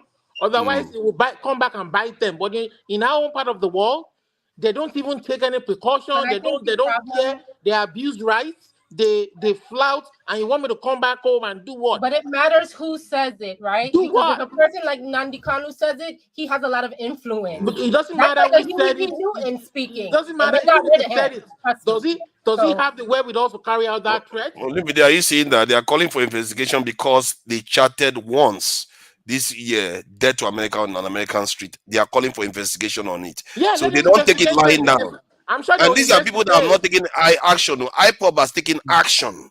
Things have happened on the ground. So you can't, and the kind of statement he made is even deeper than that. It's personal. personally, For fathers, what we are saying, we are not going to do online trial. Let them go to court and prove it. And well, if they Niger can, Islam should come back and defend his people if the now. Nigerian government cannot prove it, and their court are saying that you have nothing against this man, let him go. Mm. I don't know why people are always shocked when they see these things. It's like they don't want to see the truth for some reason. It's so weird. How can you know somebody has done something wrong and you say the person hasn't done anything wrong? Because if you understand that, okay, the person do has broken some online part of the trial. We law. can't do No, online I'm not trial. saying, I'm not trying him. I'm saying the person that has done things that by law you'll be brought in. The question you should be asking yourself now is, should he renounce violence and say, okay, I want to do everything by the When he books has done nothing and wrong, come out? what do You you see, mean? now, you see, that's exactly what I have a problem with, to say he didn't do anything wrong. What do you mean without violence? But what, see, Inciting he violence. should just admit that he did some things The wrong. people instigating violence on the people is the government itself when they cannot protect the lives and properties of their people. Yesterday, last week, over 50 people died in Benue. Yesterday, 26 people. How many more are going to die? See, all you do is And reel out all the you negatives. are telling these people who are victims to love this country, love it by all means, be faithful by all means. When they've done nothing to them, they've never benefited from anything. You have no choice. All these people do. You have no You don't give them choice. life. You don't give them nothing. They go to their farms to make their own livelihood. You think it's and you kill them. conditional? Do you tell your mom to be to It's love a you is shitty conditional? country. That is not how it works. Here we go. Russians, 18 million Russians lost their life in the Second World War. And then black people. And they went on to lose up to 20 million just under Stalin alone. You don't see them, they call their country the motherland. You don't see them abandoning their home. They are fighting for their land to the end. But our people that God has given everything, And Black Beauty, you think they are very quick to abandon it. You think I'm the only one committing treason? No, let me say this. There are Nigerians who are not born in the US or Canada or in the UK, who are today in the military forces of the US, in the military forces of the UK, military forces of Canadian. And are you going to say they are committing treason? I did not say anything about them, but what I said are you going to say they are committing treason? What I'm saying about your statement, and this is the real issue with your statement, you can feel how you want. When you're at your dinner table with your family and friends, you could say what you want. But in this public forum where you are a Nigerian, no one cares. It's a shitto. You're horrible. You're a traitor. I would have you hung today. Leave him. I think when he says that kind of stuff, and most of his opinion. Sorry. His opinions will be cheapened whenever he says that. Yes. That's the end of the welcome. Yeah. Thank you so much. Thank you. Sorry, Black Beauty. Thank you. You made a comment that they refused to follow through when he talked about raping of children and making them fatherless. I asked a question. You asked a question, yes. So do you know the scenario that led to that conversation? That's why I hate getting in this conversation, because I can't begin to understand this. You know, when I was introduced to Nnamdi Kanu, I'm there as a visitor in your country, living there for 2 years. I get to hear the best of what he has to say. This is the first time I've actually heard that. Good. But now that I've heard that, I'm disappointed in him. So let's Fofana tell you what led to him saying that. Oh, no, is it the riots? No, it was the Lekki. Tell her about the Lekki toll gate. Oh, but that is not a reason. That is not. How can you say that's a reason to say that? I know about the toll gate. My friend was at the protest, so I know about that. So, my friend was there. No problem. The government unleashed mayhem on that happened right before I got there, like a month before I got there. Yeah, so the government unleashed mayhem on the citizens. And they've been lying about it. And the citizens reacted, and somebody is encouraging the citizens to go for the government that did that. What is wrong with that? Burning houses down and everything. You can't do that. Wait. You see, but I understand what you're asking me. But I don't understand how both are tied together, because now I'm thinking that what Nnamdi Kanu doing is something that is a Biafra thing. Is that a reaction to the SARS thing? Yeah. I did not know that. Okay, have you seen that, Fofana? That it's okay to go and kill family members and all. So look at it. Was the people that died were carrying Nigerian flag. Those people were not have to do with that. Okay, this is what I don't like. When we are being facetious, you are saying it as if he has not been advocating violence even before then. Now, hold on. Let me finish the point I'm making regarding this. Just because the government did one thing wrong does not mean you should do another thing wrong. It's not So an what excuse to do another thing wrong. wait, I was there during that protest. I was there during that protest on the week that the government started killing people on the street in Lagos. I was saying the government has given them everything they wanted. There is no need to be taking this thing further because they were breaking into prison and releasing prisoners. They were doing things in all. They are causing chaos inside the whole country. the And I said, citizens, hold the on, I was citizens there. were. I see. I was there. I even came online. I was one of the few people that was saying. I'm sorry. You said the citizens were breaking into the prisons to release People prisoners. were breaking into the prisoners into the prison to release people. Have you ever read the report? That it was What the government. report? It was the government that was releasing prisoners. Oh my God! Now the government is breaking into its own prison to release prisoners. In order to justify what they did. Jesus Christ! Is there nothing we are not going to concoct? Is there nothing we are not going to concoct that sounds far-fetched to excuse killing people? So to excuse somebody saying that they should kill people and burn houses and go after their children too. So, forefather, when you speak like this, you begin to behave as if you're not in Nigeria. So what happened? Okay, now let me give you an instance. What happened in Kirikiri prison? Government was not aware of it. What happened in Kirikiri prison? Yes, when they went here for hours and opened the prison and released the Boko Haram guy, government was not aware of it. Is that what you're claiming? They were burning chiefs' house down, kings' houses, palaces were being burned down. And they refused to stop, even when the government has considered everything that they wanted. The government has agreed to everything they wanted. They were still. I don't know whether it's all of them organized, but some people were doing those things. Augustine, do you believe in one Nigeria? Let me ask Austin one question. Austin, yes. If there's a bank robbery and the robbery has been there for like maybe an hour or two before the police come, is that a conclusion for you to say the police is behind that bank robbery because they did not come on time? Bank robbery, if it's a bank robbery is not a government institution.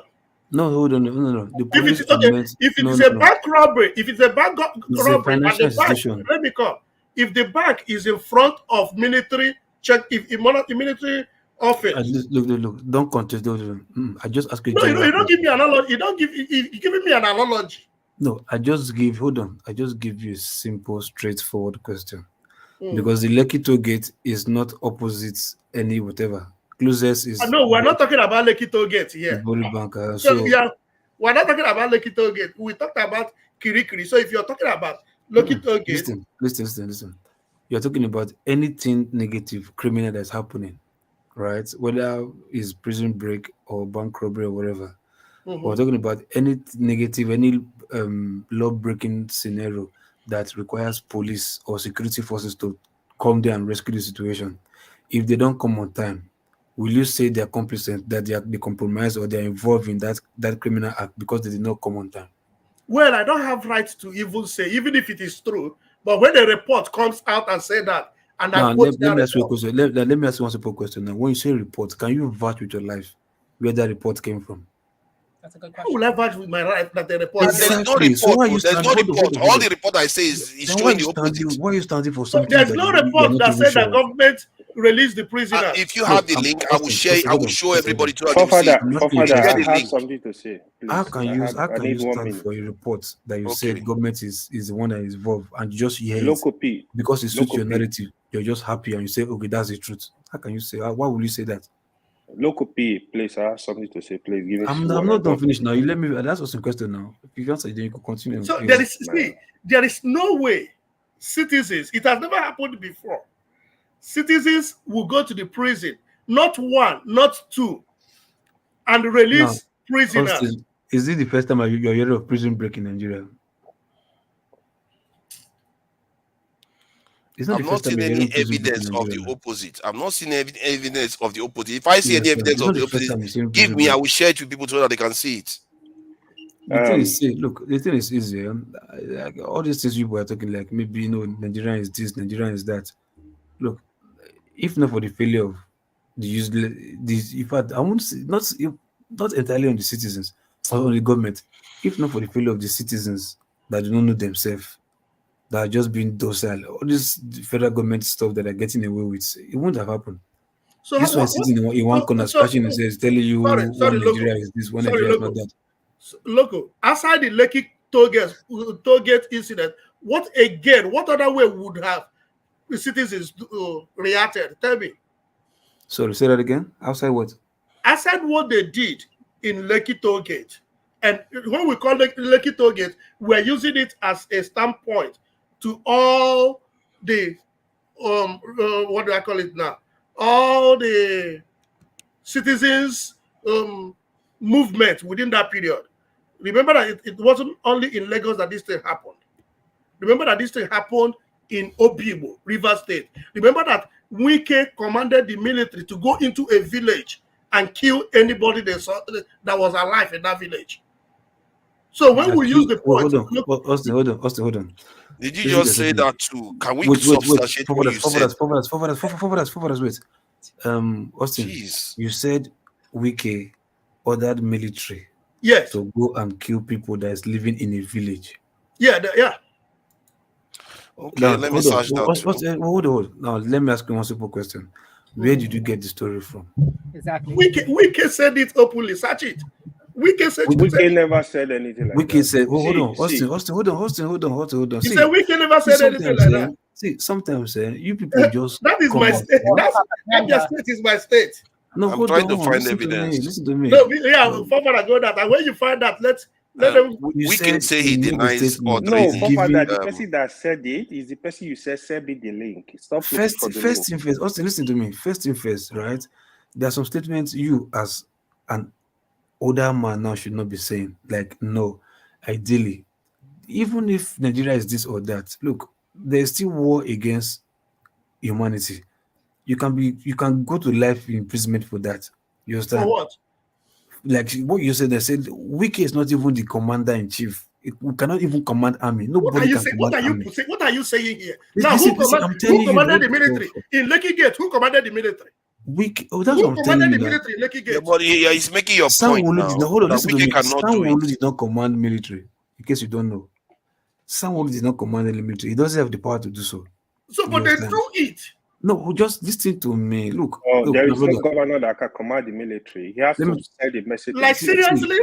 There is no governor. There's no state governor. He must take instruction. When they call the president grand commander, Austin, if you don't know, don't assume. There is no governor. Don't assume. See. I hate when people come out. Austin, listen. They have to request. If you don't know, don't assume. There is no governor. Quote me anywhere. No governor has the power. If you know any military leader, ask them. There is no governor that can command the military. No governor. No governor. You understand? So good answer. Austin, listen, no matter somebody was killed in my own village. My governor said, kill him, Otisi Kanko. Now, Father, go back and look for that Otisi Kanko. CAOG said, shoot at sight. Now, listen to me. Hold on. Listen. Sorry. Niger State Governor 3 days ago said any criminal person should be shot at sight. Will you pretend be no governor is doing? What are you saying? Listen, hold on. Now, Austin, ask yourself this question. He said, who is he referring to? Oh my God. A simple question now. Military. Shoot at sight. This guy, I'm telling you, Osisi Kanko was killed by the military. Listen, he can tell security agencies. He can't tell military. I'm telling you, military. Now, Niger State Governor, what he said. Listen, he cannot tell a military. Oh my God. He cannot tell military to aside. Is it OCC OSI can KAKWU? That's what OCC Kanko, and it's only in 2 news. This is OCC Kanko kidnapped kingpin, killed by soldiers. Imo State Police Command arrests 2 suspected kidnappers, recovers arms. There's nothing about. I can't see anything about governor ordering that kind of. So I'm telling you, the governor. Tell him to send you the link. Let me quickly say this. Right? I'm not sending you the link. What I was there when it happened. It was in Black my Beauty. area. Black Beauty. Where's the recording? Black Beauty, you need to be careful when you're listening to these people. Right? I know. There's a lot of information that they just state that is not accurate. One thing I learned, AY, is that a lot of Nigerians are susceptible to propaganda. Now go. Yeah, exactly. That stuff scares me. It really scares me. They just come out with it from everywhere without substantiating, checking it out. Father, please, 1 minute. The reason I was coming back here, right? So the video, Father just play about Nnamdi Kanu That is not the first video where Nnamdi Kanu will instruct his followers to burn that places, burn that police station, kill. Why the kid? Even threaten a president, the president of a country, declare the president wanted, say all kind of, oh, the president is cloned, all kind of stuff. When you go on YouTube, you see Nnamdi Kanu, a lot of his video where he made this kind of threat. Is this information are not hidden? When people come here, I actually want Nnamdi Kanu to be free. He's just like a bad child. You just free him and let him go, forgive his sin. But when people come here and make people look foolish, gaslight people, oh, what did he do? He never said anything. These things are not hidden. They are on YouTube. They are everywhere. Look for Nnamdi Kanu video. You will see them. It's violence upon violence, preaching violence. That is not the way to go about a country. Austin, I would have thought you are a pastor, like they said. You are supposed to say the truth. Don't come here and be defending what is not true. You watch this video. You know these things are true. But you also come here. You guys will make father look, oh, you hate Igbo. These are all nonsense. Let's stick to fact. You can make a different argument, the reason he's doing that, but stop saying, oh, Nnamdi Kanu never said anything, never threatened anybody, never did it. Wait. People keep coming here. When they come here, each time I hear that attacking forefather, why are you saying that you hate? Did I say that? Did I say anything? Sorry, wait. Stop gaslighting people. Nnamdi Kanu, I want, to be honest, if I have the power, I will free Nnamdi Kanu today. But say coming here and defending Nnamdi Kanu, who never said anything. I could make an argument. The reason why Nnamdi Kanu was doing that was because of the state of the country. He was frustrated. But when you come here and say Nnamdi Kanu never said all this stuff, it made me wonder, like, who said that Nnamdi Kanu did not say that? I thought you were defending him too. Did I say that? You didn't say that, but every time people come here to defend all this nonsense, you're implying. And people will. And I told you the circumstances that led to what he said. But that's not the first time.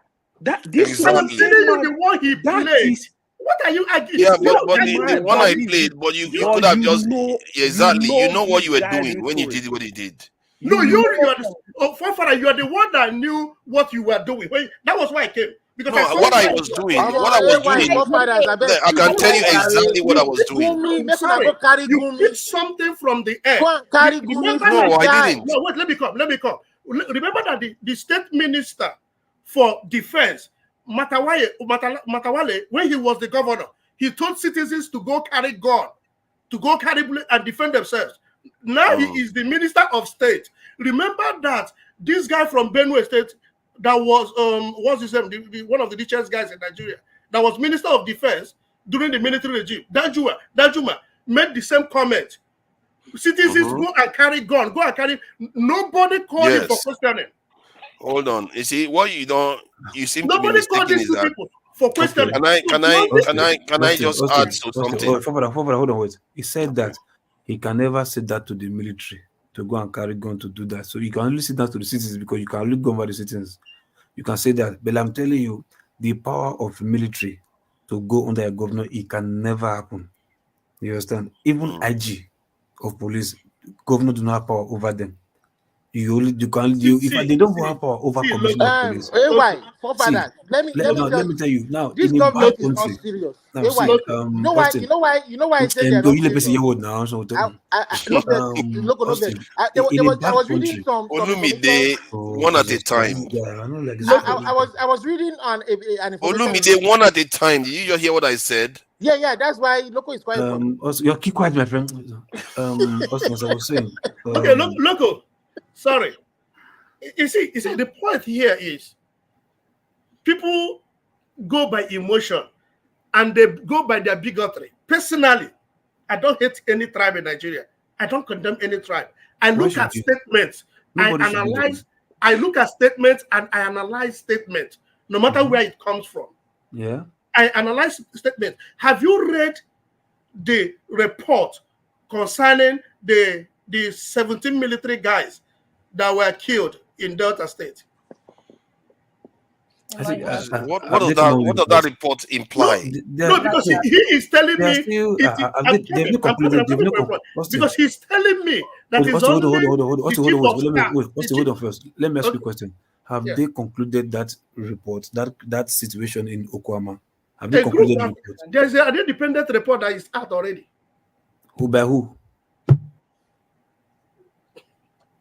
You need names. No, why Austin, do you just ask? You always ask me, have you seen this? Have you seen that? Just tell us what the point in the report. Let me help you. Yeah?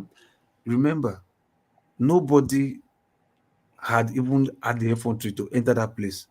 Military are the only ones who are still there doing their investigation. Police cannot even enter there. People are no journalists are not allowed. You understand? People are there. Listen, just listen to me. Police are not even given access to enter the place. Journalists never. The governor even went there. Governor of the state went there. You understand? They just gave him respect and allowed him to enter. They bounced his what's called journalist that came with him. You understand? Even the police came here with open air, which is very wrong of them, saying that the military are doing their investigations. Are the military supposed to do the investigations, or is the police they're supposed to do investigations? But no problem. Nigeria failed country, whatever. Okay, no problem. Then the military have done this. Now you are telling me independent people, police not free enter, journalists not free enter. Then somebody else you call independent will now enter. Independent from who? From the military or from who? I'm asking you, Austin, from the military or who? What you're telling me independent? Sometimes you ask yourself question like, is it possible independent people go So and make investigation? But the military did not allow anybody to enter there. Coming out from there's no report. independent sources that Sorry? may not be coming out to the government. There's no report. I want to make a statement. I think the police are beginning to go in there too. I want to make go a ahead. statement. What it sounds like to me, someone who doesn't have as much a breadth of knowledge of the details of these events, is that you all are allowing propaganda to get in the way of your one true mission in Nigeria, which is to be a land of excellent blacks, Negro land, Western Sudan, a land of the most excellent black people of the most highest capabilities. Black beauty, be like please now. Go, thank you. No, come back here again. What you all are doing is allowing propaganda to destroy your ultimate mission. And what it's going to do is it's going to weaken your country, our country, right? And now that things are not doing so well in the West, you're just going to allow these white people, these devils, to come in and take everything that you all have built, your culture has built over centuries and years, over IPOB, over Nnamdi Kanu, over Ausa and Fulani. You guys, please, I beg, please, really understand your mission in history. If that is what I'm here to remind you of, I am the queen of the diaspora. Please. This is more important. It's more important than all of these little incidents. You want to split up Nigeria, you will never stand a chance against these people. Black Beauty. And that's let me tell you something. What you're saying is delusional, or because of lack of experience. The highest agent of propaganda is the government in Nigeria as it stands today. The highest agent of propaganda is the federal government of Nigeria. So this is what we are crying. It's not even. But that is not what you are crying. You are going by with propaganda. That's the point she's making. Which propaganda am I going with? I am came here you, and made a lot of assertions that cannot be confirmed, like Wiki, all that killing of people and all the rest. I'm telling you what I lived out. I'm telling you what I saw. Otisi Kanku was killed less than 2 minutes drive from where I lived. But what the job of the people is, I'll tell you. The governor of Abia State, I'm giving you names. I'm calling names. Black American people. C.A. was the governor of Abia State. The moment Otisi Kanku was killed. You didn't hear anything she just said. You just reverted back to type. You have a job to do, because I'll tell you what Black American people did here. For everything that was getting printed in the Wall Street Journal and in these newspapers, we had our own newspapers. So your job is to get video. Like forefathers were saying, your job is to go to these towns, figure out where people are being displaced, take video and account. Your job is to go into these areas, take video, get names, collect, and give information and disseminate your own propaganda. Until you're willing to do that, I don't believe you. Black Beauty, what you So did you hear, say, did you hear what she said? you actually on I point. spoke A lot of clearly. Which point? Nigerians that come here, AY, which point? they Which point come did she Which here to point? which fight point did for she their make? tribe. What That's did what she they say? do. They don't fight Did for you Nigeria. They listen don't to love Nigeria. They love their tribe. Their loyalty is to their tribe, not to And Nigeria. I try to help them What understand there is no what tribe you but are Negro land. saying, you There are is no very on tribe but point. Negro land. Don't There's let no anybody tribe. bully you. Don't let anybody gaslight you. You are on point. I know You better. are very bold. You say that. That Please. is the message. Very clear. Thank you. Forefather, stop muting me. See, there are always people in this world that will never learn these things, and it is true. It's sad because I came into political life thinking that for people to lose one person to lose their life because you are trying to solve a political problem is a form of incompetence. But I'm beginning to get to the point whereby I'm beginning to realize that sometimes some people have to be cleared out of the way, like other nations have done. Some people will have to be removed out of the way, otherwise we will never make progress. When if you look at most nations that made progress, they had to, even in America, they had to fight themselves, clear some people out of the way for the nation to get to where it got to. Russia, the same thing. Before, because Russia was an agrarian society, most of the people were slaves to the kings. Within 100 or so years, they transformed to a superpower, industrialized superpower. Do you think it was easy? It took people with will of iron, steel, literally, Stalin. It took somebody like that to move a nation from that position to a world power. Because, and a lot of people died in the process of that stuff happening. It just looks like the way Nigeria and black people, the way our history is right now, the way it's shaping up, a lot of people will have to be gotten out of the way. Otherwise, they will never break from the stereotype that they have. Nigeria. I like that you said black people. I'm really getting worried. I'm really getting worried that we are running out of time and some people will never change. Forefather, for me to understand you well, did you say that the government did well at Lekki Gate? Because you said Nigeria, the citizens have gone the other way before they started the mayhem. No. Why would I say they did well? That's crazy. What the military did was wrong, right? So I said two wrongs do not make a right. Two wrongs cannot make a right. No matter how haywire the citizens went through, as far as they were not armed and the life of the army were not threatened, there is no ground, even a single shot to be fired. Because the rules of engagement is only when your life is threatened, then you can go with any deadly force to defend yourself. Now, you understand? There was no gun that was fired. It's just like we've had this callous military way of behaving. When military think they are God, they can kill anybody and nothing will happen. You understand? And there's no punishment for them, and there's been no punishment for them for a long while, except it's obvious, maybe few policemen, few soldier men. But this one that it was many. How many can you account for? So after all, the Lekki whatever was about to stop a massive, investment of Tinubu and maybe many military generals, so to speak. Because you cannot tell me that Tinubu to get whatever is just going to Tinubu's pocket. Federal government is there because I think that Lekki Express it's supposed to be federal, Lekki Expressway or whatever, I don't know. But regardless, at least some ton of that money is still going to the federal government, despite, or maybe some military generals or something. So if their business is being threatened, Tinubu does not have to make the call. You understand? Before they will react to like, oh, but this guy wants for our business. Which one we say issue? They can even just go and kill anybody if they made a good get out. Especially if they have maybe a northern commandants. So this is happening in the south. Kill them now after all. They are infidels. So no problem. So many things can spark up those stuff. But to say it was a governor, no, governor do not have the power. Never. Because governor cannot defend them. The same thing happens in the north too. They kill the same nonsense that they do in the south. They are doing it they even kill more in the north. Actually, you see what this one went and said now. Because I said some people may need to get out. Now he made it about Igbo people. I knew somebody was going to say that. They are always going to turn it to kill Igbo people. That's what they are talking about. It's just nonsense. I'm talking about people. See, the best case anybody has made for being a Nigerian was made by an Igbo man here about 2 to 3 weeks ago. That was from Dr. Okonkwo. He came here and the case he made for being a Nigerian, I've never had one Nigerian made that kind of case before. Yeah, and it's an Igbo man that did that. The idea that people is about one tribe or the other, that's our problem. We focus on the minutia. When there is a bigger mission out there, there's a bigger objective that we should be focusing on, like the Black Beauty just highlighted. But instead, we should still go back and let's deal with these little problems. It's really, I don't understand it. Why can't we just elevate our thoughts? They to tribe, right?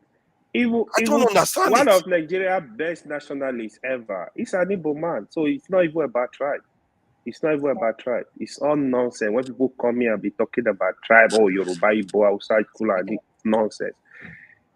If we keep dividing ourselves like this and you want the country to be good, it will never be good because you are loyal to your tribe. Right now, we have a Yoruba president. You will tend to see a lot of Yoruba leaning towards that way. This is not how a nation is built. The moment you cannot criticize, even if your father is the president of Nigeria, Daddy, what you are doing is wrong. You have to build this country for the people. We're going nowhere. We are too divided. You can't be divided and want to build a nation. How do you want to build it? How do you want to build it? Father, I was listening to a video where you were on a one-man show where a lot of them, oh, you heard Yoruba, like they were making this statement. I was like, oh, look at Father that is defending every other tribe every day. When you come to a platform where Igbo dominate, they will say you hate Igbo. You go to a platform where Yoruba dominate. If I tell you, if you go to a platform Hausa Fulani dominate, they will say you hate them, even when you defend them every day.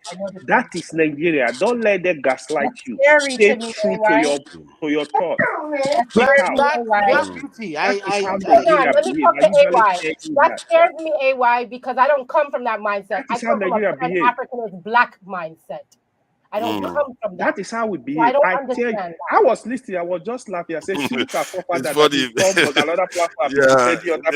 That's stuff. It was comical. I told them now. If I'm on the other channel, they accuse me of hating them. This is exactly what they do. Black Beauty. I listened to Black Beauty. Black Beauty. Hey, 2 days ago, you talked about anything negative. Now you are painting Nigeria negative. This is how we behave. What do you mean negative? What do you mean negative? How did that paint Nigeria negative? This is how we behave. Your name is what? No, how did that paint Nigeria negative? Father, please let us explain. Send few beings ago, I paint Nigeria negative. Now, explain to the public. Let people hear you mention negative things and you say this is how we behave. If it is not propaganda, you will say this is how some people behave. When you generalize a group in a negative sense, you are painting the people negative. Like which group? Like what I'm saying here. Augustine, don't mind the way. People like Forefather, look at the struggle. Hold on. People like Father, here is their struggle. Because of the outlook, they are nationalists, they are Pan-Africanists. They go to platform, they say the truth because the thing is affecting you. You call him a hater. Either it's on Igbo platform, it's on Hausa platform, it's on Yoruba platform, it's on Edo platform, it's on the Shekiri platform. He's gonna face this kind of trouble. That is just the truth. Because he is looking at issue. End the statement. You ended the statement with "This is how we behave." I said a lot of Nigeria. That is how. No, you didn't use a lot. That's why I corrected you. You didn't use a lot. I think that's what he meant. I think that's what he meant. That's what he a lot said. of Nigeria. That is how. That is not what you said. So you can correct. Okay, maybe it was a mistake. Maybe it was made. But so if you had corrected yourself, we won't go this route again. My intention is a lot of Nigeria. Not a lot. A lot is still negative. Because even me that is trying to say. No, a lot is still negative. You want to be offended? Can I have something? Black Beauty. I've been on platforms. Hold on, let me just say this. I've been on platforms like now. I've been here. People accuse me of eating Southeasterners, Yoruba. They will say the same thing. And I went on another platform where they always support Southeasterners.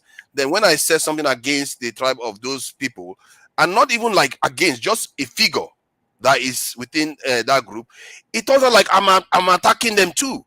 So it tells you that people don't. It's like even when their person is doing something wrong, you criticize the person. Maybe it's true or false. It doesn't matter, but don't make it an ethnic issue. Like defensive of the person. Can I say something? When an issue affects each individual ethnic unit components of that country. You guys turn things around and say, oh, they're making it tribal. There's nothing wrong with Pan-Africanism. There's nothing wrong with Pan-Nigerianism or whatever. But when an issue like people dying in Benue, people dying in the Jaws, people that can't go to their farm and fight, we tell them to keep quiet and move ahead. We are one Nigeria. Keep quiet. It even surprises me that a man from Benue will come on this platform, will come on this panel, and won't even mention one thing about the killings going on in that part of his world. I've never seen that in my entire life before. And all in the name of one Nigeria. His people are dying daily. I think And John Abba talks about it. I don't know why he's he saying talks about don't come here and cover up for him. Just stop it. John Abba talks about it. That aside, I'm just bearing witness. that aside. My last.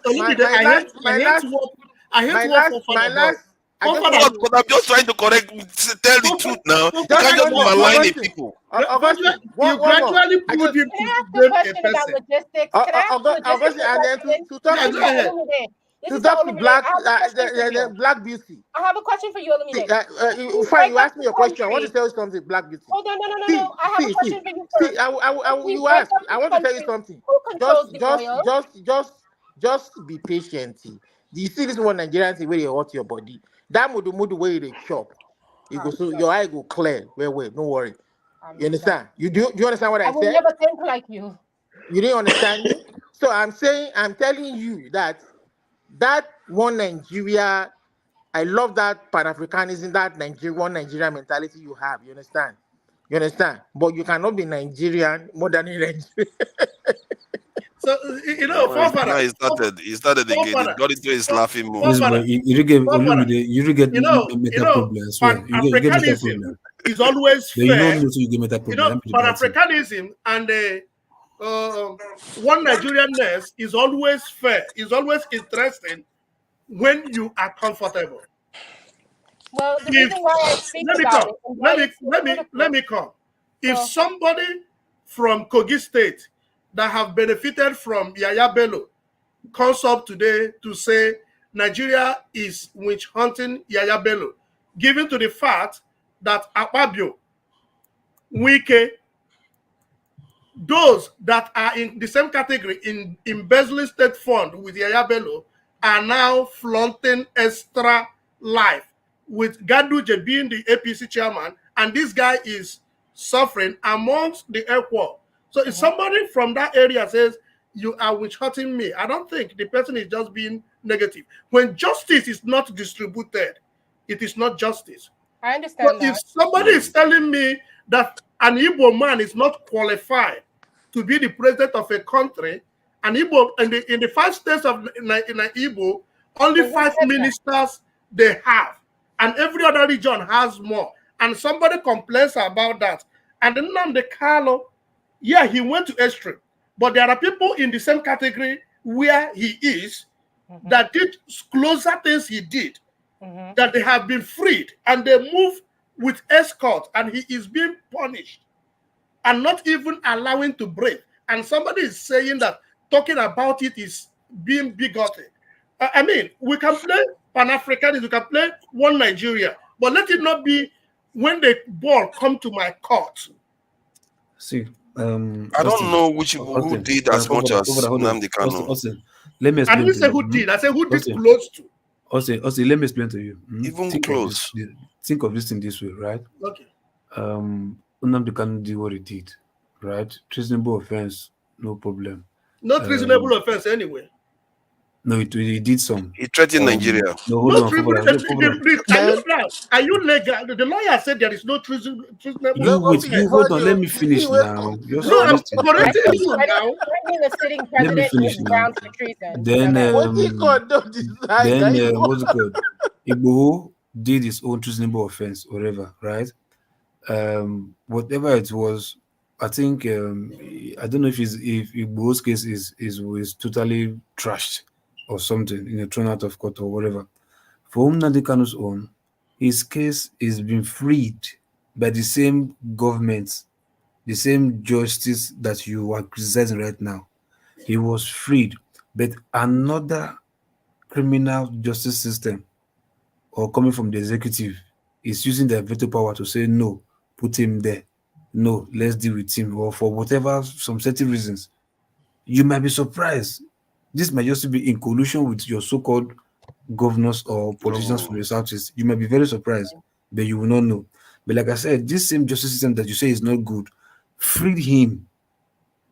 You understand? But another one is holding him back. So you cannot say because one part of the justice system is holding him, you will not say no, the whole justice system is bad.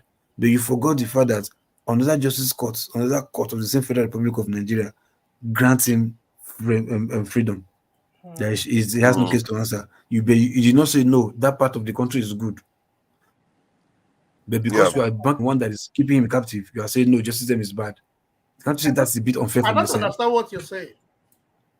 Did any justice system grant him what's it called freedom? When we talk about justice system, No, I'm asking you a simple question. Did any court in Nigeria grant him freedom?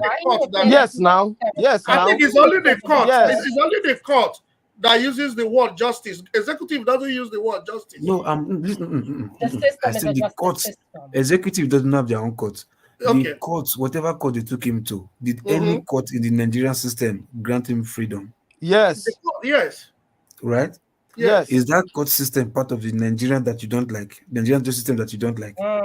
You don't ask questions like that, Loco P. No, you don't Of ask course, questions like it's that. uncomfortable. The truth is uncomfortable. Look, No, what is uncomfortable about that? Hold on, listen to Then me. answer the question. Why are you telling him not to answer the question? When you are talking, you just because it doesn't favor you this way. You just like, hold on, just like now, I'm your friend, right? Ever since I've been busting my ass, you understand, for you to do some certain things, just because of one day, that I just, without telling you, I took money from your wallet because I was hungry. You start telling everybody that I'm a thief. This guy's a thief. Look at what he did. He took my money from my wallet without telling me. But those other times I was busting my ass for you, this and that, to make you progress. You refuse to tell people that. Will you say you are fair for telling people that I'm a thief? Yes, you are a thief. Will you say you are biased for saying that? You are a thief. Not saying the other side. You are a This thief. guy is You a can't good guy. tell, mister. But you You can are give a a thief. person a pardon. You don't take what does not belong to you. It doesn't matter what happens. That's what I'm telling you now. Okay, no, then if you will not tell the people the other side, like, oh, but this guy did something for me, sacrificed his money for me, he did this for me, so that you will never tell people that one. No. No, You will just regardless, say- my brother. Regardless, we Yeah. have to be sincere. Regardless, No, that I'm you are asking you a doing simple something for question now. somebody, and Will out you of hold your on? own will, you See, went listen to and me. steal from the person. Doesn't See, But a justify just consideration listen has to to me. be You are given. the Nigerian scam. You are the one reporting this issue right now, right? A deed has been done. You are the one reporting the issue. You will tell them, yes, this guy's a thief. That is the fact. Nobody's denying that. It's a fact.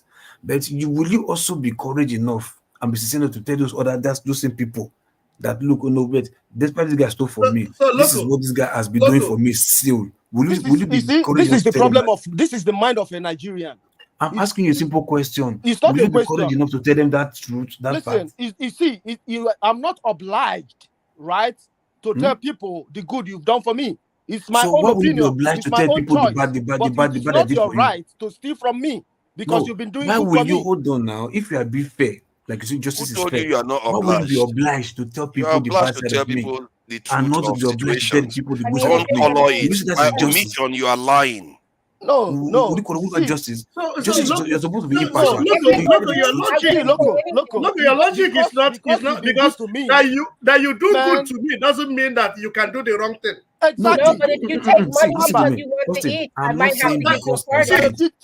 Look, Austin, you dash me I'm not 1 saying million. because I did, Now you dash me do 1 so. million I'm every saying day, you that is and you go reporting. back and steal my 50 naira. Austin, You're listen. still a thief. Listen, I'm I not think disputing okay. that fact. Let's see. They're not going to Austin, answer you. I'm I not think disputing that fact. What I'm asking you is, they will you will be not answer. courageous They don't want enough to to answer tell it. the It's other not they will side not answer. No, you answer the question. It's of a the very story? straightforward thing. What he's trying to express is that the same part of this institution that you are quoting that has released Nnamdi Kanu The is same the part same also system got that the same still decision. held him again, and you are calling it unjust. The truth is that there is Which something there system to be is holding answered. him? Yeah, because it's the same. The Supreme Court that is holding him now, because the Nigerian government It's went not and the got a Supreme stay. Court that is holding Nnamdi Kanu. It's not the The Supreme Nigerian Court. government went and got a stay to on what they released that they were supposed to release From him. That's how Supreme they held. From Yes, Supreme Court. I went to find out because I know a lot of people are complaining about it. So I went and read about it. I said, why is Nnamdi Kanu being held? And I saw a report that's a newspaper. This is talking about how the government went and to a higher court. I think it was the Supreme Court. So To the stay same the, government. and then So, you know what the Supreme Court said? The Supreme Court then ordered the government to go and prosecute the case quickly. so now you see the case. Now the same government that went and got a stay, it was the same government that went to court and said they are going to discontinue Showone's case. They went to court and released what's his name? What's this guy from? The same government did the 3 things. For this guy, they went and got a stay. Then for these 2 guys, they said they are not interested in continuing their case. I think part of it is that one, Showore is not necessarily advocating separatist ideas. That's one, and he doesn't necessarily advocate this violence. So was it injustice that the former government was doing to Showore? It was injustice to an extent, depending on where you stand in this argument, because some people feel like he has a right to call for a revolution. But if the government interprets it as a threat to the state, you think that I will want a government to treat me that way they treated Showore, denying 4 years of life with his family? I think what they did to Showore was. It's just all I know about what Showore did was. Shido. Hold on. All I know about what Showore did was he called for a revolution. That's all he did. And then he got himself into all this trouble. I don't know the details, whether there was something else they found on him and all the rest of it. But if that was all he did, I don't think that merited the kind of treatment he got. So because somebody can make a mistake and say something and say, okay, maybe that's how I should have said it that way. I'll see you guys tomorrow on Dr. Regardless of whatever everybody will have a turn to keep loving Nigeria from afar. Hello, Nigeria. We are trying to avoid you. I'm trying to avoid you, Nigeria. You don't have to avoid me. I'm not trying to avoid you. Listen, I speak it the way it is. Don't worry.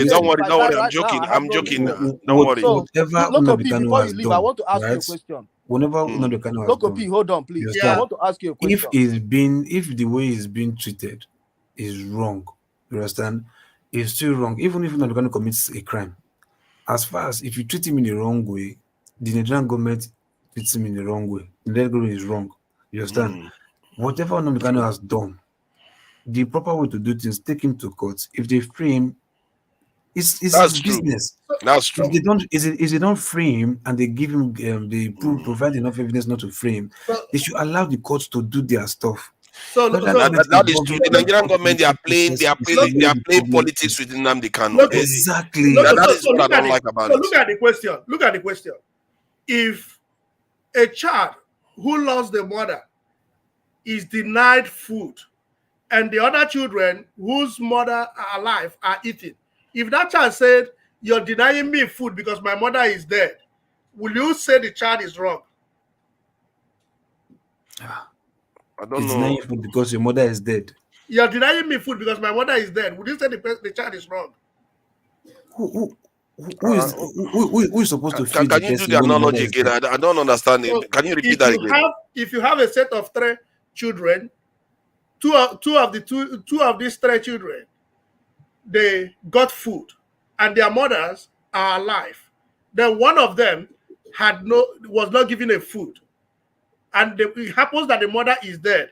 And if this child that the mother died goes around to cry, "I was starved because my mother is dead," will you say that the child is wrong? Who starved? Context matters, so you don't know what the is it the stepmother or the It's not that straightforward. You see? Austin, now it's not straightforward. Is it the stepmother or the father? You said?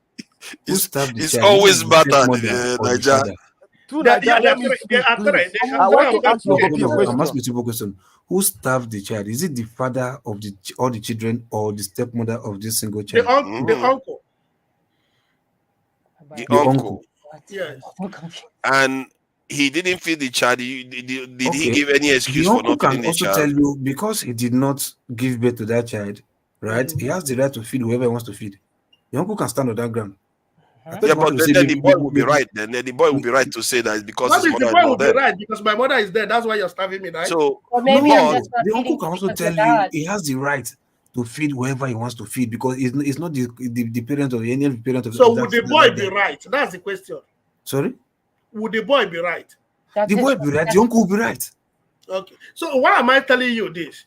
If you say the father now, so okay, If not the Nnamdi uncle. Kanu claims that he is treated this way because he is an Igbo man, nobody should condemn him. If Igbo no, say, because it let me has talk. to be linked to the reason why he's being treated that way. Like that boy now that is not being given food. If the only reason why, like he didn't do anything wrong, there was no reprimand to the reason why he's not being given food. Is if there's nothing other than only the father he doesn't have a mother is the reason, then you can put it that way. But you can't say maybe the boy stole food, maybe the boy beat somebody, or maybe the boy did something wrong. They are trying to punish him by not giving him food. Or as long as he appears from the story, that the analogy that you are giving, but that is a reason. It's not because of the parent not being around is the reason why they didn't give the child the food. You see what I mean? See, well, Austin, get this straight. What the Nigerian government is doing to Kanu is 100% wrong, right? Get this straight first. So if you are saying because he's an Igbo man, I may not really 100% agree. No, but Kofi, why did you say what they are doing is wrong? Why? Sorry? Tell us why you said what Nigerian government is doing to Nnamdi Kanu is wrong. Why? Why do you say it's wrong? Because you took him to court. One part of court were delaying him, and another part of court gave him freedom, gave him his freedom. Okay. You understand? And you, Nigerian government, you came back to say no. You did not honor, you did not obey that court system, and you kept him there. That's I don't subscribe to the idea that what the federal government is doing is whatever grounds the government is having. Look, I don't subscribe to the idea that what the federal government is doing is 100% wrong. That they brought him to the justice system is right. That's one. You're still not getting the point. The fact that they are using him for political goals, that's what I think is wrong. So that's not 100% wrong. So to the point that he was granted a bail and the military went to his house and killed people was also right. No. See, if people get killed, those ones are just normal system that is just being correct to a person. We're talking about a system, a judicial system that is like that is supposed to be impartial. One stupid crazy man who come from military, it might just be somebody who do not like Nnamdi Kanu, maybe coming from other part of the nation. You can say because he's a military man, he's influenced by the government. It might not just be. It might just be one idiot like, hey, Dambo Rishi Baga Shege or this Igbo. I go kill them to the craze. You go there and finish him. Then boys now obey Oga, obey Colonel or obey Commander. The entire house go do what they want to do. You understand? Proof that it's coming from federal government. And when that happens, the system will not do anything to the group that did that. Sorry? And after that, the military will still go free. They won't How be many punished. times have you since when have you been hearing fella singing of no soldier? So when Fela says unknown soldier, he is linking the unknown soldier to the government. He's not excluding it. Yeah, because at that time the government were purely military. They were purely militarized then. So if you want to look for a soldier, you go to the barrack and find. But when you get to the barrack, they don't know who did it. That was why I came up with unknown soldier. You understand? So the same thing still applies. If they commit any crime now and go to the barrack, none of them will be ready to rat themselves to say, "Oh God, not me done." Nobody want to snitch. None of them want to snitch on each other because it's a code for them. So it's a military code for them. Look, let me tell you. I will tell you this before I leave. Please. Look, I have seen where a citizen, a civilian, collected the military, a soldier's gun, and was shooting in public. You've seen this? Yeah. Okay. So? No, I want to tell you that when you say that nobody can command the military, it's not in reality. No, in theory. Listen. Oh, now you're getting this wrong. So the last thing you can take from a military in the document in the theory you're talking about is his gun. No way. The military's gun is more important than his life. He can't release it without a command. So if he can give it to a citizen, then you're telling me that he can't shoot. When did he do this? So in that case, hold on. So in that case, even an armed robber can command military. That's not what we are saying. So you see the No. analogy. Yeah, Make I talk now, go. He's Please, talking let me about say legal something. command, a kind of chain of command. A governor cannot when I say have a nobody chain can of command to military, command it is the that military. Let me is say something, designed. please. So, forefather, what I'm telling you that it is in theory when it comes to where we come from. Where we come from, if a citizen can command an ordinary citizen that is not in power, and you're telling me that a governor... I think you do have a point there, that a governor, is possible for a governor to tell a police officer that is supposed to be commanded by the central to do something, and they will do it as a favor to the governor because they are close. Soon I They are don't usually say, close. don't say So you win. But let it's me not give you it's another not legal. This is what Let is me give you, happening. yeah, so what I'm telling you, if it is legality, I get what he's saying. In legality, and once you can talk about legality, is if you can challenge it and win the case. Let me give you a case. There was an election, that was 2019, yes. A military guy was in the room where they were thumbprinting. He was videoing it. A local government chairman came in and saw him, called him, said, "Come on, guy," collected his phone, brought out the SIM card, broke the SIM card, smashed the phone, put hand inside his pocket, give money, asked other military people to take him away.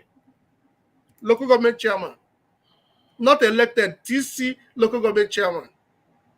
These things are not, you see, we don't say these things to Now- negate our country. I am only telling you where we are coming from. Austin. So do you think in this case now, right, the same scenario would have played that in Lekki Toll Gate where one guy said, "Come, guy, go and kill all of them." Then they will just shoot people like that. They won't do it. So who They did won't it? do it. So who did it? Please, can I say something, please? See, okay. The Let me Loco, hold on. You've had quite a bit of a go on this. It's a very, very simple matter. People that break the law should answer for it in Nigeria. And the idea that I don't think anybody should be excusing law breaking in Nigeria. There is no excuse for it, no matter where it comes from, any quarter. But when you talk about breaking the law, is when the law is standard, right? The law is always standard. It depends on its application. No. The law is not always standard. In your case, the way you said is that where you are wrong is this: when somebody breaks the law, you should go for it, right? If I break the law, tell me the law I broke, read me my sentence, and let me serve it and go home. Yes. Understand? Don't be playing police with me and be keeping me here. Be telling me you are talking about the other side of the equation. I agree about the other side of the equation. They need to execute better. But the idea that somebody has broken the law, we should always say, okay, yeah, this person has broken the law. Let him answer the case. The question you should be asking yourself is, let them try him now. Why not let him answer the case and try him? Exactly. No, that's the point. Hold on. Let me just make my point. That we can make that argument. Let them try the case. But let's not go and start saying the person didn't do anything wrong. He doesn't deserve this and all the rest of it. Because you have to say the person should try the case. Like deserve it. The way it's treated, he doesn't deserve it. Because if by now, right? But I agree with that. It's the idea, but we shouldn't go about from that point that the person didn't deserve it to say the person did nothing wrong. That is my issue. Hold on, but you can still stand on that ground until the court proves that. Forefather. I guess you could say that, but you cannot say the person did nothing wrong. No, but there are things you can do. Especially when there's public evidence available. No, forefather, there are things you can do. The wrong is now negated. I think it's wrong to call for the killing of women and children. Period. Sorry. There is something you I don't know. do. People have very, very vague sense of what justice means, as if there's halfway to it. So, no, let me tell you, there is something you can do, and the wrong will be negated. One, let me give you an example. If I'm speeding, and the police pull me, and I am doing 75 in a place of 65, the police has right to give me a ticket. But if he said I'm doing 85, when I'm doing 75, if I prove to him that I'm doing 75, and not 85, he would no longer give me that ticket. Okay, Fofadas, let me no, give you if you have case of broken the this, law, he will give you the Fofadas. same ticket. You've still No, broken the if law. he lied against getting me, Fofadas, look if at this he lied, argument. Oh lied yes, against, because he's brought a wrong case now. He's yes. brought a wrong So case. that's what. But There are certain technically, by the law, you should still be answerable for it. Well, Fofadas, I look, can see that Fofather is avoiding me. That's good. No. Okay, let's go to Nigeria.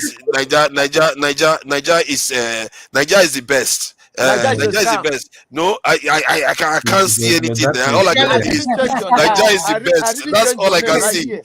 But I need to get my glasses checked. You see, all I can see is Nigeria is the best. Okay, please go ahead. Go ahead. So, Loco P, you were saying something. I want to ask you a question before I say what I want to say. Who is the chief security officer of each state in Nigeria? The governors. Thank you. Are you aware that ICC told Wike to withdraw the military? They gave Wike 72 hours to withdraw the military from Obibo. Are you aware? ICC. ICC, yeah, International Criminal Court. Are you aware? They gave what? Wike 72 hours to withdraw the military from Obibo when they were killing people. Okay. No, are you aware? That's clearly unaware. Hold on. You carry on. No, wait. Okay, Hold on. Let me answer. Let me answer you. Regardless of the fact that I'm unaware, but that statement is a fallacy. From who? From whoever came up with that statement. Punch. Hold on, I'm not done. Hold on. Let me correct you. ICC cannot tell the governor. Don't correct me. Go and correct Punch. Go and Google it. Don't correct me. I'm telling you what Punch said. It's not me. I'm just telling you. Just look it up. If Punch carried that news, Punch carried the fake news. Okay, it's okay. That's between you and Punch. It's all right. It's all right. Let me continue. When the governor is not the grand commander of the hold on. Let me continue. Does that make sense to you? That is your business with Punch, not me. I just told you what Punch said. Okay. That is wrong. Now fine. You were Austin. Austin was telling you something about what happened in Abia State, about the killing of Osisi Kankwa, and you were asking him if a bank robbery happened and the police didn't come, was government accomplice? Let me tell you. Loco P, do you know where? Because of the Kirikiri prison break. Hold on now. I'm going there. I'm asking you now. Do you know where Imo prison is located? I'm not stay there now. No. Okay. So thank you. So I don't like it when people come here. What they don't know, they keep saying it. Prison break happened in Imo State. Where just right in front of state. What is it called? The police headquarters. Police headquarters. Right. It happened for more than 5 hours. Okay. Nothing happened. Right. That is aside. Okay. So if you say that Nigeria is the best, let me ask you this now. No. Do you know when? Hold on now. Let me ask you now. No, I just want to make one point. Do you know when the power station in Imo State was built? Do you know the year? No. How can you be saying things you don't know about Imo State when you don't know anything, even when the power plant is being built? Are we talking about power plant? The point I'm making is that you can't be using gotcha statements to qualify people's opinions. Hold on. Forefather, listen. Listen, Forefather. If you go by that way, I'm gonna ask you: are you aware when I was born?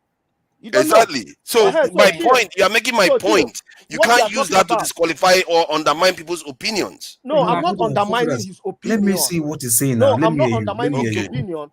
I think Loco P understands very well where I'm coming from. You know, if something like that will happen right in front of police secretariat headquarters and nothing happened, what do you expect a common man to think about the government, about the security? You said it was for 5 hours, right? So nobody who was standing on the sides has any video or anything? Okay, now listen, Nigeria is video of what? Nigeria is, let me answer you, Nigeria is camera. Look, you of all people know the trajectory of Nigerian police system as a whole. Like, today say that they can even be engaged in ordinary armed robbery shootouts. And they'll put their uniform. they will put their uniform and they'll be wrong. Even if Okay. they shoot out, right? Are the citizens to be blamed for that, or the government? Hold on now. I answer your question now, because I thought your question is going towards what Austin said, that because they did not turn up on time, that means the military or the government is complicit of that. No. Hold on, Lokopi, you don't even understand. I said, hold on, listen. I said, a prison break happened right in front of police headquarters for more than 5 hours, and nothing happened. Who is to be blamed? The Nigerian security system now. Thank you. That's what Austin was saying. You don't have to blame citizens or blame Austin, who is here talking. You don't have to blame me. I blame the government. So what do you mean by no? That was what I was saying. Yeah. I don't understand. No. Yeah, exactly. That's Are what you saying that because right. they broke out of the prison, you should blame the Nigerian government for releasing them? Exactly. You said Kiri. Yes, I said the Nigerian government was aware of the breakage. That's what I was saying. Being aware is different from them releasing them. You said the implication is that they released them. You said it was that government that did it, that Yes. sent them to go and do it broken. No. See, Loco P, you guys are not understanding. I said, I'm talking about what hold on. said. No, you don't. Hold That's on. what we heard. That's what I heard. That's not what I said. Loco P, let me clarify again. Aware.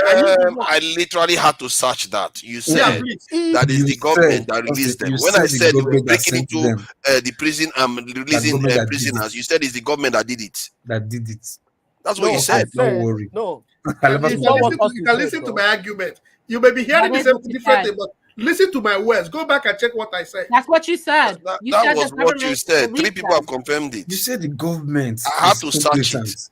The government is complicit. That's what I'm saying. That is exactly what I'm saying.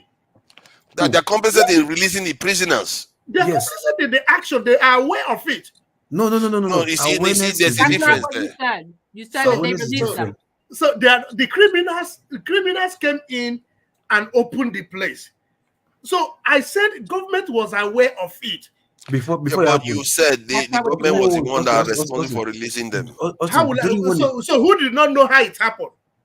Did you not know that they came with Okadas? Sorry, Austin. Are you not aware how it happened? No. Those are the people that came out to disrupt the protest. I'm talking about the one that broke into prisons. Oh, now you people are separating. So he's talking about Krikri. I thought about Krikri, but about the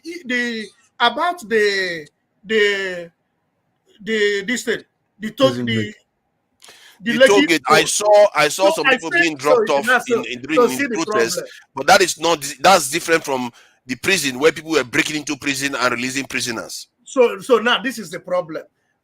We talked about prisons in 2 forms.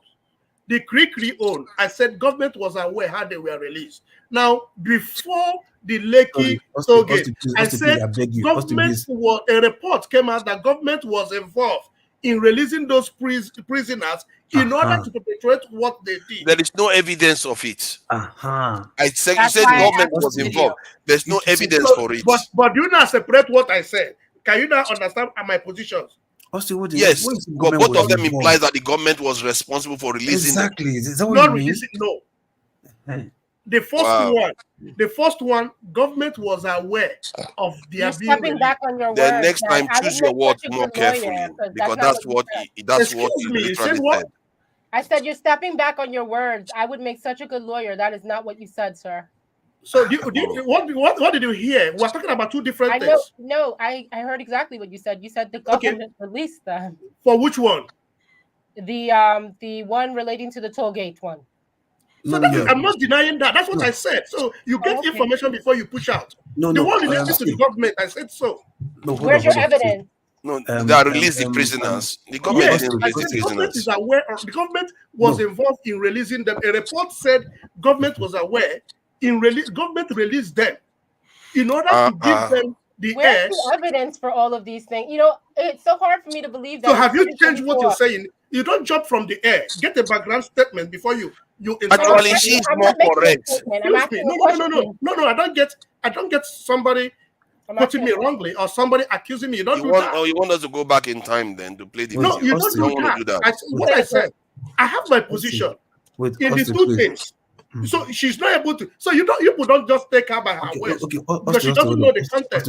Austin, the 2 things I have been able to make known the two things, and I have my positions on the two.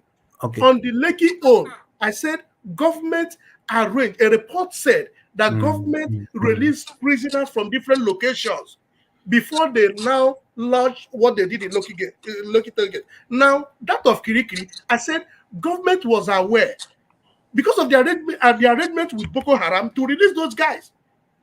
And that was why they were moved. So now you are saying two things and implying that the government did it. Wait, Austin. It's like you are being very, you are shuffling. Austin, hold on. That is like some You guys are intimidating Muhammad me Ali now. movement. You are doing Guys are intimidating me. I wasn't even Austin, done. did you say government released criminals to go and protest in Lekki Tollgate? No, it's not to go and protest. Okay. Before they could, now they wanted to generate a reason to go and stop the people. So they just want to stop the people at Lekki Tollgate. So they started using talks. Remember the first time talks were moved to government vehicle. Now they started releasing prisoners, accusing the citizens, so that the citizens will be victimized. Okay, if you accuse citizens, would you accuse citizens for Kirikiri concerning Tollgate? No, Kirikiri was a different case. So this is sorry. I hope you're getting what I'm saying. Okay, hold on. Okay, release prisoners. What you concern releasing of prisoners concerning Tollgate? That's what I want to know. That's So what I was trying to ask the citizens. They wanted us to feel that the citizens, are the ones causing mayhem. They wanted the citizens to be victimized before they can now go down and apprehend them. No problem, but it has nothing to do with releasing prisoners. Exactly. It has nothing to do with this. That was my question. So that thing came when we were talking about propaganda. So you should get this logic. If you had said that the government sent Agberos there to create mayhem, I would have agreed with you. Exactly. But to say they released prisoners, that's the one I kept saying, no, they couldn't have done that. See, look, he go tell Emso Oluomo, make Emso Oluomo go arrange boys, go to scatter everywhere. So that they will shoot. That's like MO of the government. That's the kind of MO politicians do in Nigeria. Highlight what AY said. He has run inside to prove his cowardice. Just highlight what he said. What did he say? He didn't say. What did he say that was so cowardice? Look at it. Nigeria is the best. Where's Nigeria is the best? Nigeria is a scam. Nigeria is the best. I can't see anything. All I see is Nigeria is the best. Like, what have you got to say about what the person has just done? See how cowards do. Call AY to come back and say it before me. Seriously, AY, you are going to call AY back here. He's going to come and have it go. He can't be on the platform. And he will go there and be saying, in the end, all we are saying is that I think almost anybody, you see, this is the thing I say about Nnamdi Kanu supporters. You have to try to win people to your side. First, you have to admit that, okay, some things went wrong, he went too far, and now the point is let's try to get him out, and he too has to come out without advocating violence. And you know what? The last statement Nnamdi Kanu made in court, very interesting. I didn't pick up on it at first. I don't know whether you guys picked up on it. He basically renounced violence completely. Did you know that? No, it's not normal. I've never heard him say that before. He says it's not for any form of violence in the name of Biafra. Did you know he said that? So, Fofana, do you listen? Semantics is one thing I am so good at. You see semantics. Okay, let's hear this. That is not the same thing as him saying this, is it? No. You like this video. Leave all these things first. The point I'm making, because I don't want people to start acting as if he never. No, let me tell you. The other one you showed, he said, if they bring war, we give them war. That is semantics. No. That's not what he said in this one. The other one, he said it. This one is like he said, if they don't give them Biafra, this one is. No, I said the one you played before. He said, since they have. But don't worry about the one I said before. I'm talking about what he. I was trying to say that. He has made sorry. I'm trying to say that what he said in court recently is quite a change, because he is saying in the name of Biafra, no violence is tolerated. But he has never advocated violence. That is opposite what he said in this video. That's the point. He said if they don't give them Biafra, that Nigeria is going to be subject to violence. He even went on to describe how violence is useful in history, how they used to, the Europeans used it to conquer Nigeria and everything, that the Nigeria will look worse than Somalia. That's what he said. He said, and he went on to say, I am threatening Nigeria. It's not like he is hiding from it. That is not the same thing as what he said in his last court appearance. That's what I'm saying. He said in the last court appearance. Can't be calming down. What did Usman Danfodio use to conquer the northern Nigeria? Is it not violence? Yeah, but that is true. But I'm trying to tell you what he said in court, and I think that's the kind of stuff that will get him off. These two things together. Don't just put one aside. Now you said, I'm asking you again. What did Usman Danfodio use to conquer the northern part of Nigeria? You are not even following the thrust of my argument completely. You are just going because sideways. Your argument is one-sided. The thrust of the argument is about him changing his mind, changing the way he's perceiving these things now. He's saying in the name of Biafra. Nnamdi Kanu said See, he doesn't want to believe it.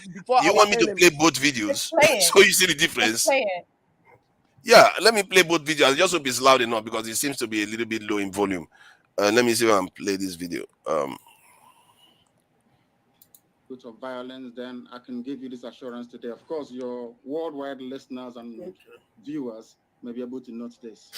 If they do not give us Biafra, there will be nothing living in that very soon. Nothing will survive there. I can assure you. You see, it's not 2013 to 2015. We had scientists then.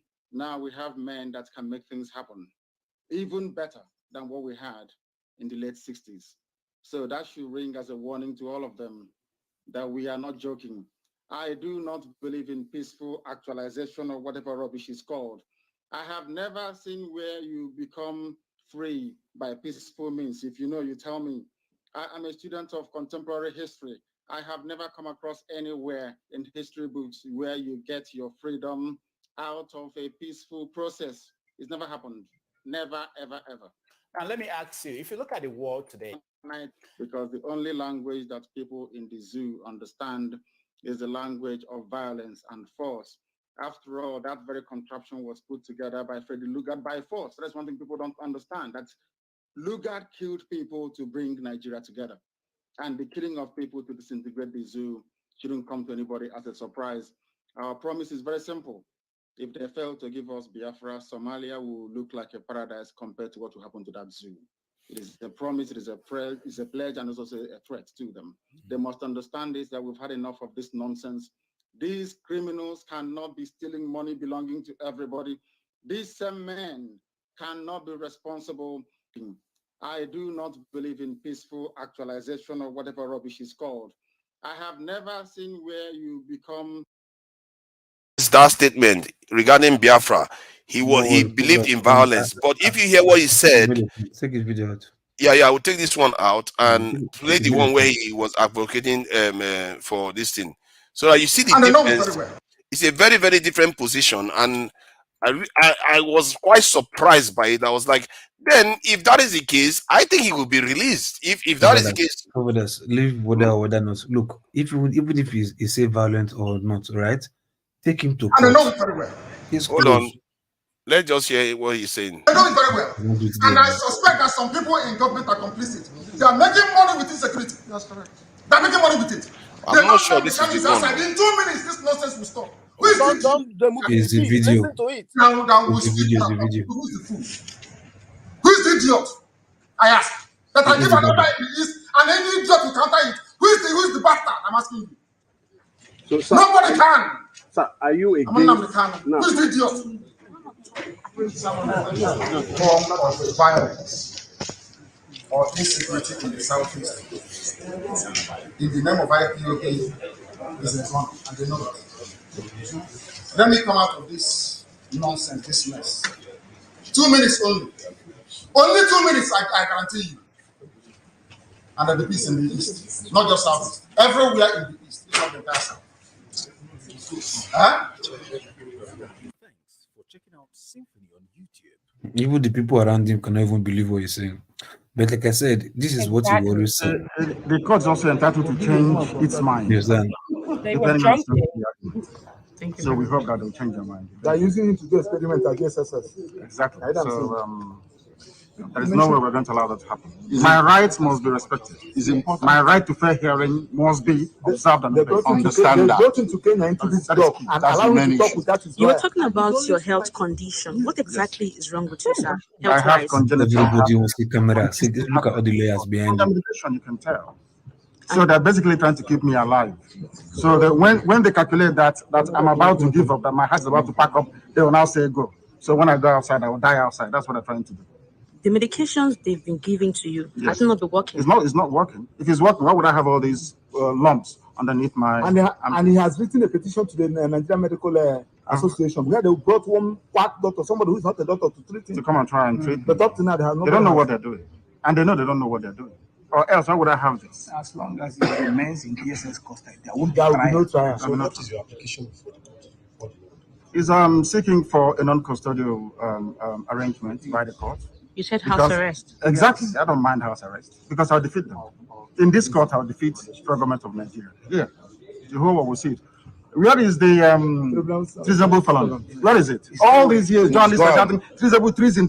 What's the treason today? It's gone. In some way, this terrorism charge will go.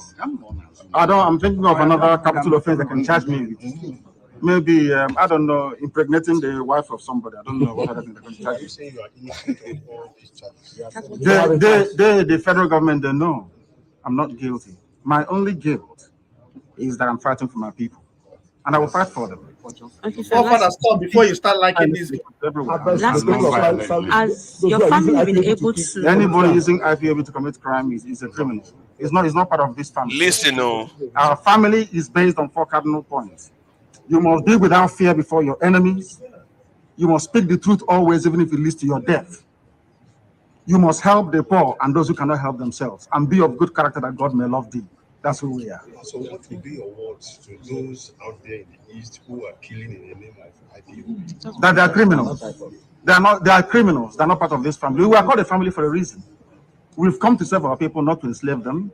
Anybody conducting any type of activity that contravenes the welfare of our people is a criminal and must be dealt with.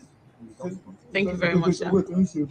Any form of violence or subversion in the name of Biafra is not part of this family. Our family is noble. It's called IPOB. It's all over the world. So you condemn anything that has to do with killing? In total, why would I kill? And violence. People have sacrificed my parents for them. Why would I want to kill any other person after that? Huh? Anybody who's committing crime in the name of IPOB is a criminal. You saw that. So that is, and I think they are encouraging him to change his position. You notice how they were nudging him with the statement.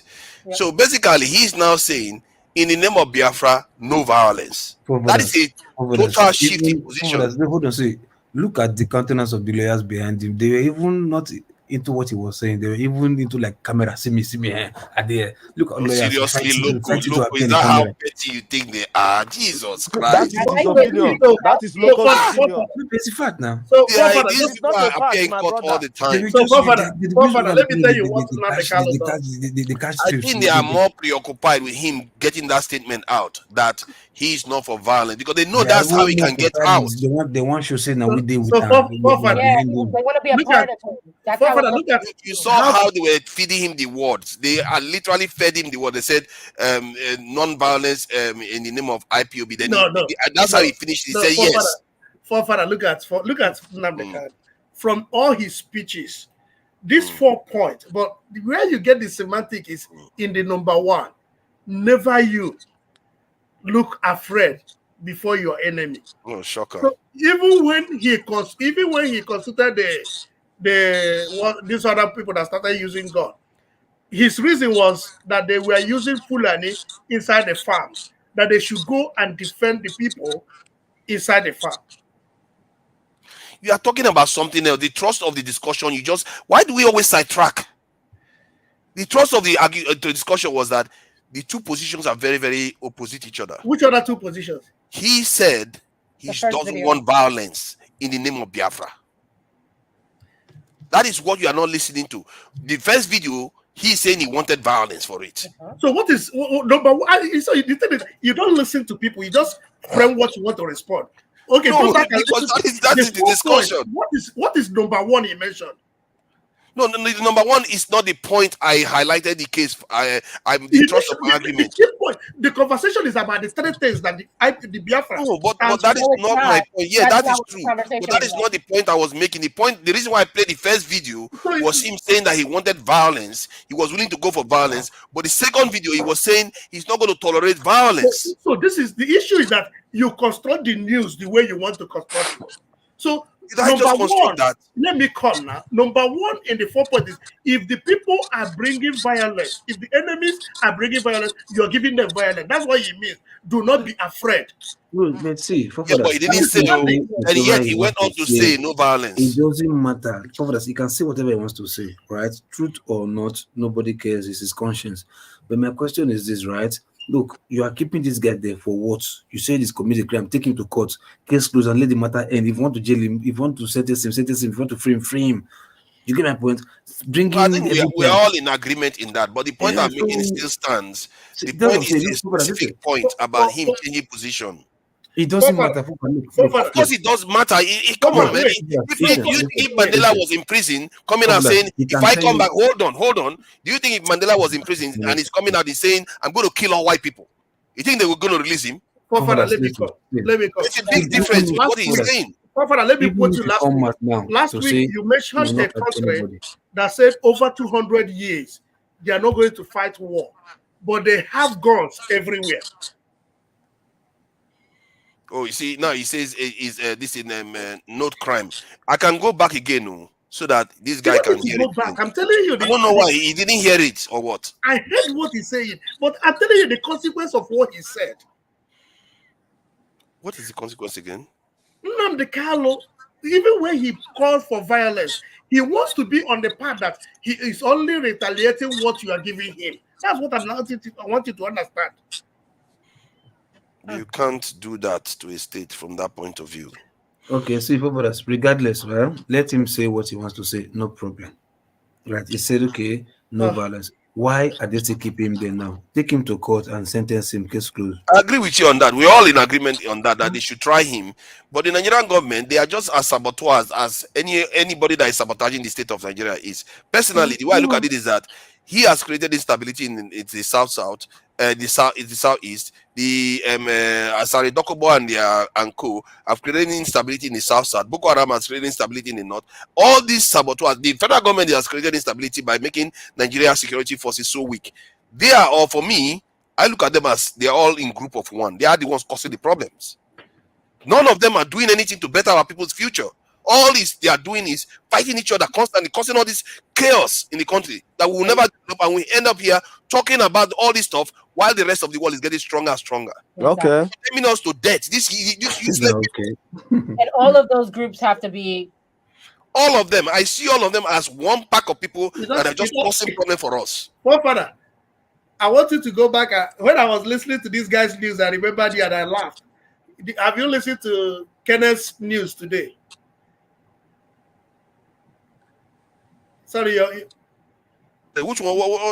I don't know. I'm not listening. What Keme? What is it? Keme? Which one are you talking about? Kenneth Osoko, the guy.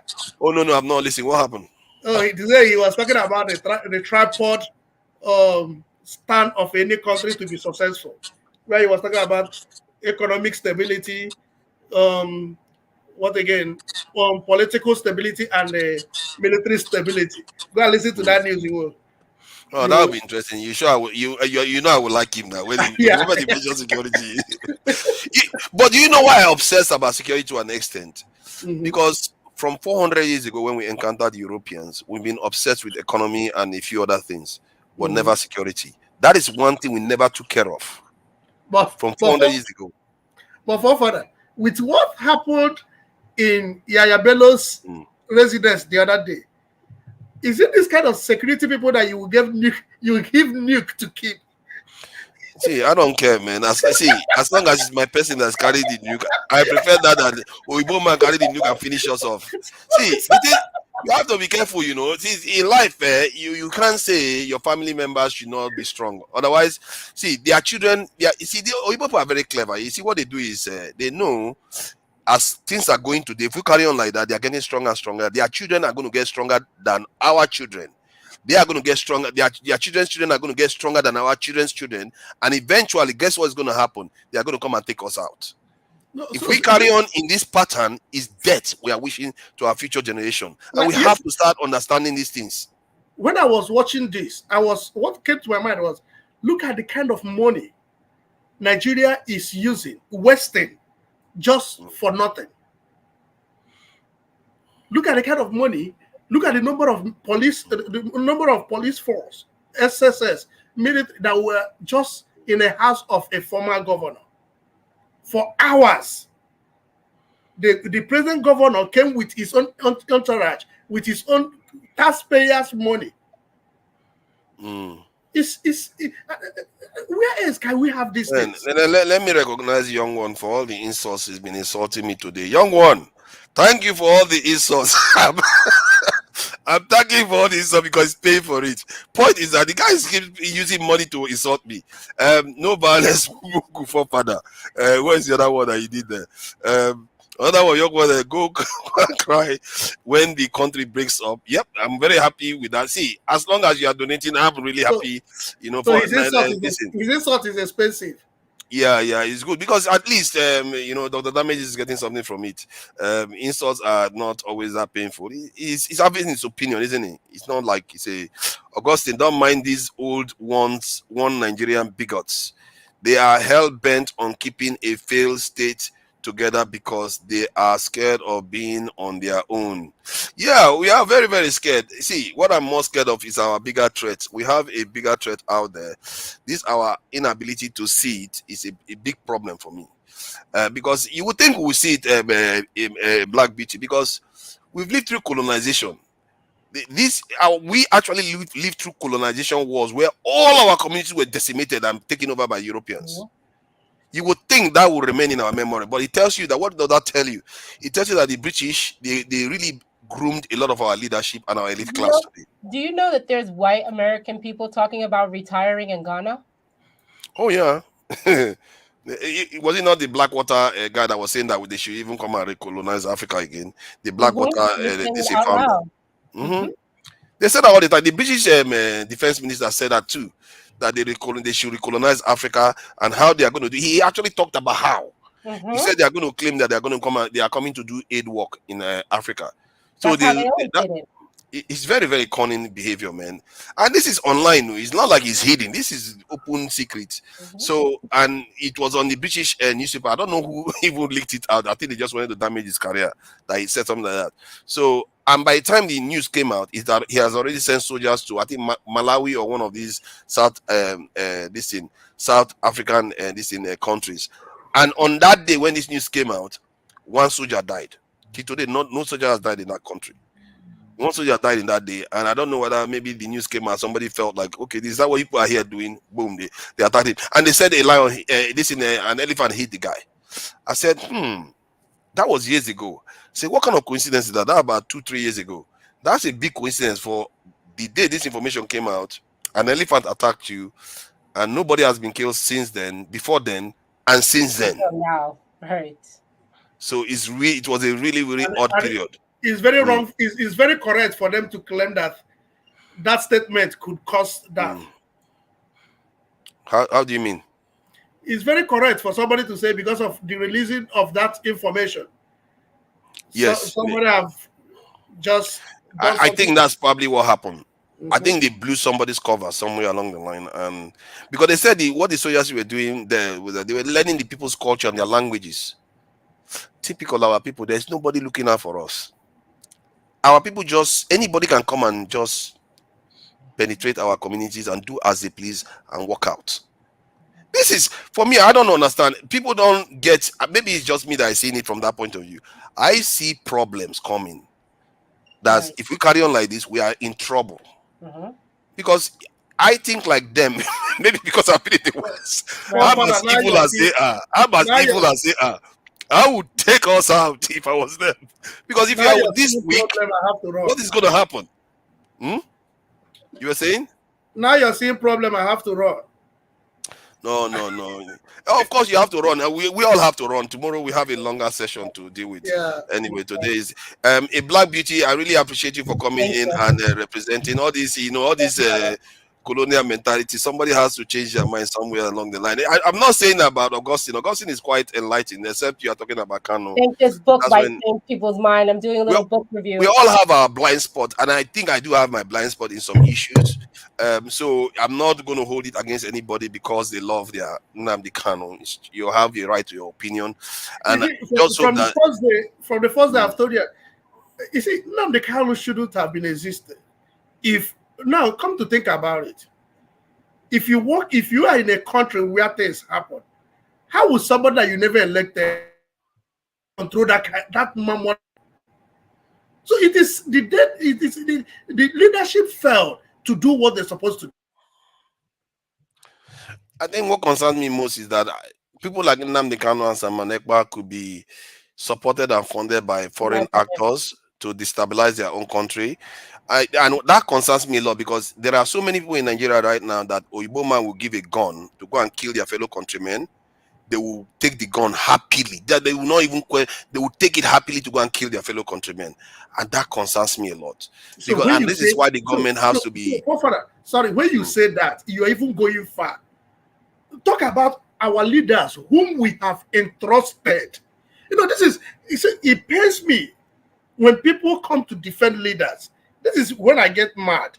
Because these are the people, do you know what it means that you have given your authority, your life to somebody to say, take care of me.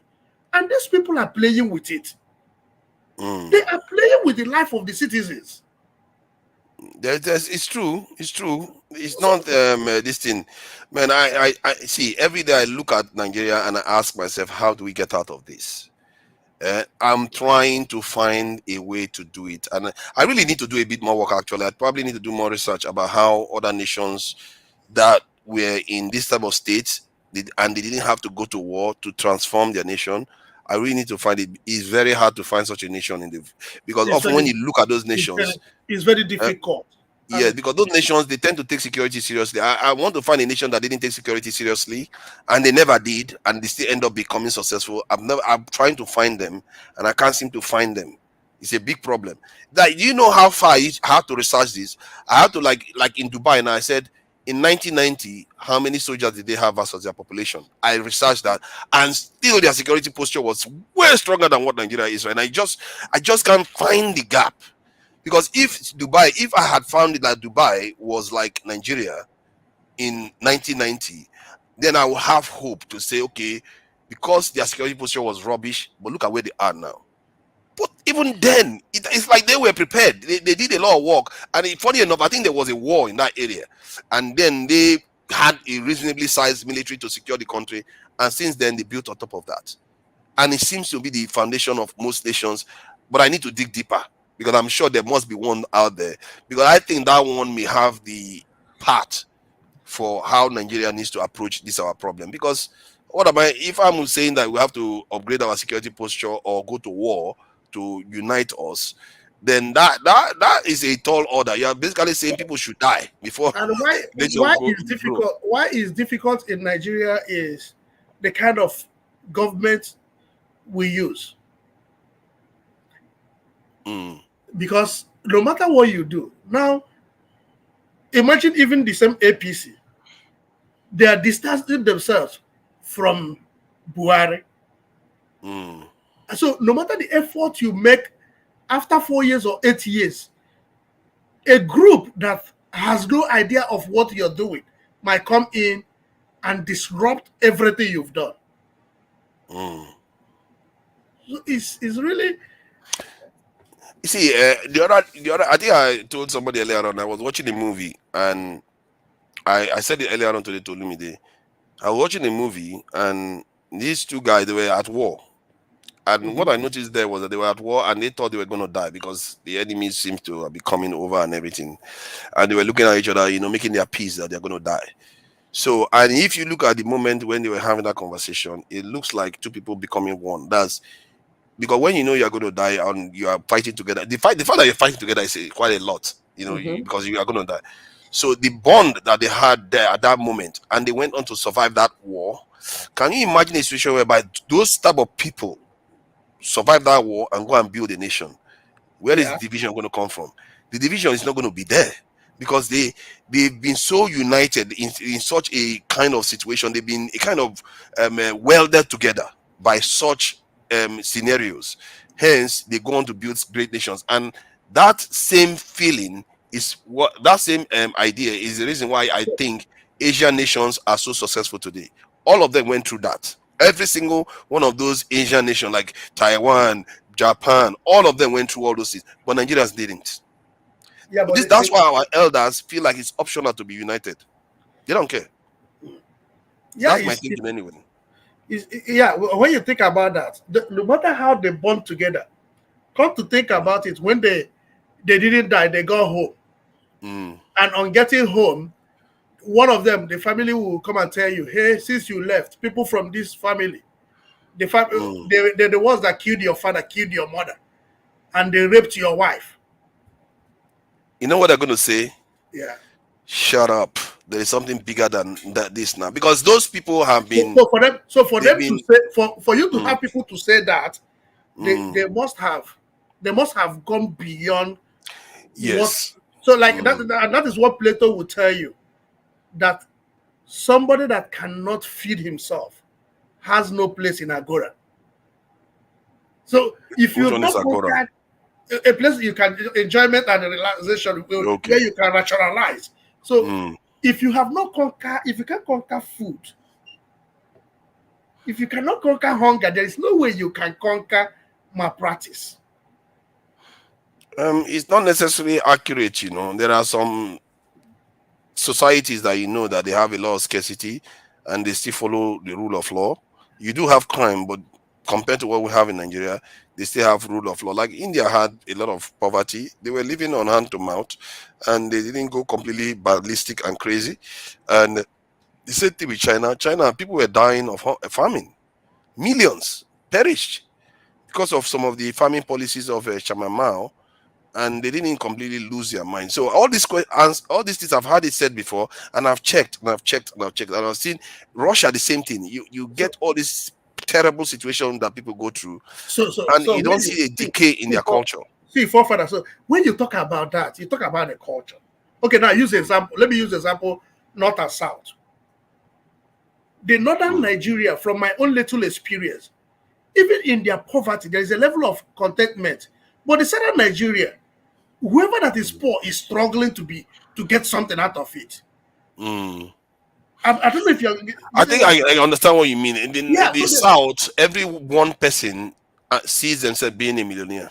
Yes, everybody's struggling. While in the north, some of them are more content to be just so they can feed from hand to mouth. Yeah, and if you watch Indian culture from the people, there's a level of contentment. Yes, in their culture too. Yes. So our culture don't have, because our culture, we now celebrate success no matter how it comes. I think both sides have their good points, because if you need a people that are ambitious, driven, to succeed, you need the Southerners to be like that.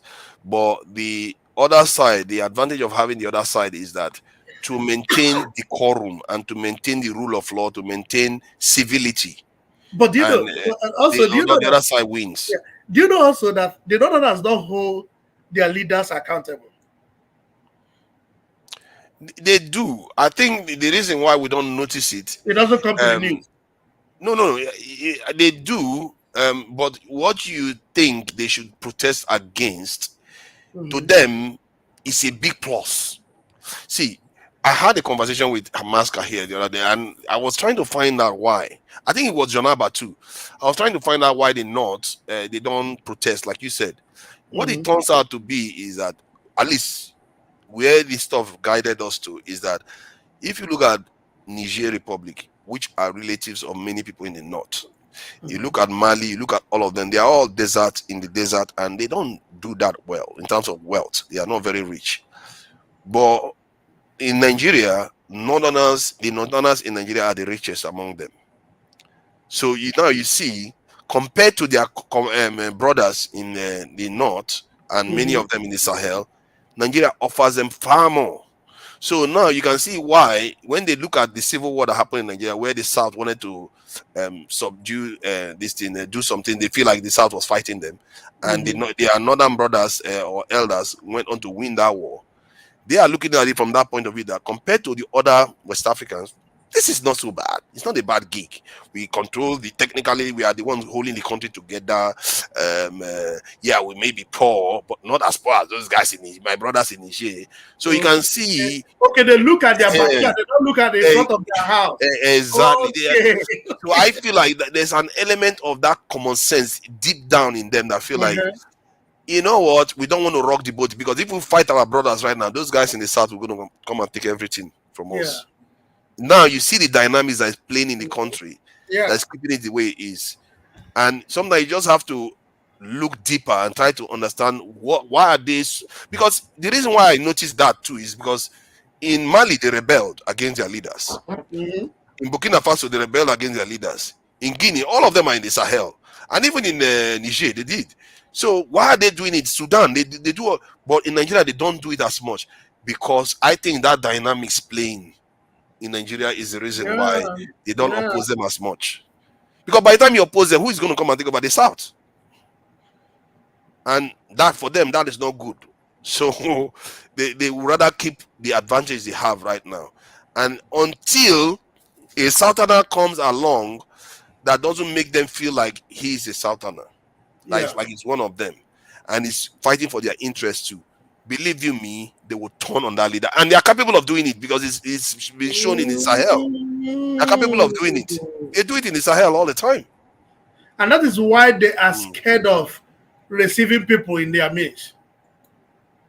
It's always like that. And until you start on that, sometimes even they don't even understand it. Do you know why I say that? Because no matter what we accuse, the Southerners should be more angry with Jonathan than the Northerners. Because Jonathan invested resources in the North. But he was his gravest sin was stealing the position of the North. You see, that is hard. So that is hard. That was what they sold. But it is hard for them to swallow. Because Yaradua was in office, he took over, and he ran for he ruled for 6 years. I actually think Jonathan shouldn't have run the third time. He shouldn't have run the second time, I mean. Because you won, in other words, you ruled for 6 years. If he had won again, he would have been the only democratic president in Nigeria that would have run the country for 10 years. You see what I mean? So, if I was him, I should have just. So that would have been an opportunity. That would have an opportunity to enshrine the tradition you are looking for. Yes. Because if you have somebody that is upstairs and runs a country for 10 years, you should be able to sink some fundamentals. Yeah, but they will not see it like that. They will see it as the rotational system. He's broken it, and he insisted on continuing to breaking it. And that is not, personally, as a gentleman, as people that should stand, because you have to set it, because the future generation is looking at you. It's not only about you. You have to set good examples. After you run that finish the first time for Yaradua, the second time you run, because you can argue that, okay, yes, you are still a running mate for Yaradua. You can still run the second time you won it. You should have stopped there. He should have stopped there. I really think he should have. If he had stopped there, the North will remember him for that. Because especially if he tells them, I finished the term that I was elected for, and as a former vice president, are you allowed to, let's say, let me ask this. Okay, yeah, because Osinbajo was looking to run again, wasn't he? After Buhari. Okay, I see. So he has a right to run, technically. I think we did 8 years and be running again. Yeah, Osinbajo was VP. Okay, so he was able to run.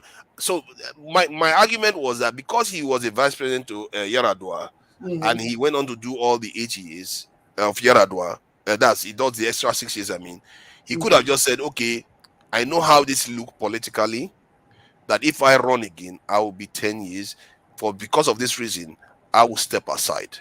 So we are finished our year. And even then, the Northerners are still not going to be happy. They are still going to say, a Southerner that ran for 6 years, now another Southerner is going to come and become president. So now, do you know that in our conversation, you've been able to make me to divide the Northerners into two? Okay. The elite. Yes. And the other ones. So I was thinking, because of the investment he made in the northern part of Nigeria, the elite didn't want him to expose the other ones so that they will come after them. Because the Amajiri, if you see the number of Amajiri school he instituted. Yes. Yeah, so they don't like it. They don't like Yeah. any southerner meddling in their affairs. I wouldn't say they don't like it. Most of them will probably be fine with it. They are, like you said, as you are dividing them, those elites, some elite people may not be happy with it. Yeah. But I still think that Good Lord Jonathan was just caught in a vice to an extent. But what you're thinking, like, if somebody like my governor, Alex Oti, if he's doing well, do you think that 8 years is enough for somebody like him? If he is giving you all you need. Yes, I think he's going to do well. I also think that if P2B carries on with what he's doing, because I hear he's going to the north, building borehole and doing work with the north. If he carries on and they start seeing him as, you know what, this guy is okay, you know. I'm telling you, man, Tinubu will be quaking in his boots. Because Tinubu, see, the thing about Tinubu's government is that people are assuming that he's just going to go and become president. It's not always like that. Politics is wicked. People can just chuck you out of office overnight. So you don't know what could happen. You know, events. Yeah. Something could just happen and suddenly Tinubu's government will collapse. And nothing is going to work anymore, and Peter Obi will just ride it to office. And I think he should carry on doing what he's doing. And I really think he needs to win a lot of Northerners over. Let them feel at peace. And I think most Southerners, they underestimate it. They underestimate going to the north. Yeah. And for someone like me, I'm not going to be. I would never underestimate that if I was advising anyone. Yeah. So the problem I have with Tinubu government is they are making it to be more tense every day. How? By now, they're supposed to start calming things down. Come down to how do you mean calming things down? Calming things down by relating well. Tinubu doesn't relate well with the people. Oh no, he has never. He didn't even go for debate. Yeah, so why would you start relating with the people? Why did you come down to the people and meet them where they are? I think this government, and I think in a way is his style. Yeah. Tinubu's style is he governs, divide and rule. He takes power for himself, and he takes power from people by taking power from other people and bringing it to himself. Within that process, the general public gains from it. That's the truth of the situation. Because if you look at the Lagos tax revenue collection process that he did, he basically took it from Agberos and local government chairman and all those people, brought it to the coffers of the state gained from it, and he also gained from it. No, but when you say the citizens, it is a selective citizen that gain from it. Now, do you know, like, depending on how you look at it now, Lagos has more money than most states because of it. Now people are giving this analogy. Do you know that all these people that go to Ireland to work, you pay them, let's say you pay them 50,000, 80,000. But at the end of the month, they don't keep up to 10,000, up to 50,000 because they spend all in transportation. Yeah, she's confirming that some of the stuff I was saying about the north. Yeah. So I think I get what you are saying. One other thing I noticed about Tinubu, what he did with the forex exchange, is that he basically robbed the bureau de change people. I gave it to himself. I brought it to the CBN.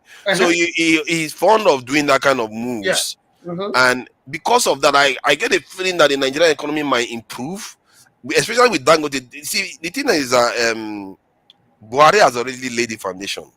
With Dangote, can you imagine Dangote refinery coming on stream, Port Harcourt refinery coming on stream, Warri one coming on stream, and Kaduna one? 3 Nigerian refineries working before the first 4 years ends. What do you think about election then? Yeah. So he's likely to win even without rigging. That is the problem. So Peter Obi, from that point of view, has his work cut out. Whoever is going to challenge him has their work cut out. But one thing I will say to them that will give them hope is that don't underestimate politicians from destroying whatever good thing they do. Yeah, exactly. Don't underestimate them. These guys will find a way to screw it up, and Peter Obi better be ready to help save Nigerians from them. And that is that's the only thing I can say. Thank you. I really appreciate your time for coming in. I appreciate it. Thank you. Augustine. And sometimes it gets rough here. Nothing personal. That's why we come here. Exactly. Thank you for coming in. And a black beauty, I appreciate you for coming in. And she always comes and gives the perspective of, people that have been through all the nonsense. We should remember, but they still remember more than us. We think the whole world is hunky dory and all the rest. But the beauty of African Americans is that they've seen the face No, of the but, beast. for if you interact with African Americans, you see that you have your people yearning to be part of you, but because you've not been able to open up, they are finding it difficult. If Nigeria, oh my God, if Nigeria blows us, these guys can finish Nigeria. These guys will make life in Nigeria something. Because imagine when you have 500, when you have up to 4,000 of them coming on vacation to Nigeria. Imagine the that. Imagine the kind of money they'll bring in. I have many people that tell them that it takes them just $3,000 to go to Nigeria. They will tell you $3,000. They will spend the money. I have a friend. A family took her to Nigeria. Do you know she sneaks to Lagos? She will just leave. She will leave US, go to Lagos, spend some weeks, and come back on her own. So let me say this. You see, our officials go to America every year for the UN Assembly. Yeah. And they never meet African Americans. They never do. At least I don't have any record of them. They don't have talking that. To them.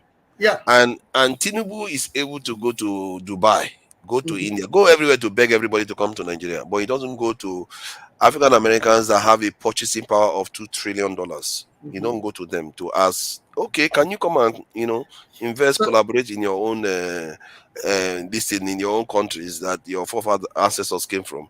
There's no link between our leaders and the diaspora. At least not a tangible one. Do you know that Americans go to Mexico to build and live there? Yeah. My manager in office, she's black. She was like, how much will it take to build a house in Nigeria? I was like, oh, it doesn't know. I said, like, I was telling her like 80,000 would build a comfortable. I said 80,000 can build me a comfortable house. That means I can retire there. Definitely, yeah, definitely. Oh my God, 80,000 would build a solid house. It's gonna build you first sit around and everything. Oh my God, man, Nigeria, what that can do for you? Why people like us cries when you go out and you see what is awaiting your people? All they need is just to do the right thing and leave the rest for people to do.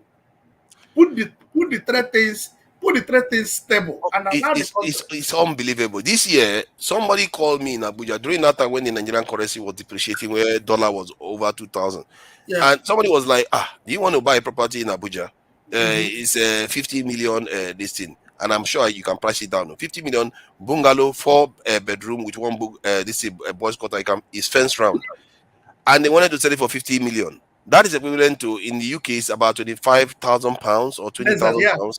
Yeah. It's like crazy how cheap these things are.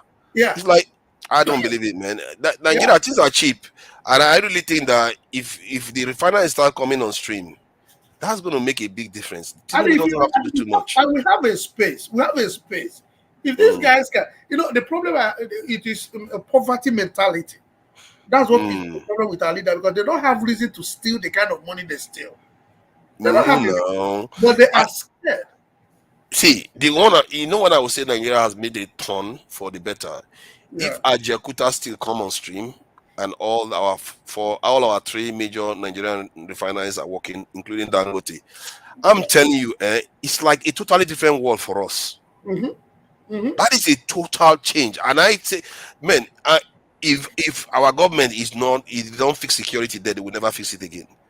Because if you can have all those things, your nation is set to be. But do you know that if you get these things now, Nigeria can take care of supplying fuel to the entire West Africa, or more than West Africa. Even more. Because a percentage of cement that is used in Cameroon is Dangote. So if an individual. And you know what frustrates me much? All these things are just touching distance. They are just right there for us to do. Yeah.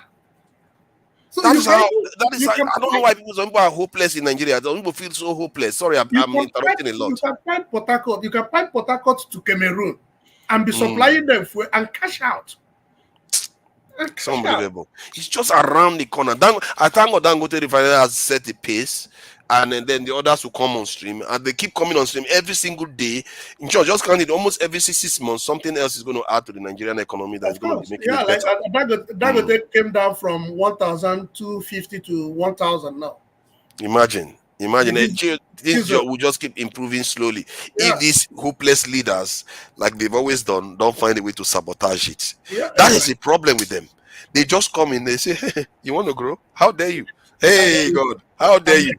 And We have to my generator friend will exactly. I have to find a way to ruin this. I have to find so many ways to ruin this.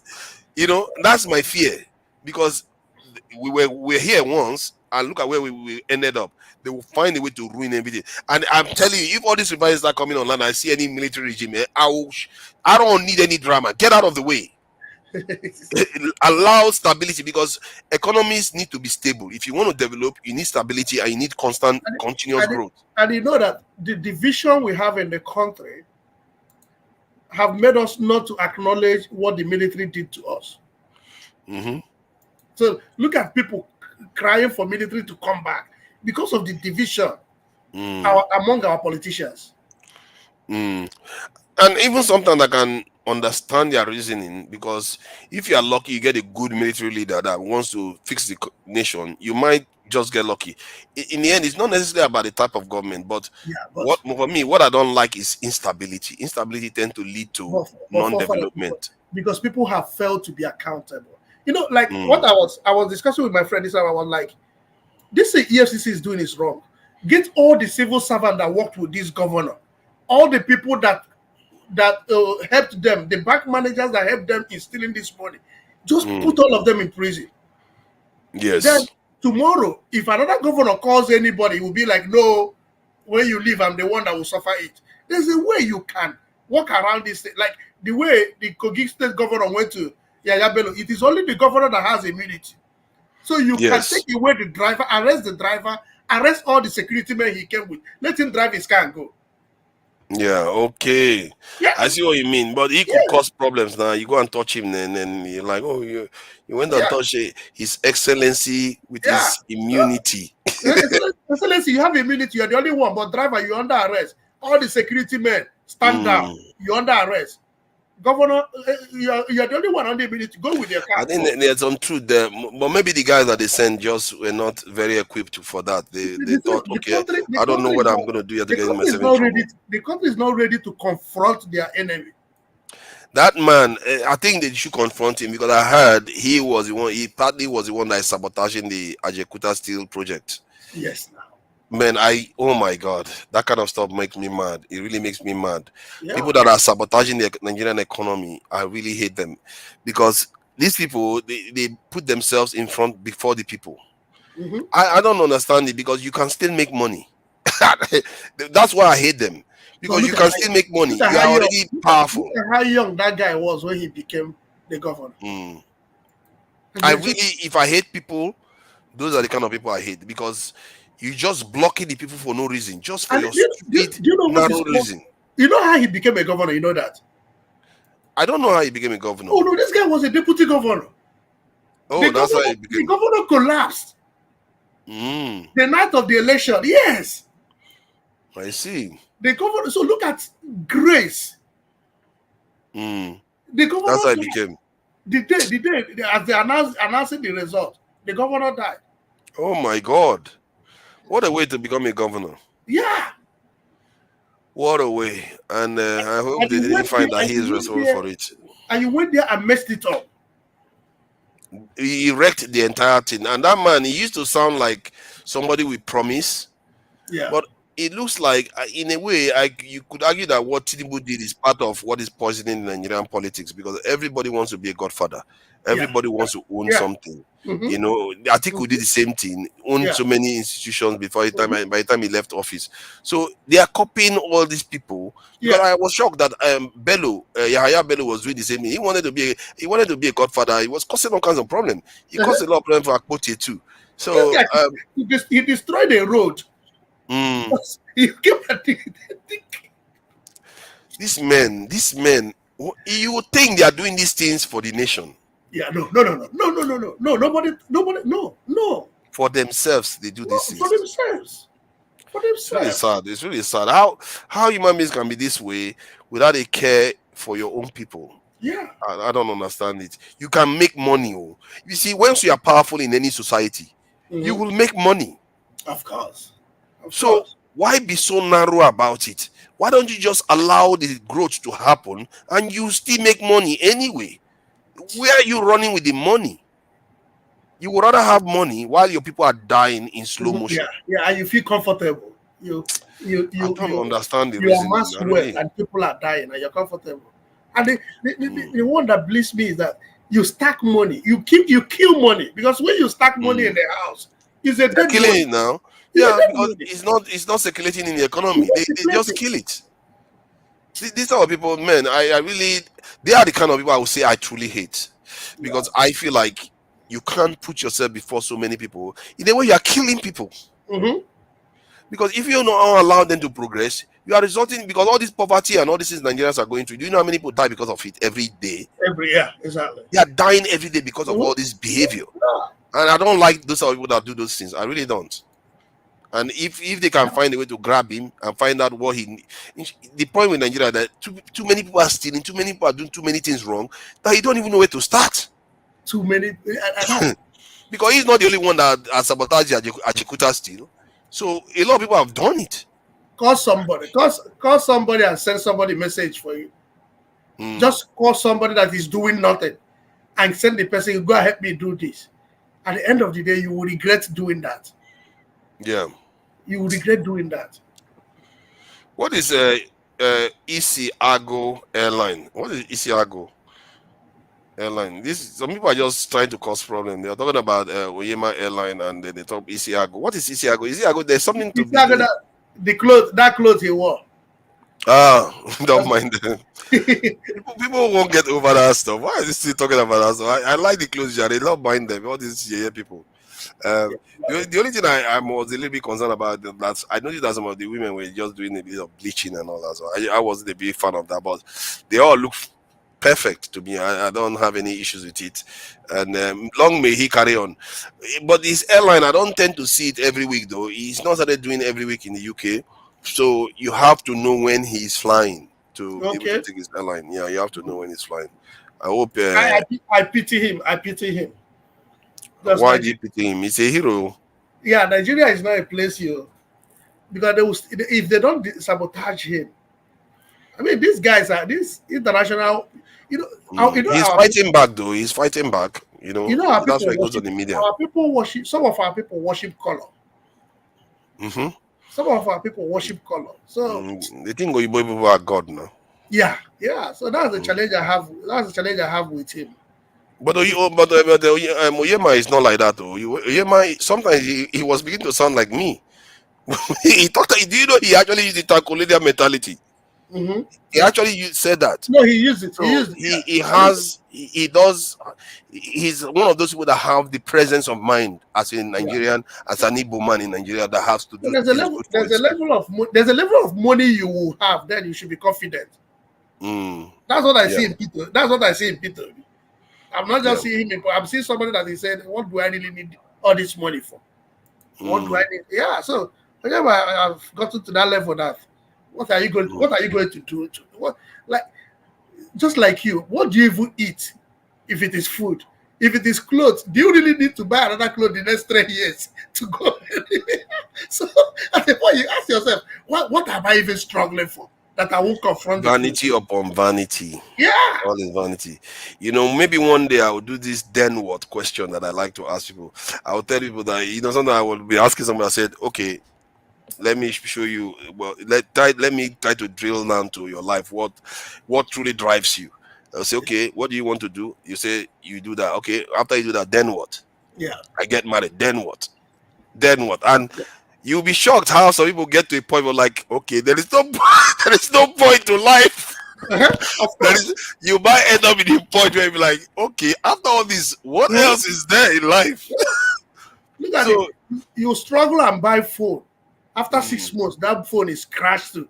you begin to ask yourself, why did I spend this money 6 months ago to buy this phone? You see, Ori Yomi, money drives me. See, that's very good. After you get the money, then what?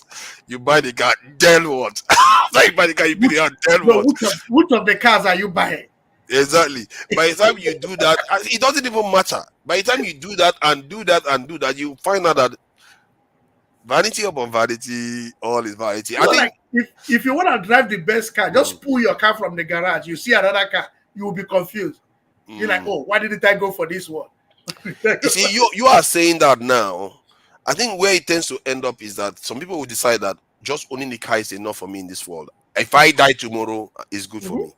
Some people, but you have to ask those people, how is it that a car is your only purpose for living? Is that enough? Or how is it just having a good family is your purpose of living? Some people will say, yeah, that's more than good enough. I said, a lot of people will say that actually. Having a good family is more than good enough. Yeah. So, but you have some people, you find that it forces them to think why they are doing what they are doing. And but you can also say, okay, yeah, you have a good family. You can also force them to think, okay, but what if you have a good family? But how about to make sure that those families survive into the future? Do you have any other purpose other than just to do it for yourself? And to be fair, a lot of people will say, that's all I care about. I'm not going any further. As long as my family is fine right now, I'm good. While other people would be like, yeah, my family is good, but I'm not sure whether they're going to be good 2 generations down the line, 3 generations but you know down that the line. I had a conversation with somebody who lives here. I was like, do you know that your kids are no longer going back to Nigeria? It was after that conversation that it dawned on him, was like, oh, if I had known, I wouldn't have built that kind of house I built in Nigeria, because it's of no use. And these guys are not going there, and whatever you've struggled to do, like you're a governor, you take your children outside and you are amassing wealth. At the end of your tenure, they're not coming back. People don't at first they don't see like they feel like they have to accomplish something. And personally, even I have that kind of drive. I always want to like, oh, let me do something in the home and all the rest. But in the end, does all these things truly matter? Now you keep people in the house, you pay them, but this is the money you would have used to develop your people. You have to choose your battles. Like me now, I ask myself, why do I even bother with all these things I bother with? I could decide that I shouldn't care whether we survive, as long as I do fine. You see what I mean? So you have to pick, be intentional about saying, you know what, I don't like what I see in this world. Like if our people are getting treated badly, and we are always at the bottom of every totem pole, the injustice that we've endured, and then you look at your women. You have to be a little bit cold not to feel some of the pain that they feel going through some of the stuff that they go through. Then you can decide that, okay, that is my own thing. I feel like I don't want to see this. And if this is my purpose for life, I will make it my purpose and try to fix that. When we come here and discuss and leave, it doesn't just end there. But when you meet the reality, like when I was home in December, I met reality. I saw many keys that have made us that by you see this guy, he knows no end to his ambition. Hold on, after he buy the world, then what? What else is remaining? A charity across the world. So when you steal money and use it for charity, what do you call it? Is it I will own a charity across the world. Yeah. After that, then what? What else is remaining? What else are you gonna do? Was it not Alexander? I don't know whether he actually said it, but some people quote Alexander as saying, when Alexander saw the breadth of his domain, he wept, for there was no more walls to conquer. So sooner or later, when you run out of rope, what else is the purpose of life? You have to make your peace with that. And I think the life is a very interesting thing. The purpose of life is what you make of it to an extent, and you have to pick. Just like when you go to universities, you pick your subjects that you want to deal with, and stuff like that. Like yesterday, I was having a conversation with a friend. It was like, if you deal with these guys, if you ask a white man how much are you being paid, he will tell you his annual income. He will tell you 75, 80, 40, or 50. And so when he was doing that, I was like, do you know that some of them, if they say their annual income is 80, there's something happened in the office that they had to do extra hours. Once they get that 80, they stop working. You see them going on vacation, they'll tell you, Yeah. I've gotten what I needed for the year. Yeah, that's what they tend to do. They tend to do that next thing. Because they I think that's one thing I like about some Westerners here. And sometimes I look at it as a little bit empty too. Because they were like, I just want to go on holidays. I want to go to the beach. I want to go and have a wine evenings. They will tell you, literally, they will tell you, that's all I want to do. Yeah. You know, I just want to, and this type of life, I don't want to worry about too many stuff. It's unbelievable how some people, and I have to be careful because sometimes I judge them and say, why you just that, is that all your life is surrounding? But I said it earlier on, isn't it? You have to pick and choose what you want out of life. Yeah. And some people choose to just live an easy life. Yeah, charity stealing. I don't know what he means by that. Because that is charity stealing wealth. Stolen wealth. So that is that's your plan. After that, then what? Then what? What else is next?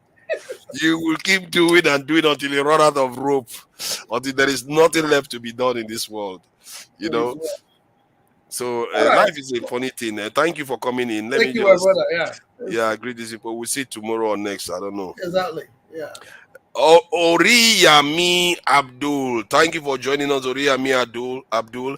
Ahmad Bashir Oyekami. Thank you for joining us. A Black Beauty. I see you there. Thank you for joining us as always. Kelechi Ndoka. I see you there. Young One. Oh my God, I really annoyed Young One today. But Augustine, you are his best friend. He really did like your ideas. Hi, Beauty 10. Thank you for joining us. I appreciate you. Mark Enelli, very angry with me. Anytime I talk on Nnamdi Kanu, Mark Enelli is never on my side. He's very angry with me. In short, I'm not even sure he's on my side on any topic, really. Mark Enelli, thank you for joining us. Tracy Jacobin, thank you for joining us too. I really appreciate you spending some time with us. And Young One, for the donations, you really contributed to the show today. Thank you for joining us. I really appreciate it. Let's see if there's another person that has contributed. Oscar Blackbone, I see you there. EJ Dimma, thank you for the donation. We really appreciate it. $2. And Young One again. And Young One again, and Young One again. I appreciate you. Till tomorrow, we'll catch you all. Good night. Good night.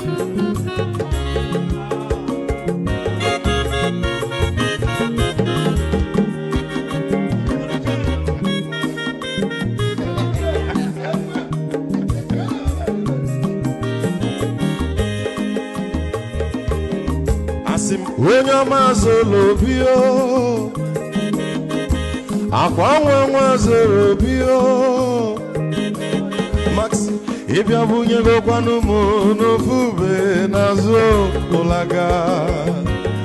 ụlaga n'ịbịa zugo mmanwụ ụlaga do n'ịbịa zugo akwa nwa ilochi yo biko rapụ zoro ka ọ nabazi ya onye ọma zoro biko abọmma nwatara ndasari ibia onye nigana mo ulagado ni biazigo mo ulagado ni biazigo abamma wilo chino bigora fuzoro ona wazi mazi wekoma odogu no kwere zinaka onye mani gadele mo mazi ni biazi ibu go with melody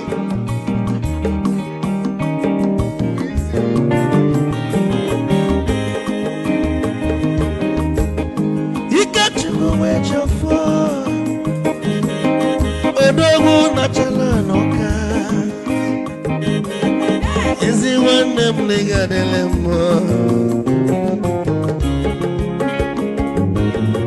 olagado ni pesigo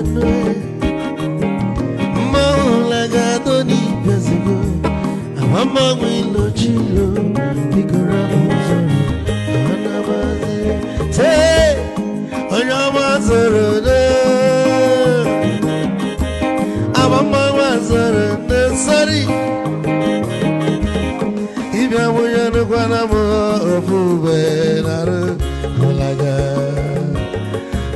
Ulagadoni Piazugo, Nazaboy. Ulagadoni Piazugo, Avamba Wilo Chilo, Biko Rapuzoro, Anabazi. Odogu Kenano Bikechufo, Amakwa Mnika Gogodia, Waligwe Kwelona. Get your mother back. Hey, you want?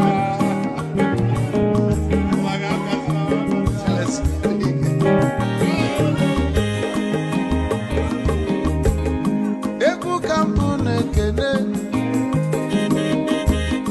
omogo ninso. Chukwe mekalumo, ike chukwu negaje. Esi nwanne m ekene ịlapụ ife niile na-eme wee bịa nke gosili na anyị na gị bụ nwanne Wisdom ga-adị ka nye gị maịkị ka ogobanya bụ egwu isili maxi ọ bụ na-etiri egwu a malụkwa malụ n'imego m ife ọjọọ wee sị gị nwanne m ife ọkụ na ịchọlụ na ngeme Wisdom onume ekene gị ọbamanwụ iyo iyo biko lapụ nabasị ya zoro zoro zoro zoro